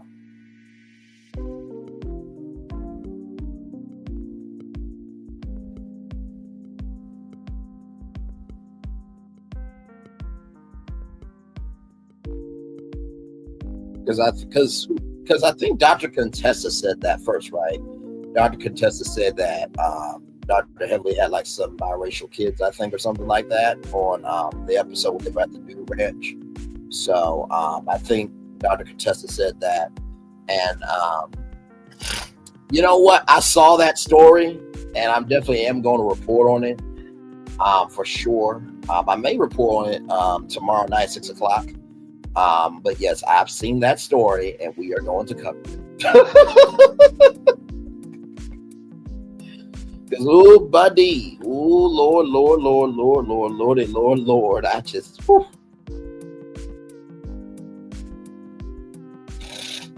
So yeah, it's, and that's the thing too, like, whenever it comes to finding, the destinations and stuff, sometimes it does take me a minute to get to some destinations than others.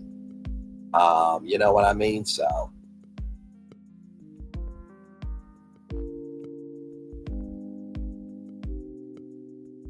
Just like this morning, Roberta Flack passed away at 88 years old, and I wasn't able to get that onto the destination roadmap, and then Lester Holt stepping down from NBC Nightly News. I wasn't able to get that into the show. So there's some times where there's some breaking news where I'm not able to get it in the show. But yeah, we'll definitely talk about this. Oh, that is hot. When I say Kiki's ex aired her out, it was explosive. I know. You know what? I think Storm Monroe talked about that. I think he interviewed her ex. I think, if I'm not mistaken. So yeah, when I tell you there is more news in the world going on to talk about,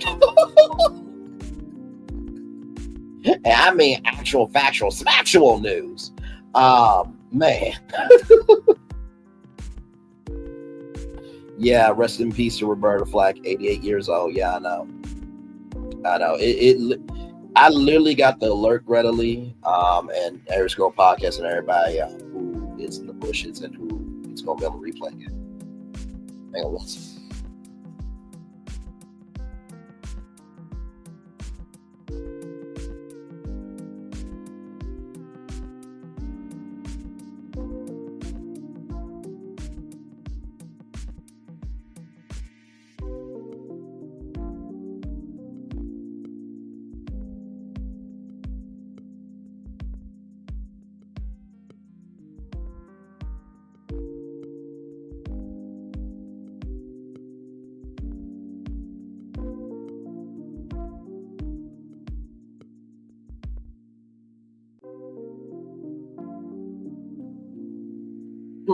Please tell me he aired out Kiki at church in front of the congregation. Oh, my Lord Jesus. I really like that you have more than 3 to 4 topics to talk about on your lives. I don't see any LCCs outworking you. Greta, can you say that one more time? No other CCs outworking me, whether they elect themselves to be an entertainment journalist or not? Okay, I just want that to be on the record. Because child, woo! Don't talk about it, be about it.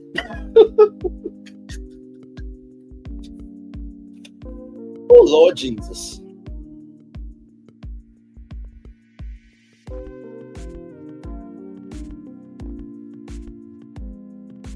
And that's the thing too, like in the past, it was what, 6 destinations? But now the average, right now, the average is about 7 to 8 destinations. You know what I mean? I try my best to, you know, I try to keep everything as open and as diverse and as expressive as possible. But yeah, I appreciate you saying that out loud, bro, because some of these people, I'm like, good damn, y'all really think y'all doing some shit. I'm like, okay, listen. I mean, just because you believe it in your head doesn't mean anybody accepts what you gotta say, child. But okay. Yes, indeed.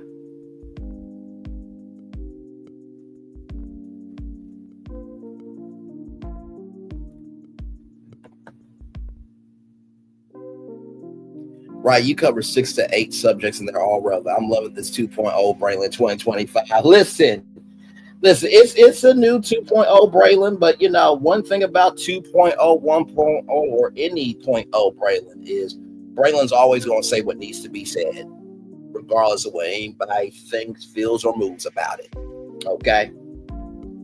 Because what we're not going to do is tell me what I should do with myself when other people are going to do what they want to do too, and they got the right to do it. Okay? All right? Moving on. Because good damn.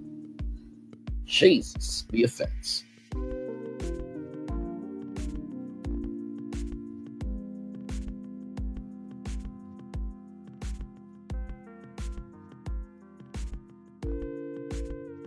And that's the thing, is like, if you really want to do this, let's just do a hot topics battle. But please understand, this is what I do. So I will mentally whoop your ass if you try to challenge me. Okay? Like, please try me not. For your own mental health. Please know your role, stay in your place, and drive on your lane, in your lane of the highway. Please and thank you, because you will wreck trying to outcompete me.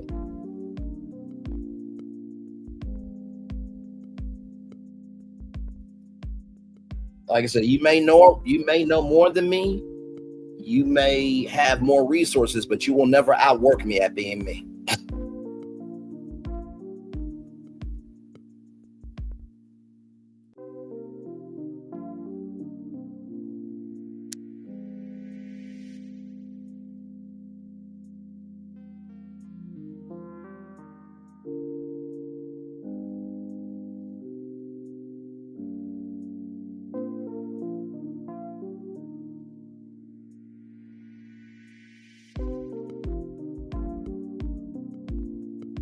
Well, Beyond the Gates is almost done, y'all. 9 more minutes to go on the premiere of Beyond the Gates. Like I said, I prayed for the show before the show premiered there. And like I said, I meant everything I said. What I meant what I said about the prayer of that show. I really do pray that it is beyond successful. I really, really do.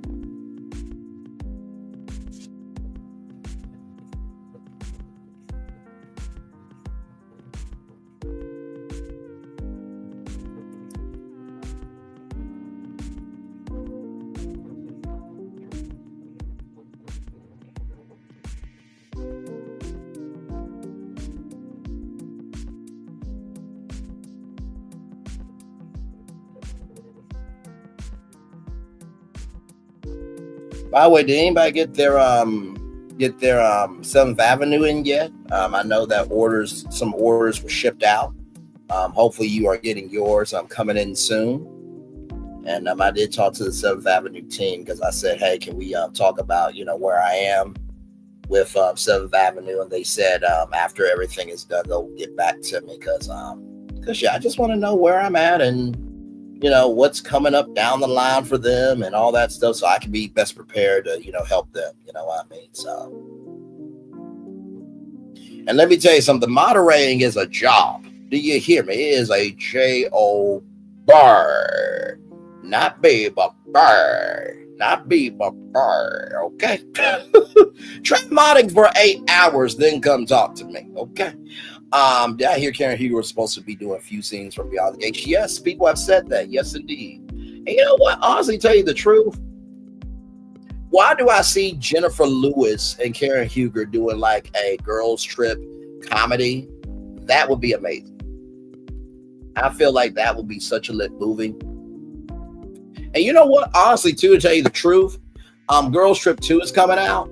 I feel like Jennifer Lewis and Karen Huger in Girls Trip 2 would be amazing. Oh, you know what? I got it. Girls Trip, the Aunties Edition. There it is.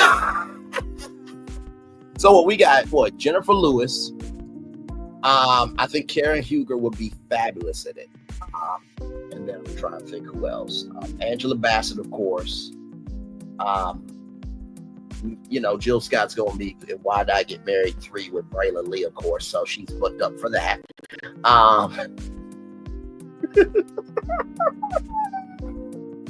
Listen, you have not because you asked not. I'm trying to think who else. Maybe Sanaa Lathan. I don't think Sanaa Lathan has played in a lot of comedy movies. She's more dramatic. But I think Sanaa Lathan could be good. So I think that's a good cast.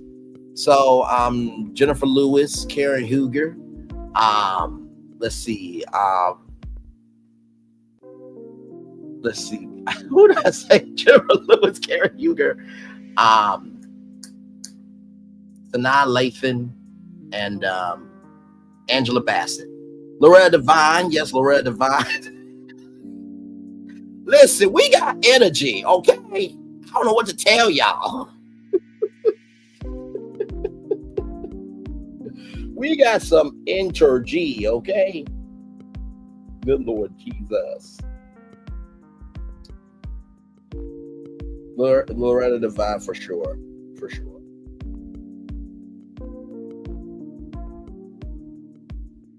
Well, you know what? Bevy Smith could do it too. Bevy Smith could definitely do it.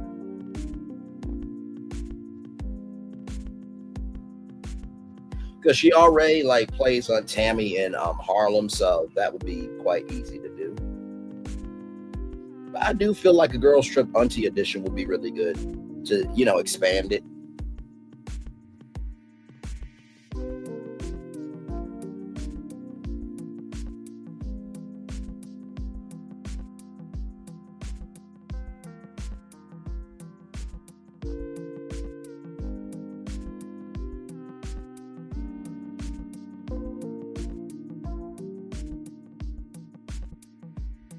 By the way, is it wrong that I wanted Jennifer Lewis to have a spinoff show from ABC? Now, I know there's supposed to be a spinoff show with Pops, Morris Fishburne's character, but yeah, I meant Bevy Smith in real life.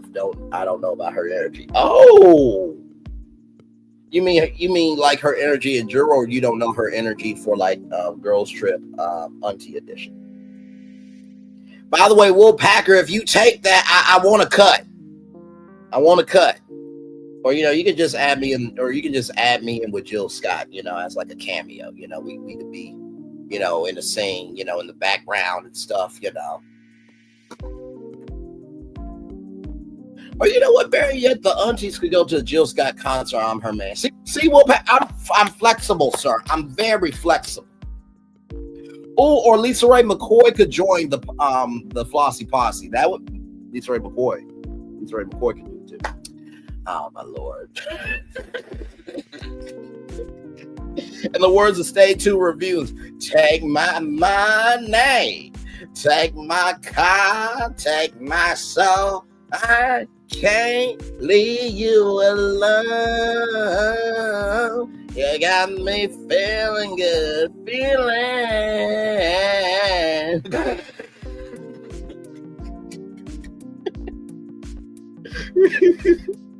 Her energy in real life was not the best. Plus, I'm not that impressed by her acting skills. Okay, then. All right. I will take your word for it, my friend. I will take your word for it.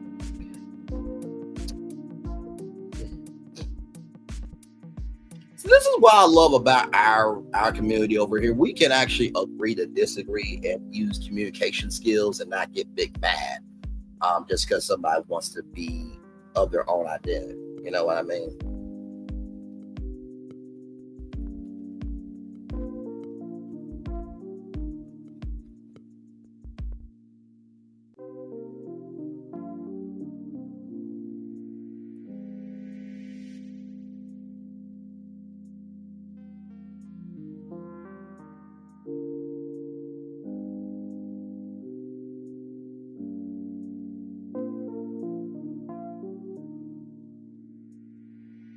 I'm trying to think if there's anybody else.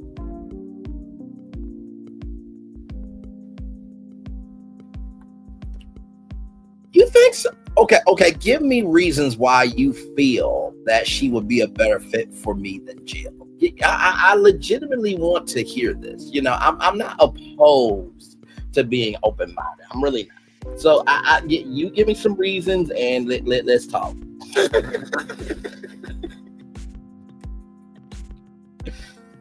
Oh my Lord.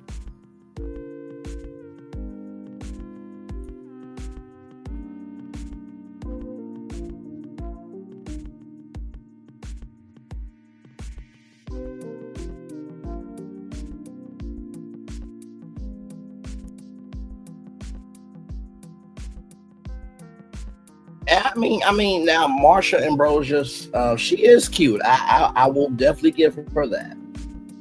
I will definitely give her that for sure. She's been around for a very long time.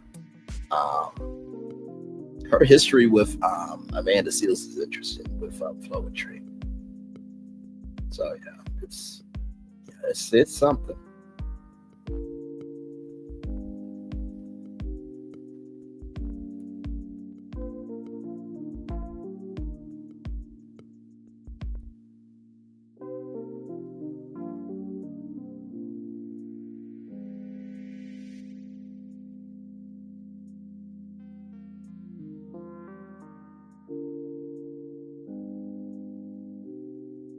Ooh, Garcelle Bouvet. I think Garcelle Bouvet could do a girls trip auntie edition too. I forgot Garcelle Bouvet. And Garcelle, if you're in it, have your man be Jamie Foxx so y'all get married and shit. I'm sick of Jamie getting all these duds out here. Damn it. Hey. Anyway, I say that with love. I have love for brother Jamie Foxx. I really do. Okay, during the Essence Festival, she thought that I was dating my BFF who was not straight, but she stopped singing to ask about our relationship. So are you saying that she is attentive to people? Is that what you're trying to say?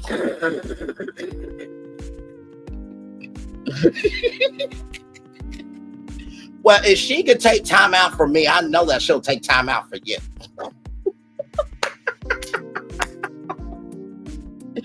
Oh my God, why am I a mess, y'all? Jesus. Oh, Lord.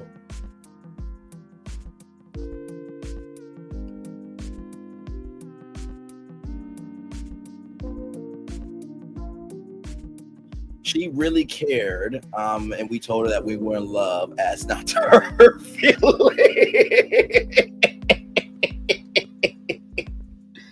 You know what? Honestly, tell you the truth, like, I really have debated this, when I get into Hollywood. Would I ever be open to dating a celebrity? Now, I will say, I don't talk about her a lot, but this is one person that I feel like me and her would actually be good together.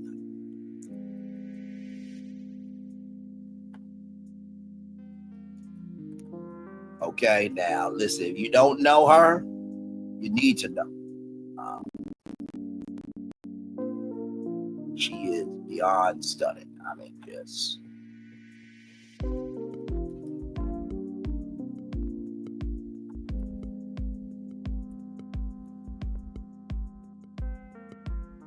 hang on, as soon as it pulls up here, okay.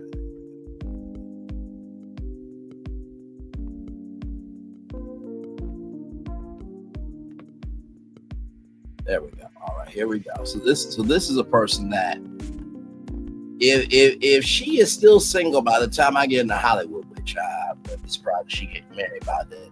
But this woman right here, Candace Glover, Jesus Christ. Let me tell you something. An American Idol winner, she auditioned 3 times before she finally got it. And let me tell you something.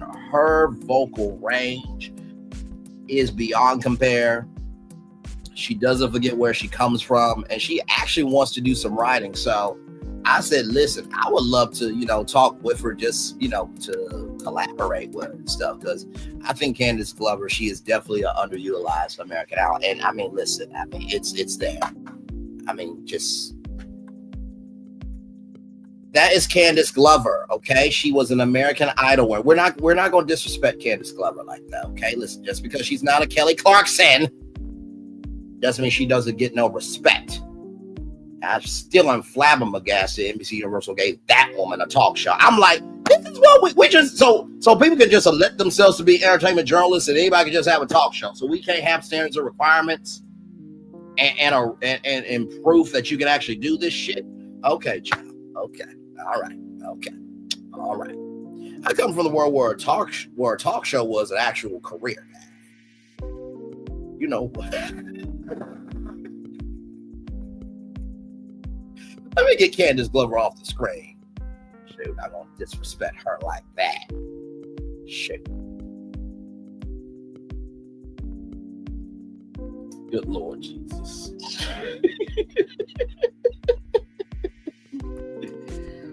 Oh my Lord.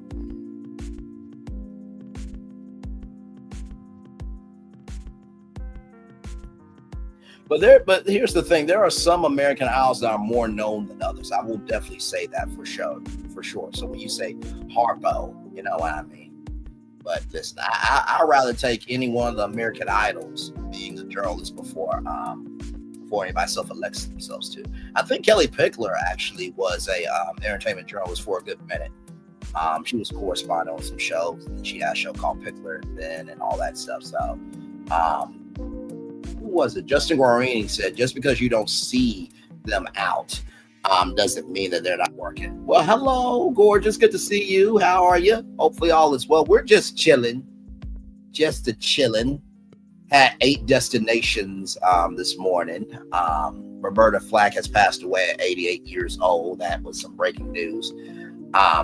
Before we got on tour, and then Lester Holt is stepping down of NBC Nightly News after a decade. Joy Reid, her show, The Read Out, and Joy Reid will be leaving MSNBC. The USDA has canceled the 1890 National Scholars Program. Ray J tried to flirt with Nicki Minaj, and Nicki said, listen, next step is blocked. Karen Huger has had 4 DIs. So she could face up to 2 years in jail. She'll be in front of Judge Wednesday. She'll be in front of Judge Wednesday for sentencing. Her team, Karen's team, though, wants her to do a 6-month stint in jail. Krystena Murray is blaming a fertility clinic for emotional and physical distress because she is a white woman that birthed a black baby. We talked about Leonard Costner, who has this brand new book called Legacy. It is a wonderful book series. Wendy Williams is fighting for her life. She's starring at Square One, Next to Nothing. And Springer Morrissey allegedly hired some powerful boys to protect herself from Wendy and Lifetime. And then Dr. Heavenly doing the most, not moving as a dentist, and have called out some shit, and also called out people who just elect themselves to be anything when really they're nothing in real life. So I have to say some things there. And then Apple is investing $500 billion.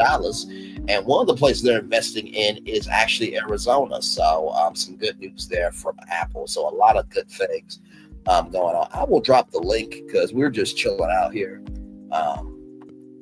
But yes, indeed. So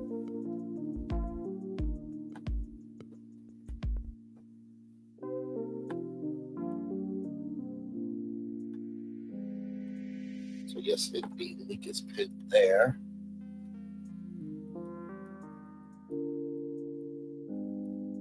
Thank y'all for the 10 likes. I appreciate y'all so much. Thank you. Appreciate y'all. Yes, indeed. We're just chilling. Like I said, I'll be getting off of here welcome.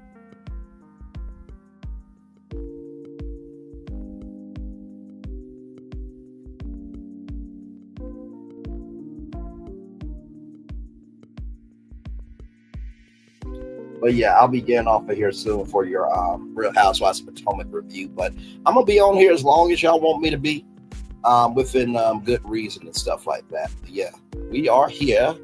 Here she is, the queen herself. Well, hello. Hi.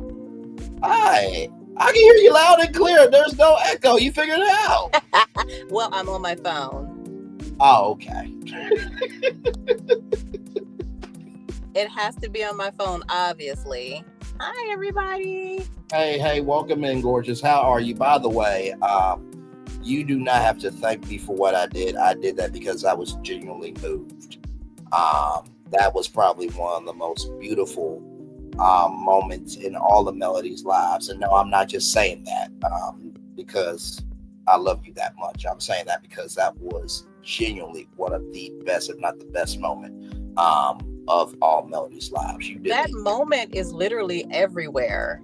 Yeah, because it deserves to be. I did not think that it would have that much of an impact. There are people who inboxed me and said that they themselves had suffered from hyperpigmentation as well as eczema. And so, sometimes, you don't think that your testimony would actually touch the lives of people. And, sometimes things are so much bigger to other people because of the way they suffer. Absolutely. And, for me, it was very humiliating. One of the things that I had is makeup. I can put makeup on and just kind of pile it on, but it's like it gets to a point where you're just kind of tired of that. You want to walk around in your natural beauty, and when you've got these terrible spots and markings and huge dark spots on your face, as Black women, we want to show up as our best everywhere we go, even if it's to the grocery store. And so, it was frustrating for me because, my daughter had to wait for me to pile on all this makeup no matter where we went. And, it made me very insecure. And so, for Melody's products, one of the things that I didn't highlight, and one of the things that played a key factor, was her facial scrubs. So the facial scrubs played a big role in that as well, because it helped with, moisturizing that area as well as getting that dead skin off. And, her, I'm losing my train of thought right now, but basically all of the products, all of them work. The cleansing, the foaming cleanser, that stuff is the absolute best, because when you have issues with your skin already, a lot of the products that's out there were very harsh. When, trying to take your makeup off, you have to scrub and, irritate the skin. It's inflamed. It was a lot to have to deal with. And Melody's products, it's just like, oh my God, I don't know how to describe it. It's the absolute best. It really is. I'm like, I've never had a product to do what this stuff does, and it all smells so amazing. I encourage any woman. It's like, okay, not only is Melody going to have you looking like a snack, okay, but she's going to have you smelling like a snack. Child, listen. Melody will have you looking so good. You will be thick waffles for breakfast. You will be a whole course steak with A1 steak sauce. Smack it up, flip it, rub it down.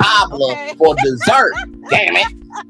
You'll be a full course meal out here. Melody stuff is the bomb. And my daughter is a true believer. She's very critical with products because she's a licensed esthetician. She deals with skin all the time.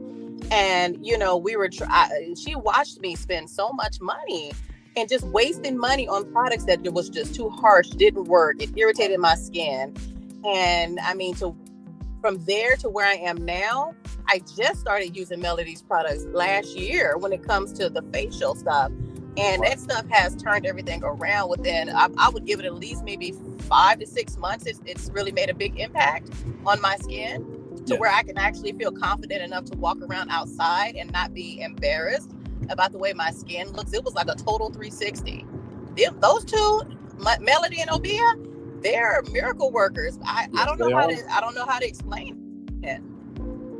But no, let me tell you, one of my good mentors said to me, Because I said to them, with all the work that I do, within entertainment, media, culture, when people call me back, he said, don't be surprised about people calling you back when you've done the work. Do not be surprised with all the DMs, because you genuinely deserve that. And I have had eczema for years. And, I used to, sometimes I still wear blue jeans, but not as much. I try to do my shorts. But yeah, I've had that for years. So me doing that was only because of the queen energy that you gave. So you do not have to thank me for that. I genuinely wanted to give you praise on the show, because that was the best moment of all of our lives.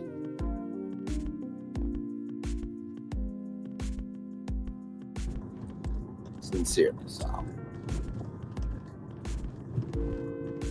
And y'all, let me tell y'all something. When I did that night, I was trying my best not to cry. I really was. I'm like, right, stay focused, stay with it. You run your emotions. Don't let your emotions run you, because that was,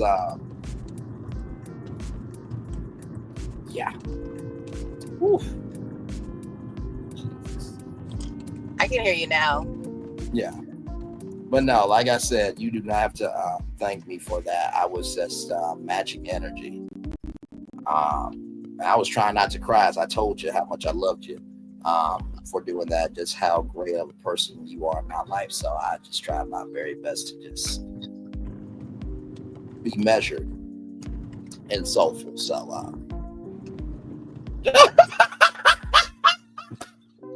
oh my God. Wait a minute. Aries Girl Podcast said, wait a minute, I missed you being sensitive and vulnerable. I know, right? Like, that's not in me to do. Shocking, I know. I'm completely being sarcastic. You're not sensitive and vulnerable, Braylon? I know. I know. Is that the word on the curb? I guess so. I guess I'm the Grinch and my heart doesn't grow 3 sizes on. That's what happens when you're out here being mannish, okay? Stop being so mannish. Okay, first of all, there's a difference between that and liking what the hell you like, okay? No, it's not. No, it's not, sir. Yes, no, it is. Not. Yes, it is. No, it's not. Because to every action, there's a reaction, right? Mm-hmm. So you see something you like, but your reaction to it makes you mannish. So stop reacting so mannish to the things that you like. Jesus Christ. I was not mannish that night when I said what I said. I was very sincere, honest, and true. Braylon, you have been mannish since I met you. And there's absolutely nothing that I have said up until this point that have made you slow down and stop. You will not stop. You are just your presence. You are just smelling yourself, and I get it. I understand it. Just your presence. Mr. Champion for Black women, Mr. Well, Mr. Moderator for everybody, Mr. Never Sleep, Mr. Team No Sleep. I get it. Pop your collar, pop your ish. But Braylon, stop being so mannish. See, now I'm going to talk to guys. See, when you made people like Branch International and Aries Girl Podcast and all these fine Black women, this is Adam's fault. You understand? Okay, he was tempted in the garden, and then we got to deal with all this gorgeousness down here. See, it was Adam's fault. Okay, I did nothing. That was Adam. You know what Adam also did in the garden? He blamed Eve. He told God, see that woman you that woman you took out my rib. At the end of the day, God spoke to Adam, not Eve. Adam was supposed to speak to Eve and teach her, but he didn't. He's too busy being managed. And that snake then went up in there and fed her a whole apple. Well, you know what? I believe that God made Eve thick to tempt Adam and to test Adam. That's what I believe. So I believe Adam was under some special circumstances that was beyond his control. He failed miserably. And Eve failed us miserably. I am not happy because of that. Now, let's just say you were the second Adam. You just messed it up by blaming us Black women. See?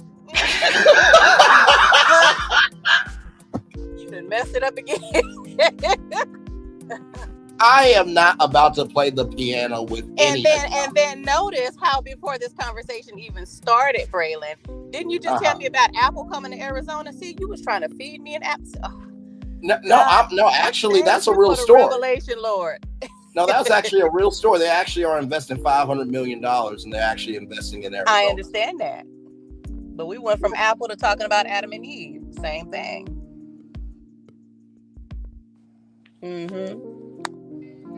Gentlemen, I'm going to let Branch have this because you can never win against the black woman. So, sure. Even though Apple is a technology company and Apple in the garden was a biblical story. Sure. I was talking about apples in both stories. Sure, Jim. I can argue you down. You don't want this. You don't want this. Okay. Well, let's take it off YouTube and see who the better man is. Better woman. I mean, I'll gladly lose just to see you in person. I don't mind losing. Get a whooping. You don't threaten me with a good time now. Oh my goodness. Here you go. Where is Sassy?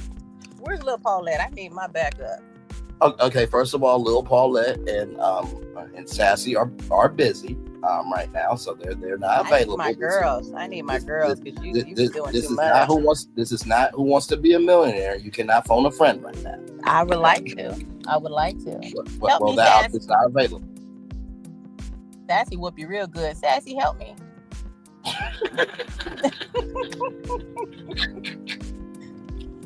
but no, sincerely, no, congratulations on all the success, and you deserve every bit of that. Like I said everything I said that night because I truly meant it. But no, Aries Girl podcast, it was so usually on Saturday, usually after Melody's lives, rather, I go live afterward, because y'all know I'm a moderator for Melody, and it's kind of like an after show. It is an after show. But I was like, no, I want to do it a bit different. So we talked about Melody's live and then some other hot topics, some other destinations. And CEO Finance Queen was in here, and I actually showed off my leg. Hold on real quick, Braylon. Okay. But no, I showed off my leg with eczema. I had it for years. So actually, hang on. You know what? I'll play it. Hang on. By the way, can Melody put on her merchandise? I'm not about to play the piano with you as merchandise. You know what? She should. Not like I already give great marketing ideas or anything, but like Queen Sheba and that man she puts up that's crying when people aren't cooking on her show. The first time I saw that, I'm like, you know what? I'm done. And I am very proud to say I have never had the white man come on me. I am so glad. I'm very proud. I'm scared to go up there because she's not gonna violate me.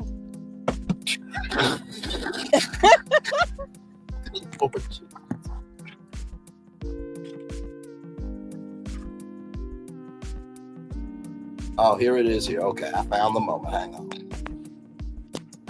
I will play the moment. Hang on. Here it is. What moment? No, when Aries Girl podcast said that she missed seeing me vulnerable and stuff. I'm about to play the moment here. Hang on. Oh, here it is here. Now, this business idea that I gave to Stars, if y'all turn the Hooters restaurants into the Pink restaurants, I need my cut. Okay? We will do auditions. I'll be one of the main judges. We can do the judges auditions in the Search for the Pink Girls on Hulu. You understand? Well, actually, the P-Valleys on Stars. So we'll do the judges auditions on Stars. I'll have myself, Drewski knows thick women as well. We'll have Nazinga Amani, Jill Scott, and we'll make this a national chain. I'm going to drop down because I'm going to go through this elevator. I just got back to work, but I'm going to be in the chat. Okay, gorgeous. Love you as always. I'm very proud of you. I mean that. Thank you. No problem. Until the next success story. Child, you're a success just by you existing. Now go be a queen as you often do, okay? So much husband energy and saying that shit.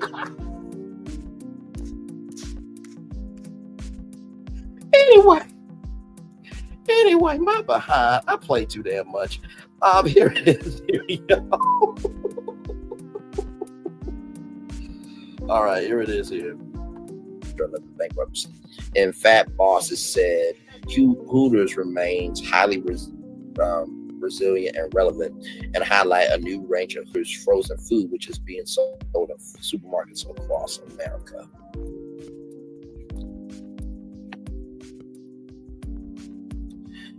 Oh my Lord Jesus! Now this. Wait a minute, 101-year-old man gets a huge ovation at Hooters birthday. This was hilarious here. I was like, what? This white man right here is like, listen, I am blessed to be 100 years old with an extra year just because y'all, that was hilarious. Oh my God. I gotta play this. I got to play this. What the?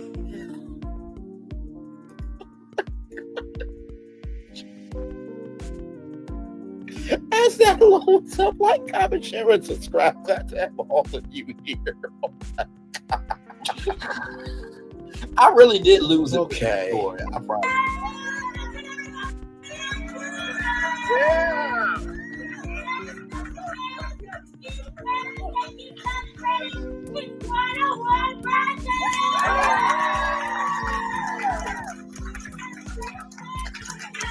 Come on, guys.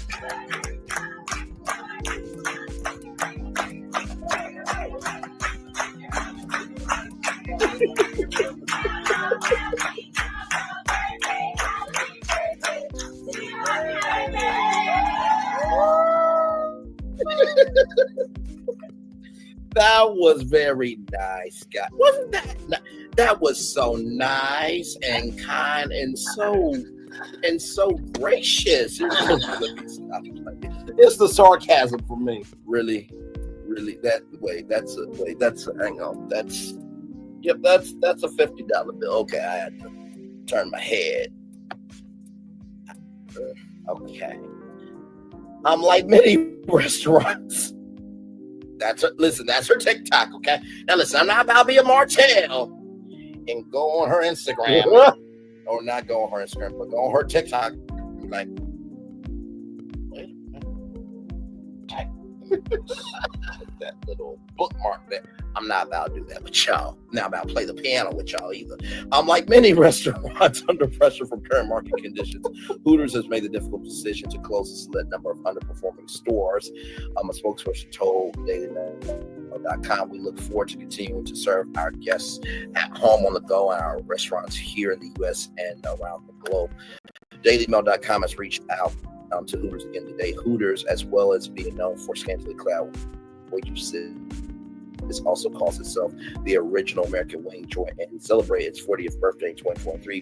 The first Hooters opened in Clearwater, Florida in 1983. Only last May it was opening restaurants in Las Vegas. See, that was a complete joke because my phone was on black the whole time. Okay, so no, I did not look her up, and she did not. She's a cute woman, but she didn't have enough for me. In the words of Tony Braxton, she wasn't woman enough for me. No.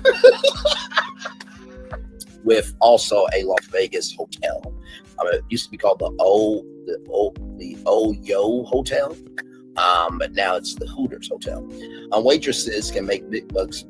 Maya Maria, 23-year-old waitress, shot her $25,000 on social media fans with more than the $450 she raked in on one half shift at the chain. I ended up walking out there with $451. Marie said of our TikTok video last year that was viewed 3,800,000 times. So a full shift, it would likely be double that. Across America, restaurants have been increasingly struggling over the past year. Faced with higher costs, they have put up menu prices, but that has led to a fall in customers. Big name chains like Applebee's, TGI Fridays, and Boston Market have all recently shuttered restaurants. BurgerFi is the latest to file for bankruptcy in September, sparking sparks fears of massive closures of its 162 locations. Chains have been hit worse in California, where the minimum wage for fast food restaurants jumped to $20 an hour from April 1st. Early June, Mexican chain Rubio shut 48 locations in the state and also filed for bankruptcy. Across America, mom and pop operations have also been shutting down. For example, Fargo's Pit Barbecue in Texas closed more than after 2 decades of serving brisket, ribs, and other barbecue classics. Woo! So what do I think about this? Well, first of all, I think that maybe there needs to be a brand autopsy. Or you can do the second thing. Change it to a thick chick restaurant. Listen. I think the Pank restaurant, okay, would be amazing. Listen. The women are thick. Yes, the portions are full. And it's always a good time. Listen, stars. You know what? Hang on. Let me get the stars logo up here. Amen. Yes. Stars.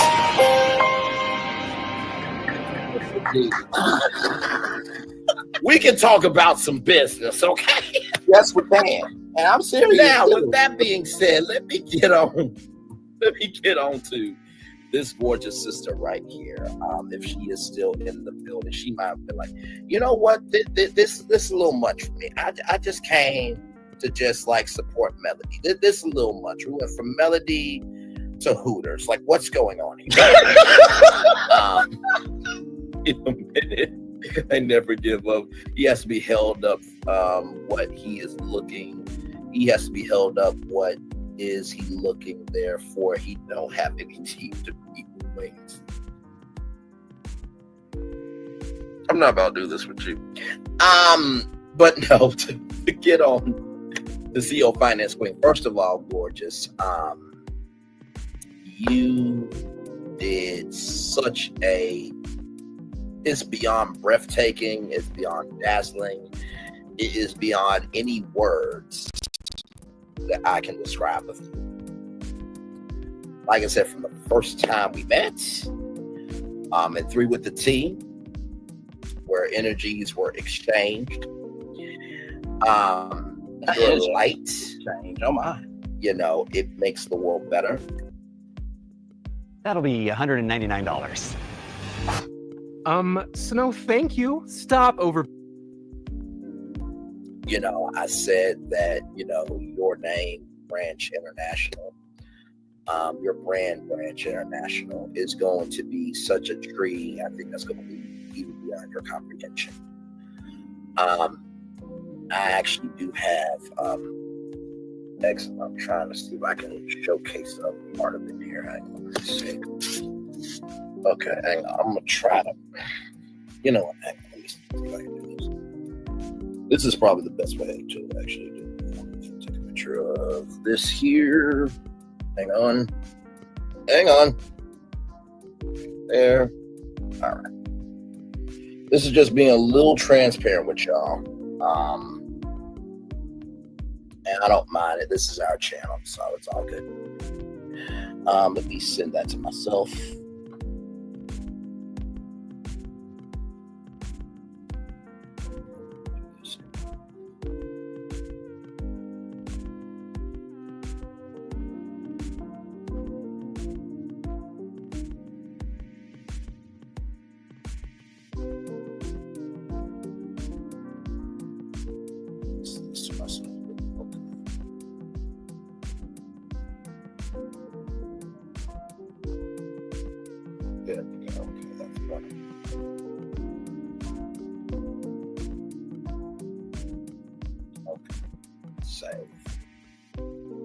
Okay, now let me do this here.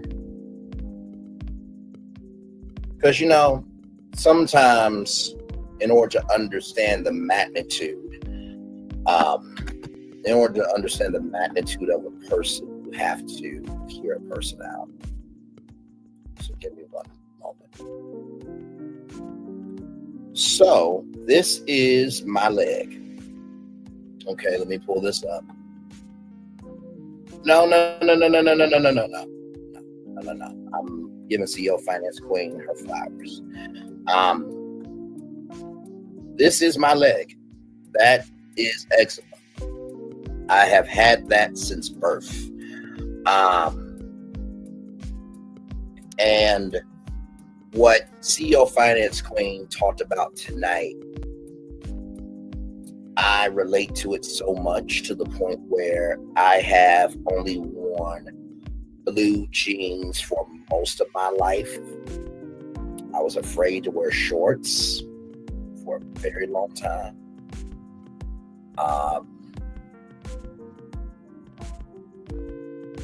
I didn't know where it came from. No, that's very mild. And my Lord, it's not the easiest thing to deal with.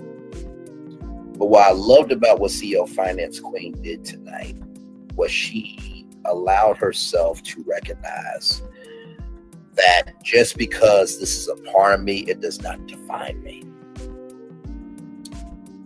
When she said that it was difficult for her to be out and about in the world, and she couldn't go swimming, she couldn't go, I'm paraphrasing, but the story is still that big of a story. To go public speaking, anything and everything, right? And for 7th Avenue Beauty to be a solution for her, where she feels free to be all of her. There's something that we don't do anymore in the world of dating. We don't really honor and revere and have a sense of pride of getting to know somebody. As y'all know, I've flirted with CEO Finance Queen many times. This is true. But I typed in the chat tonight, that's my branch. Well, I didn't say that's my branch, but I did say that's my branch international. Her mindset for how she believes in people is such a refreshing point of view, because how she sees branches is not just by the fruit it bears, but it is how strong the branch is based on what you are allowing the climate to, based on the climate that you are creating for that branch to grow. It's a very holistic, very soulful, and very ingenuitive mindset. The international part of her, to know not just finance, but also know beauty, to also know how to be a mom, to know how to stand up for herself. And I've said this to her before. Your expansion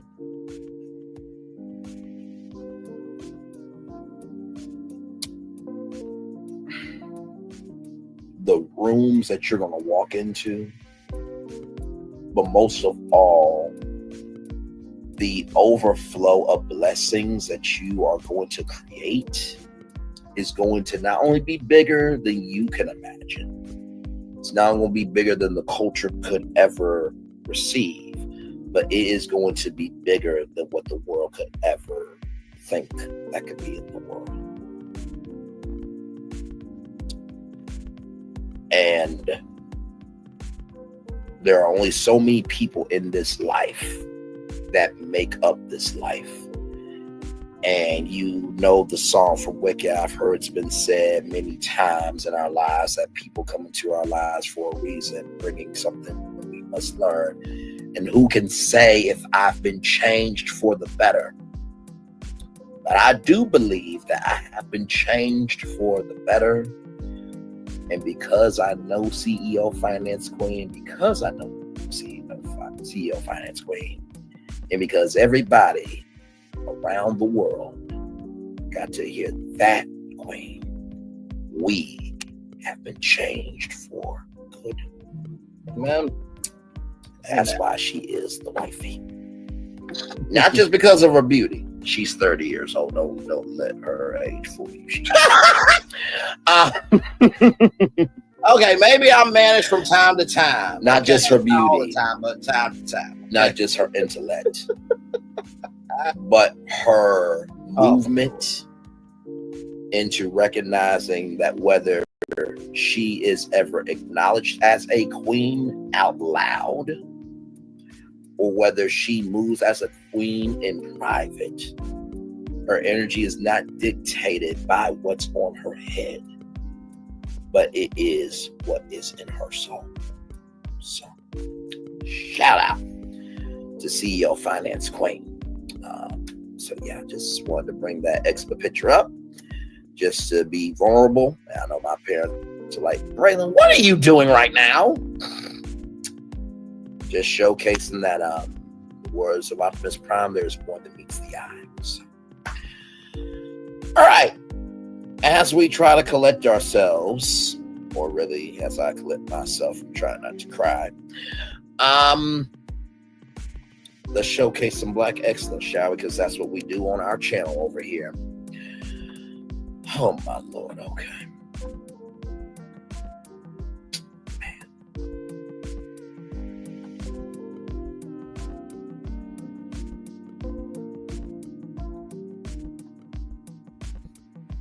Ooh, okay.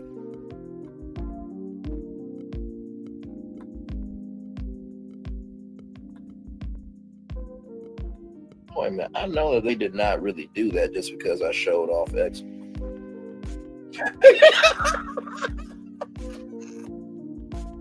I thought the stream went out because y'all remember the last time unnecessarily it went out for that thing, right? I'm like, that's eczema. That's we're good. Okay. That's eczema. Good day. You know what? I'm not about to play the piano with you. I'm not about to. Okay. Oh my Lord Jesus. Lord. It's all good. By the way, I just want to pause and read to y'all what that says right there. It says, and I quote, let me zoom in for the people in the back of the class that don't have enough brain cells to form a brain to read. It says, thank you, Braylon. It definitely wasn't easy being vulnerable in front of thousands of people. So that's why feel the way that you feel about me, but you will never be able to beat me at being me. So, I didn't know it's you. I'm just saying. Oh my Lord Jesus. So what? That's like what, $100,000 fine, the prenup now? Is that what you're saying? But no, you know what? I wanted to show that because at this point in my life, like nobody is going to tell me what to do, how to do, or how to move for my existence. When I know that, through and through, I constantly give good energy.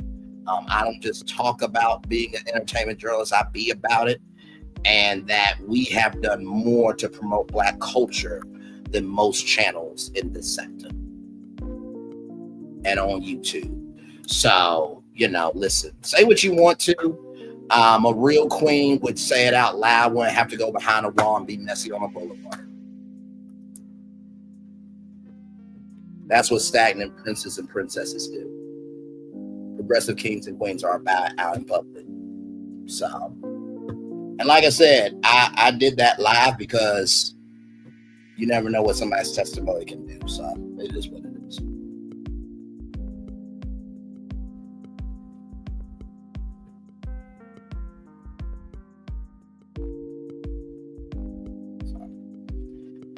But anyway, thank you Aries Girl Podcast. And by the way, Aries Girl Podcast is usually here most virtual tour. So she will tell you, I am as real as they come. You know what I mean? I think that's the problem with society today. Everybody is on a power trip of control. Just because you exist doesn't mean everybody has to respect you. Respect is a two-way street. And if you're not investing respect into people, why do you deserve it? Because I'm not going to give more energy to somebody than they're going to give to me. If you want good energy, you got to give it. If you invest in bad energy, you get bad energy. Like I said, everybody in life meets their opponent. And some of y'all are not going to make it mentally or otherwise. So, it is what it is. Man. So how much more you got until bourbon o'clock? Because once it's bourbon o'clock, I'm going to get off of here and then get ready to watch. You are really breaking the terms of our prenup.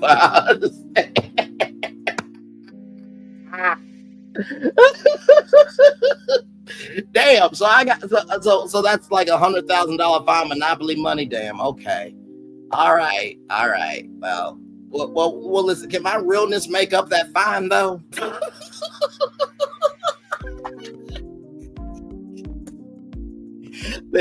Listen, can the realness take that down to like maybe what, $100 fine? Can we do that? Because, you know, I can do $100. But yeah, so it is what it is, y'all. Like I said, the real test is not the quantity of things you can do, but it's the quality of energy that you give. That's the real test of somebody's strength. So.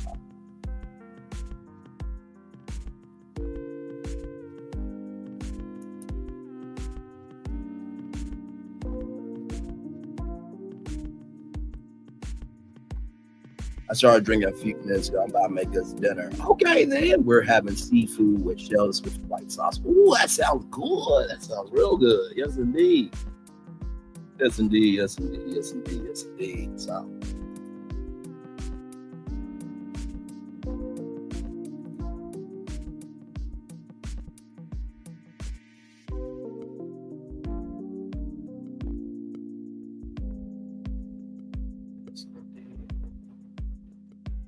Well, yeah, I think should we end it at 4:50 because it's almost a 5-hour live. So, but it's been a good live though. We talked about a lot of factual things today. Said what needed to be said and showcased our humanity and who we are. Like Kendrick Lamar said, "Don't tell lies about me. I won't tell truths about you." So.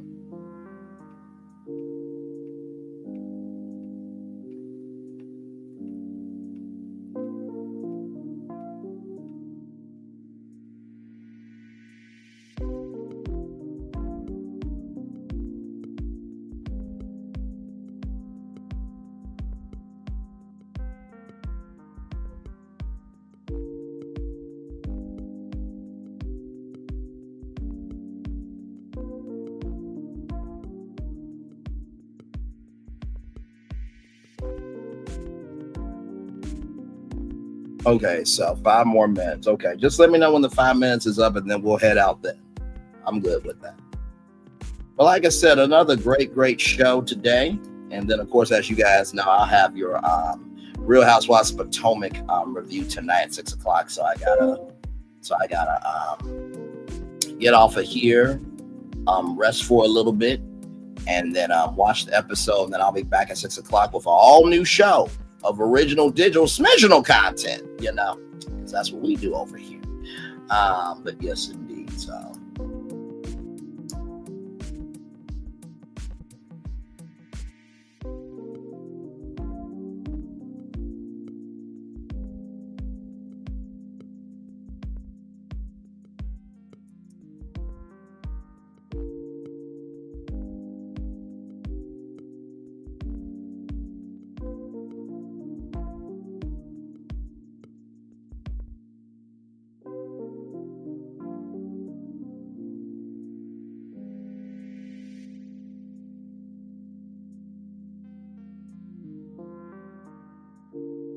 Yep. Okay, I got you.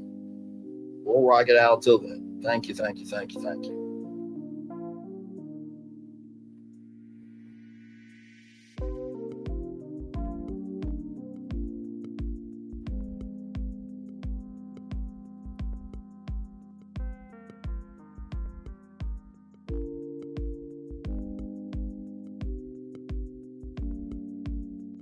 Well, I'll bring this up tomorrow night. This destination I'll bring up on Tuesday night. I just saw it, and it's a good destination. So.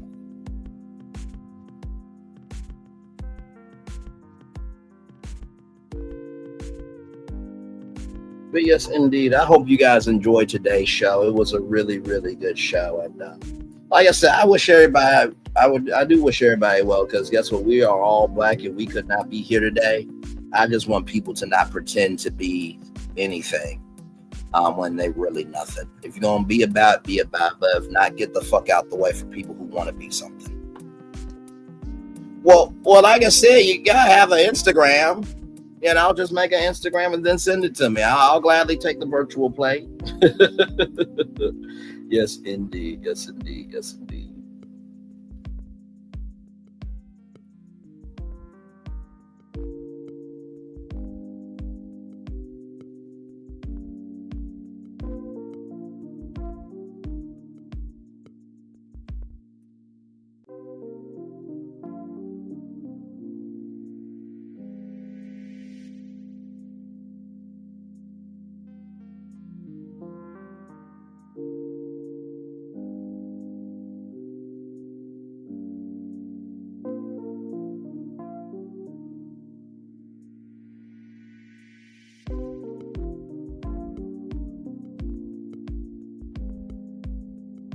Like I told you, like I'm available on Facebook and Instagram. You just gotta make one so we can connect. That's all. I'm available to talk. But yes, indeed. So.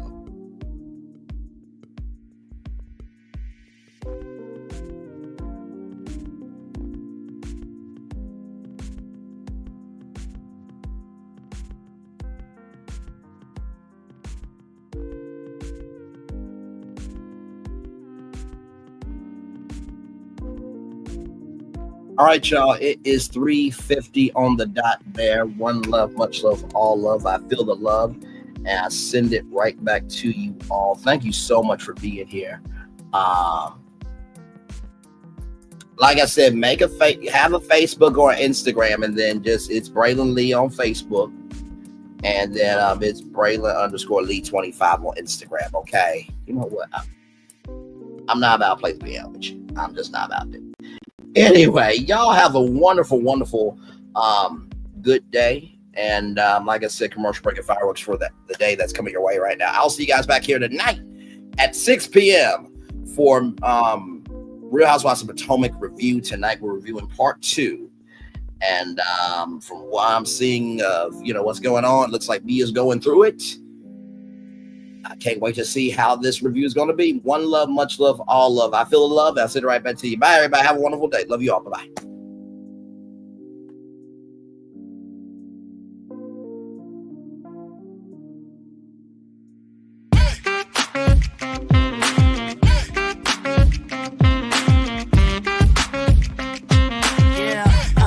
Yeah, we hustle all day.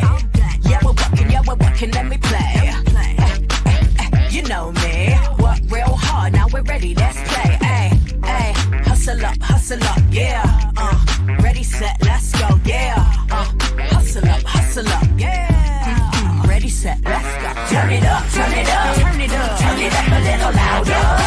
Now get low, come on, drop it to the floor. Yeah, drop it to the floor. Turn it up, turn it up, turn it up, turn it up a little louder. Now get low, come on, drop it to the floor. Yeah, drop it to the floor. Turn it up, turn it up, turn it up, turn it up a little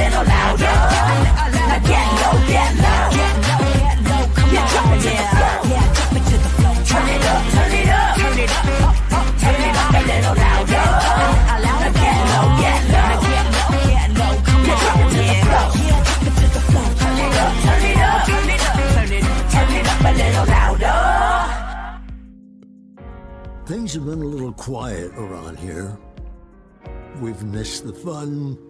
We've missed the excitement. We've missed the entertainment. We've missed the nightlife. But most of all, we've missed you. We're getting ready. Caesar's Rewards. We can't wait to welcome you back.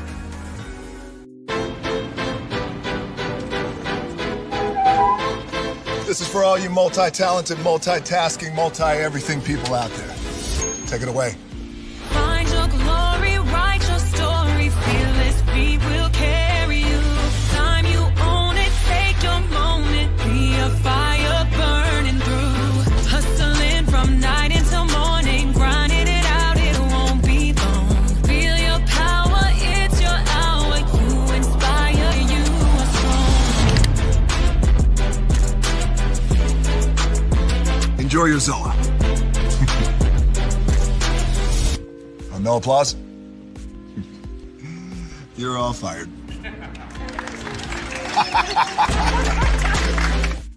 Now that you've reached the stage in your life where quality television is important, Nubian TV is a black network that speaks to your lifestyle. Nubian TV is the world's first digital network devoted to the upscale and political lifestyles of black people. Nubian TV's programming includes politics, travel, fashion, food, automotive, arts and culture, civil rights, music, and more. Watch now on Amazon Fire TV, Roku, or watch globally at nubiantv.net. Nubian TV, it's what you want to watch.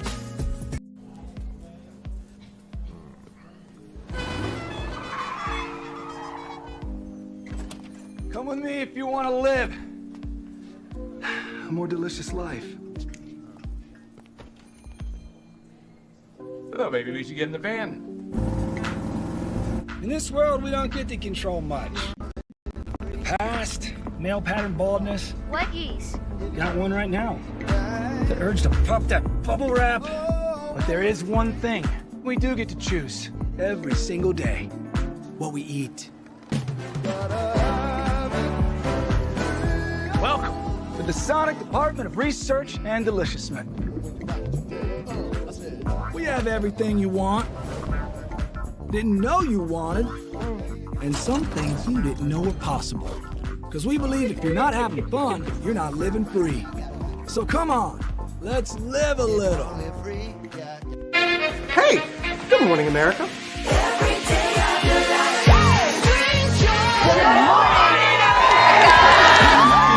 Good morning, America. Good morning, America. Good morning, America.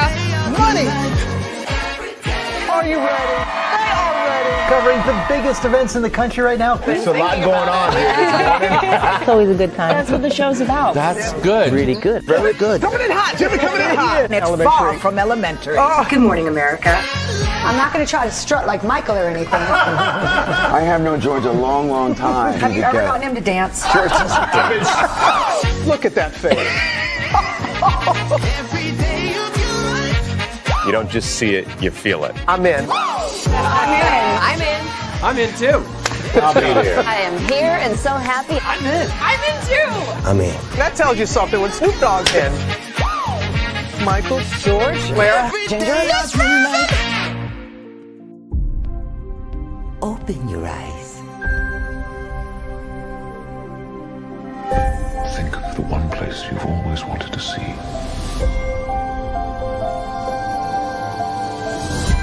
This is where our magic comes from. They say if you dream a thing more than once, Please, please, please. it's sure to come true. Everything you see exists together in the great circle of life. There were stories about what happened. It's true. All of it. In every job that must be done, there is an element of fun.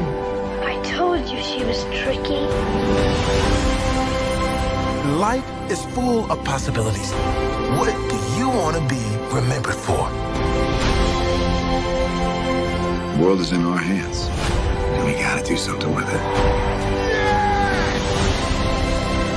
I just want to say a word of thanks to all the artists, the workers, and all of you, the young and the young in heart.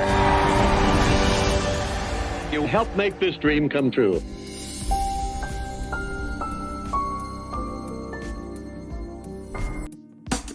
Caesar. Just look at him. Politician. General. Author. Ruler. Man.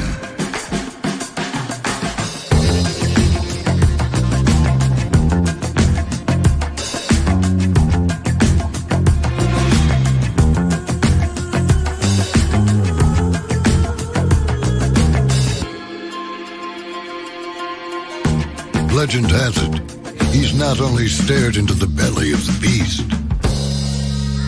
he's had it for dinner.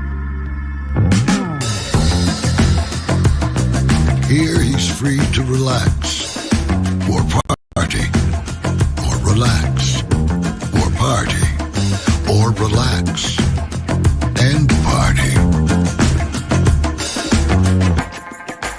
His is a world of opulence, excess, and the occasional impulse buy. Not one to rest on his laurels, he's famous for ushering in a new age of entertainment.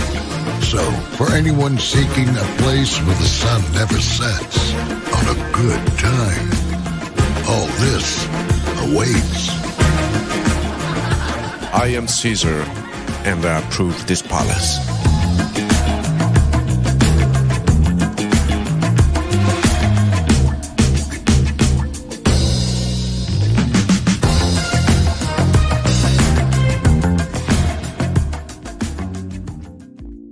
Sorry, folks, there's a breaking development. There's something down on the field. I see that too. What is that? Looks like a koala or a dog or a... They're all out there right now. They're trying to catch it. They're having a real hard time. They've got trash cans. This guy's got no chance. I think they got it. Nope. Now he's gone and driving a cart. Uh-oh, watch out for the goal. Oh.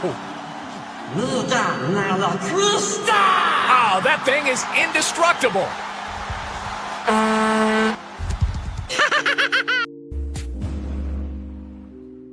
Each of you are in a relationship with somebody you have never met before. We have been chit-chatting for about 5 months. We have been together for 4.5 years now. I'm gonna go meet my man.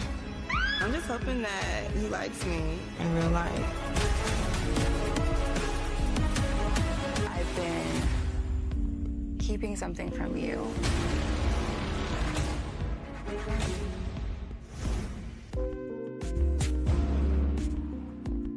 Each of you are in a relationship with somebody you have never met before. We have been chit-chatting for about 5 months. We have been together for 4.5 years now. I'm gonna go meet my man. I'm just hoping that he likes me in real life. I've been keeping something from you.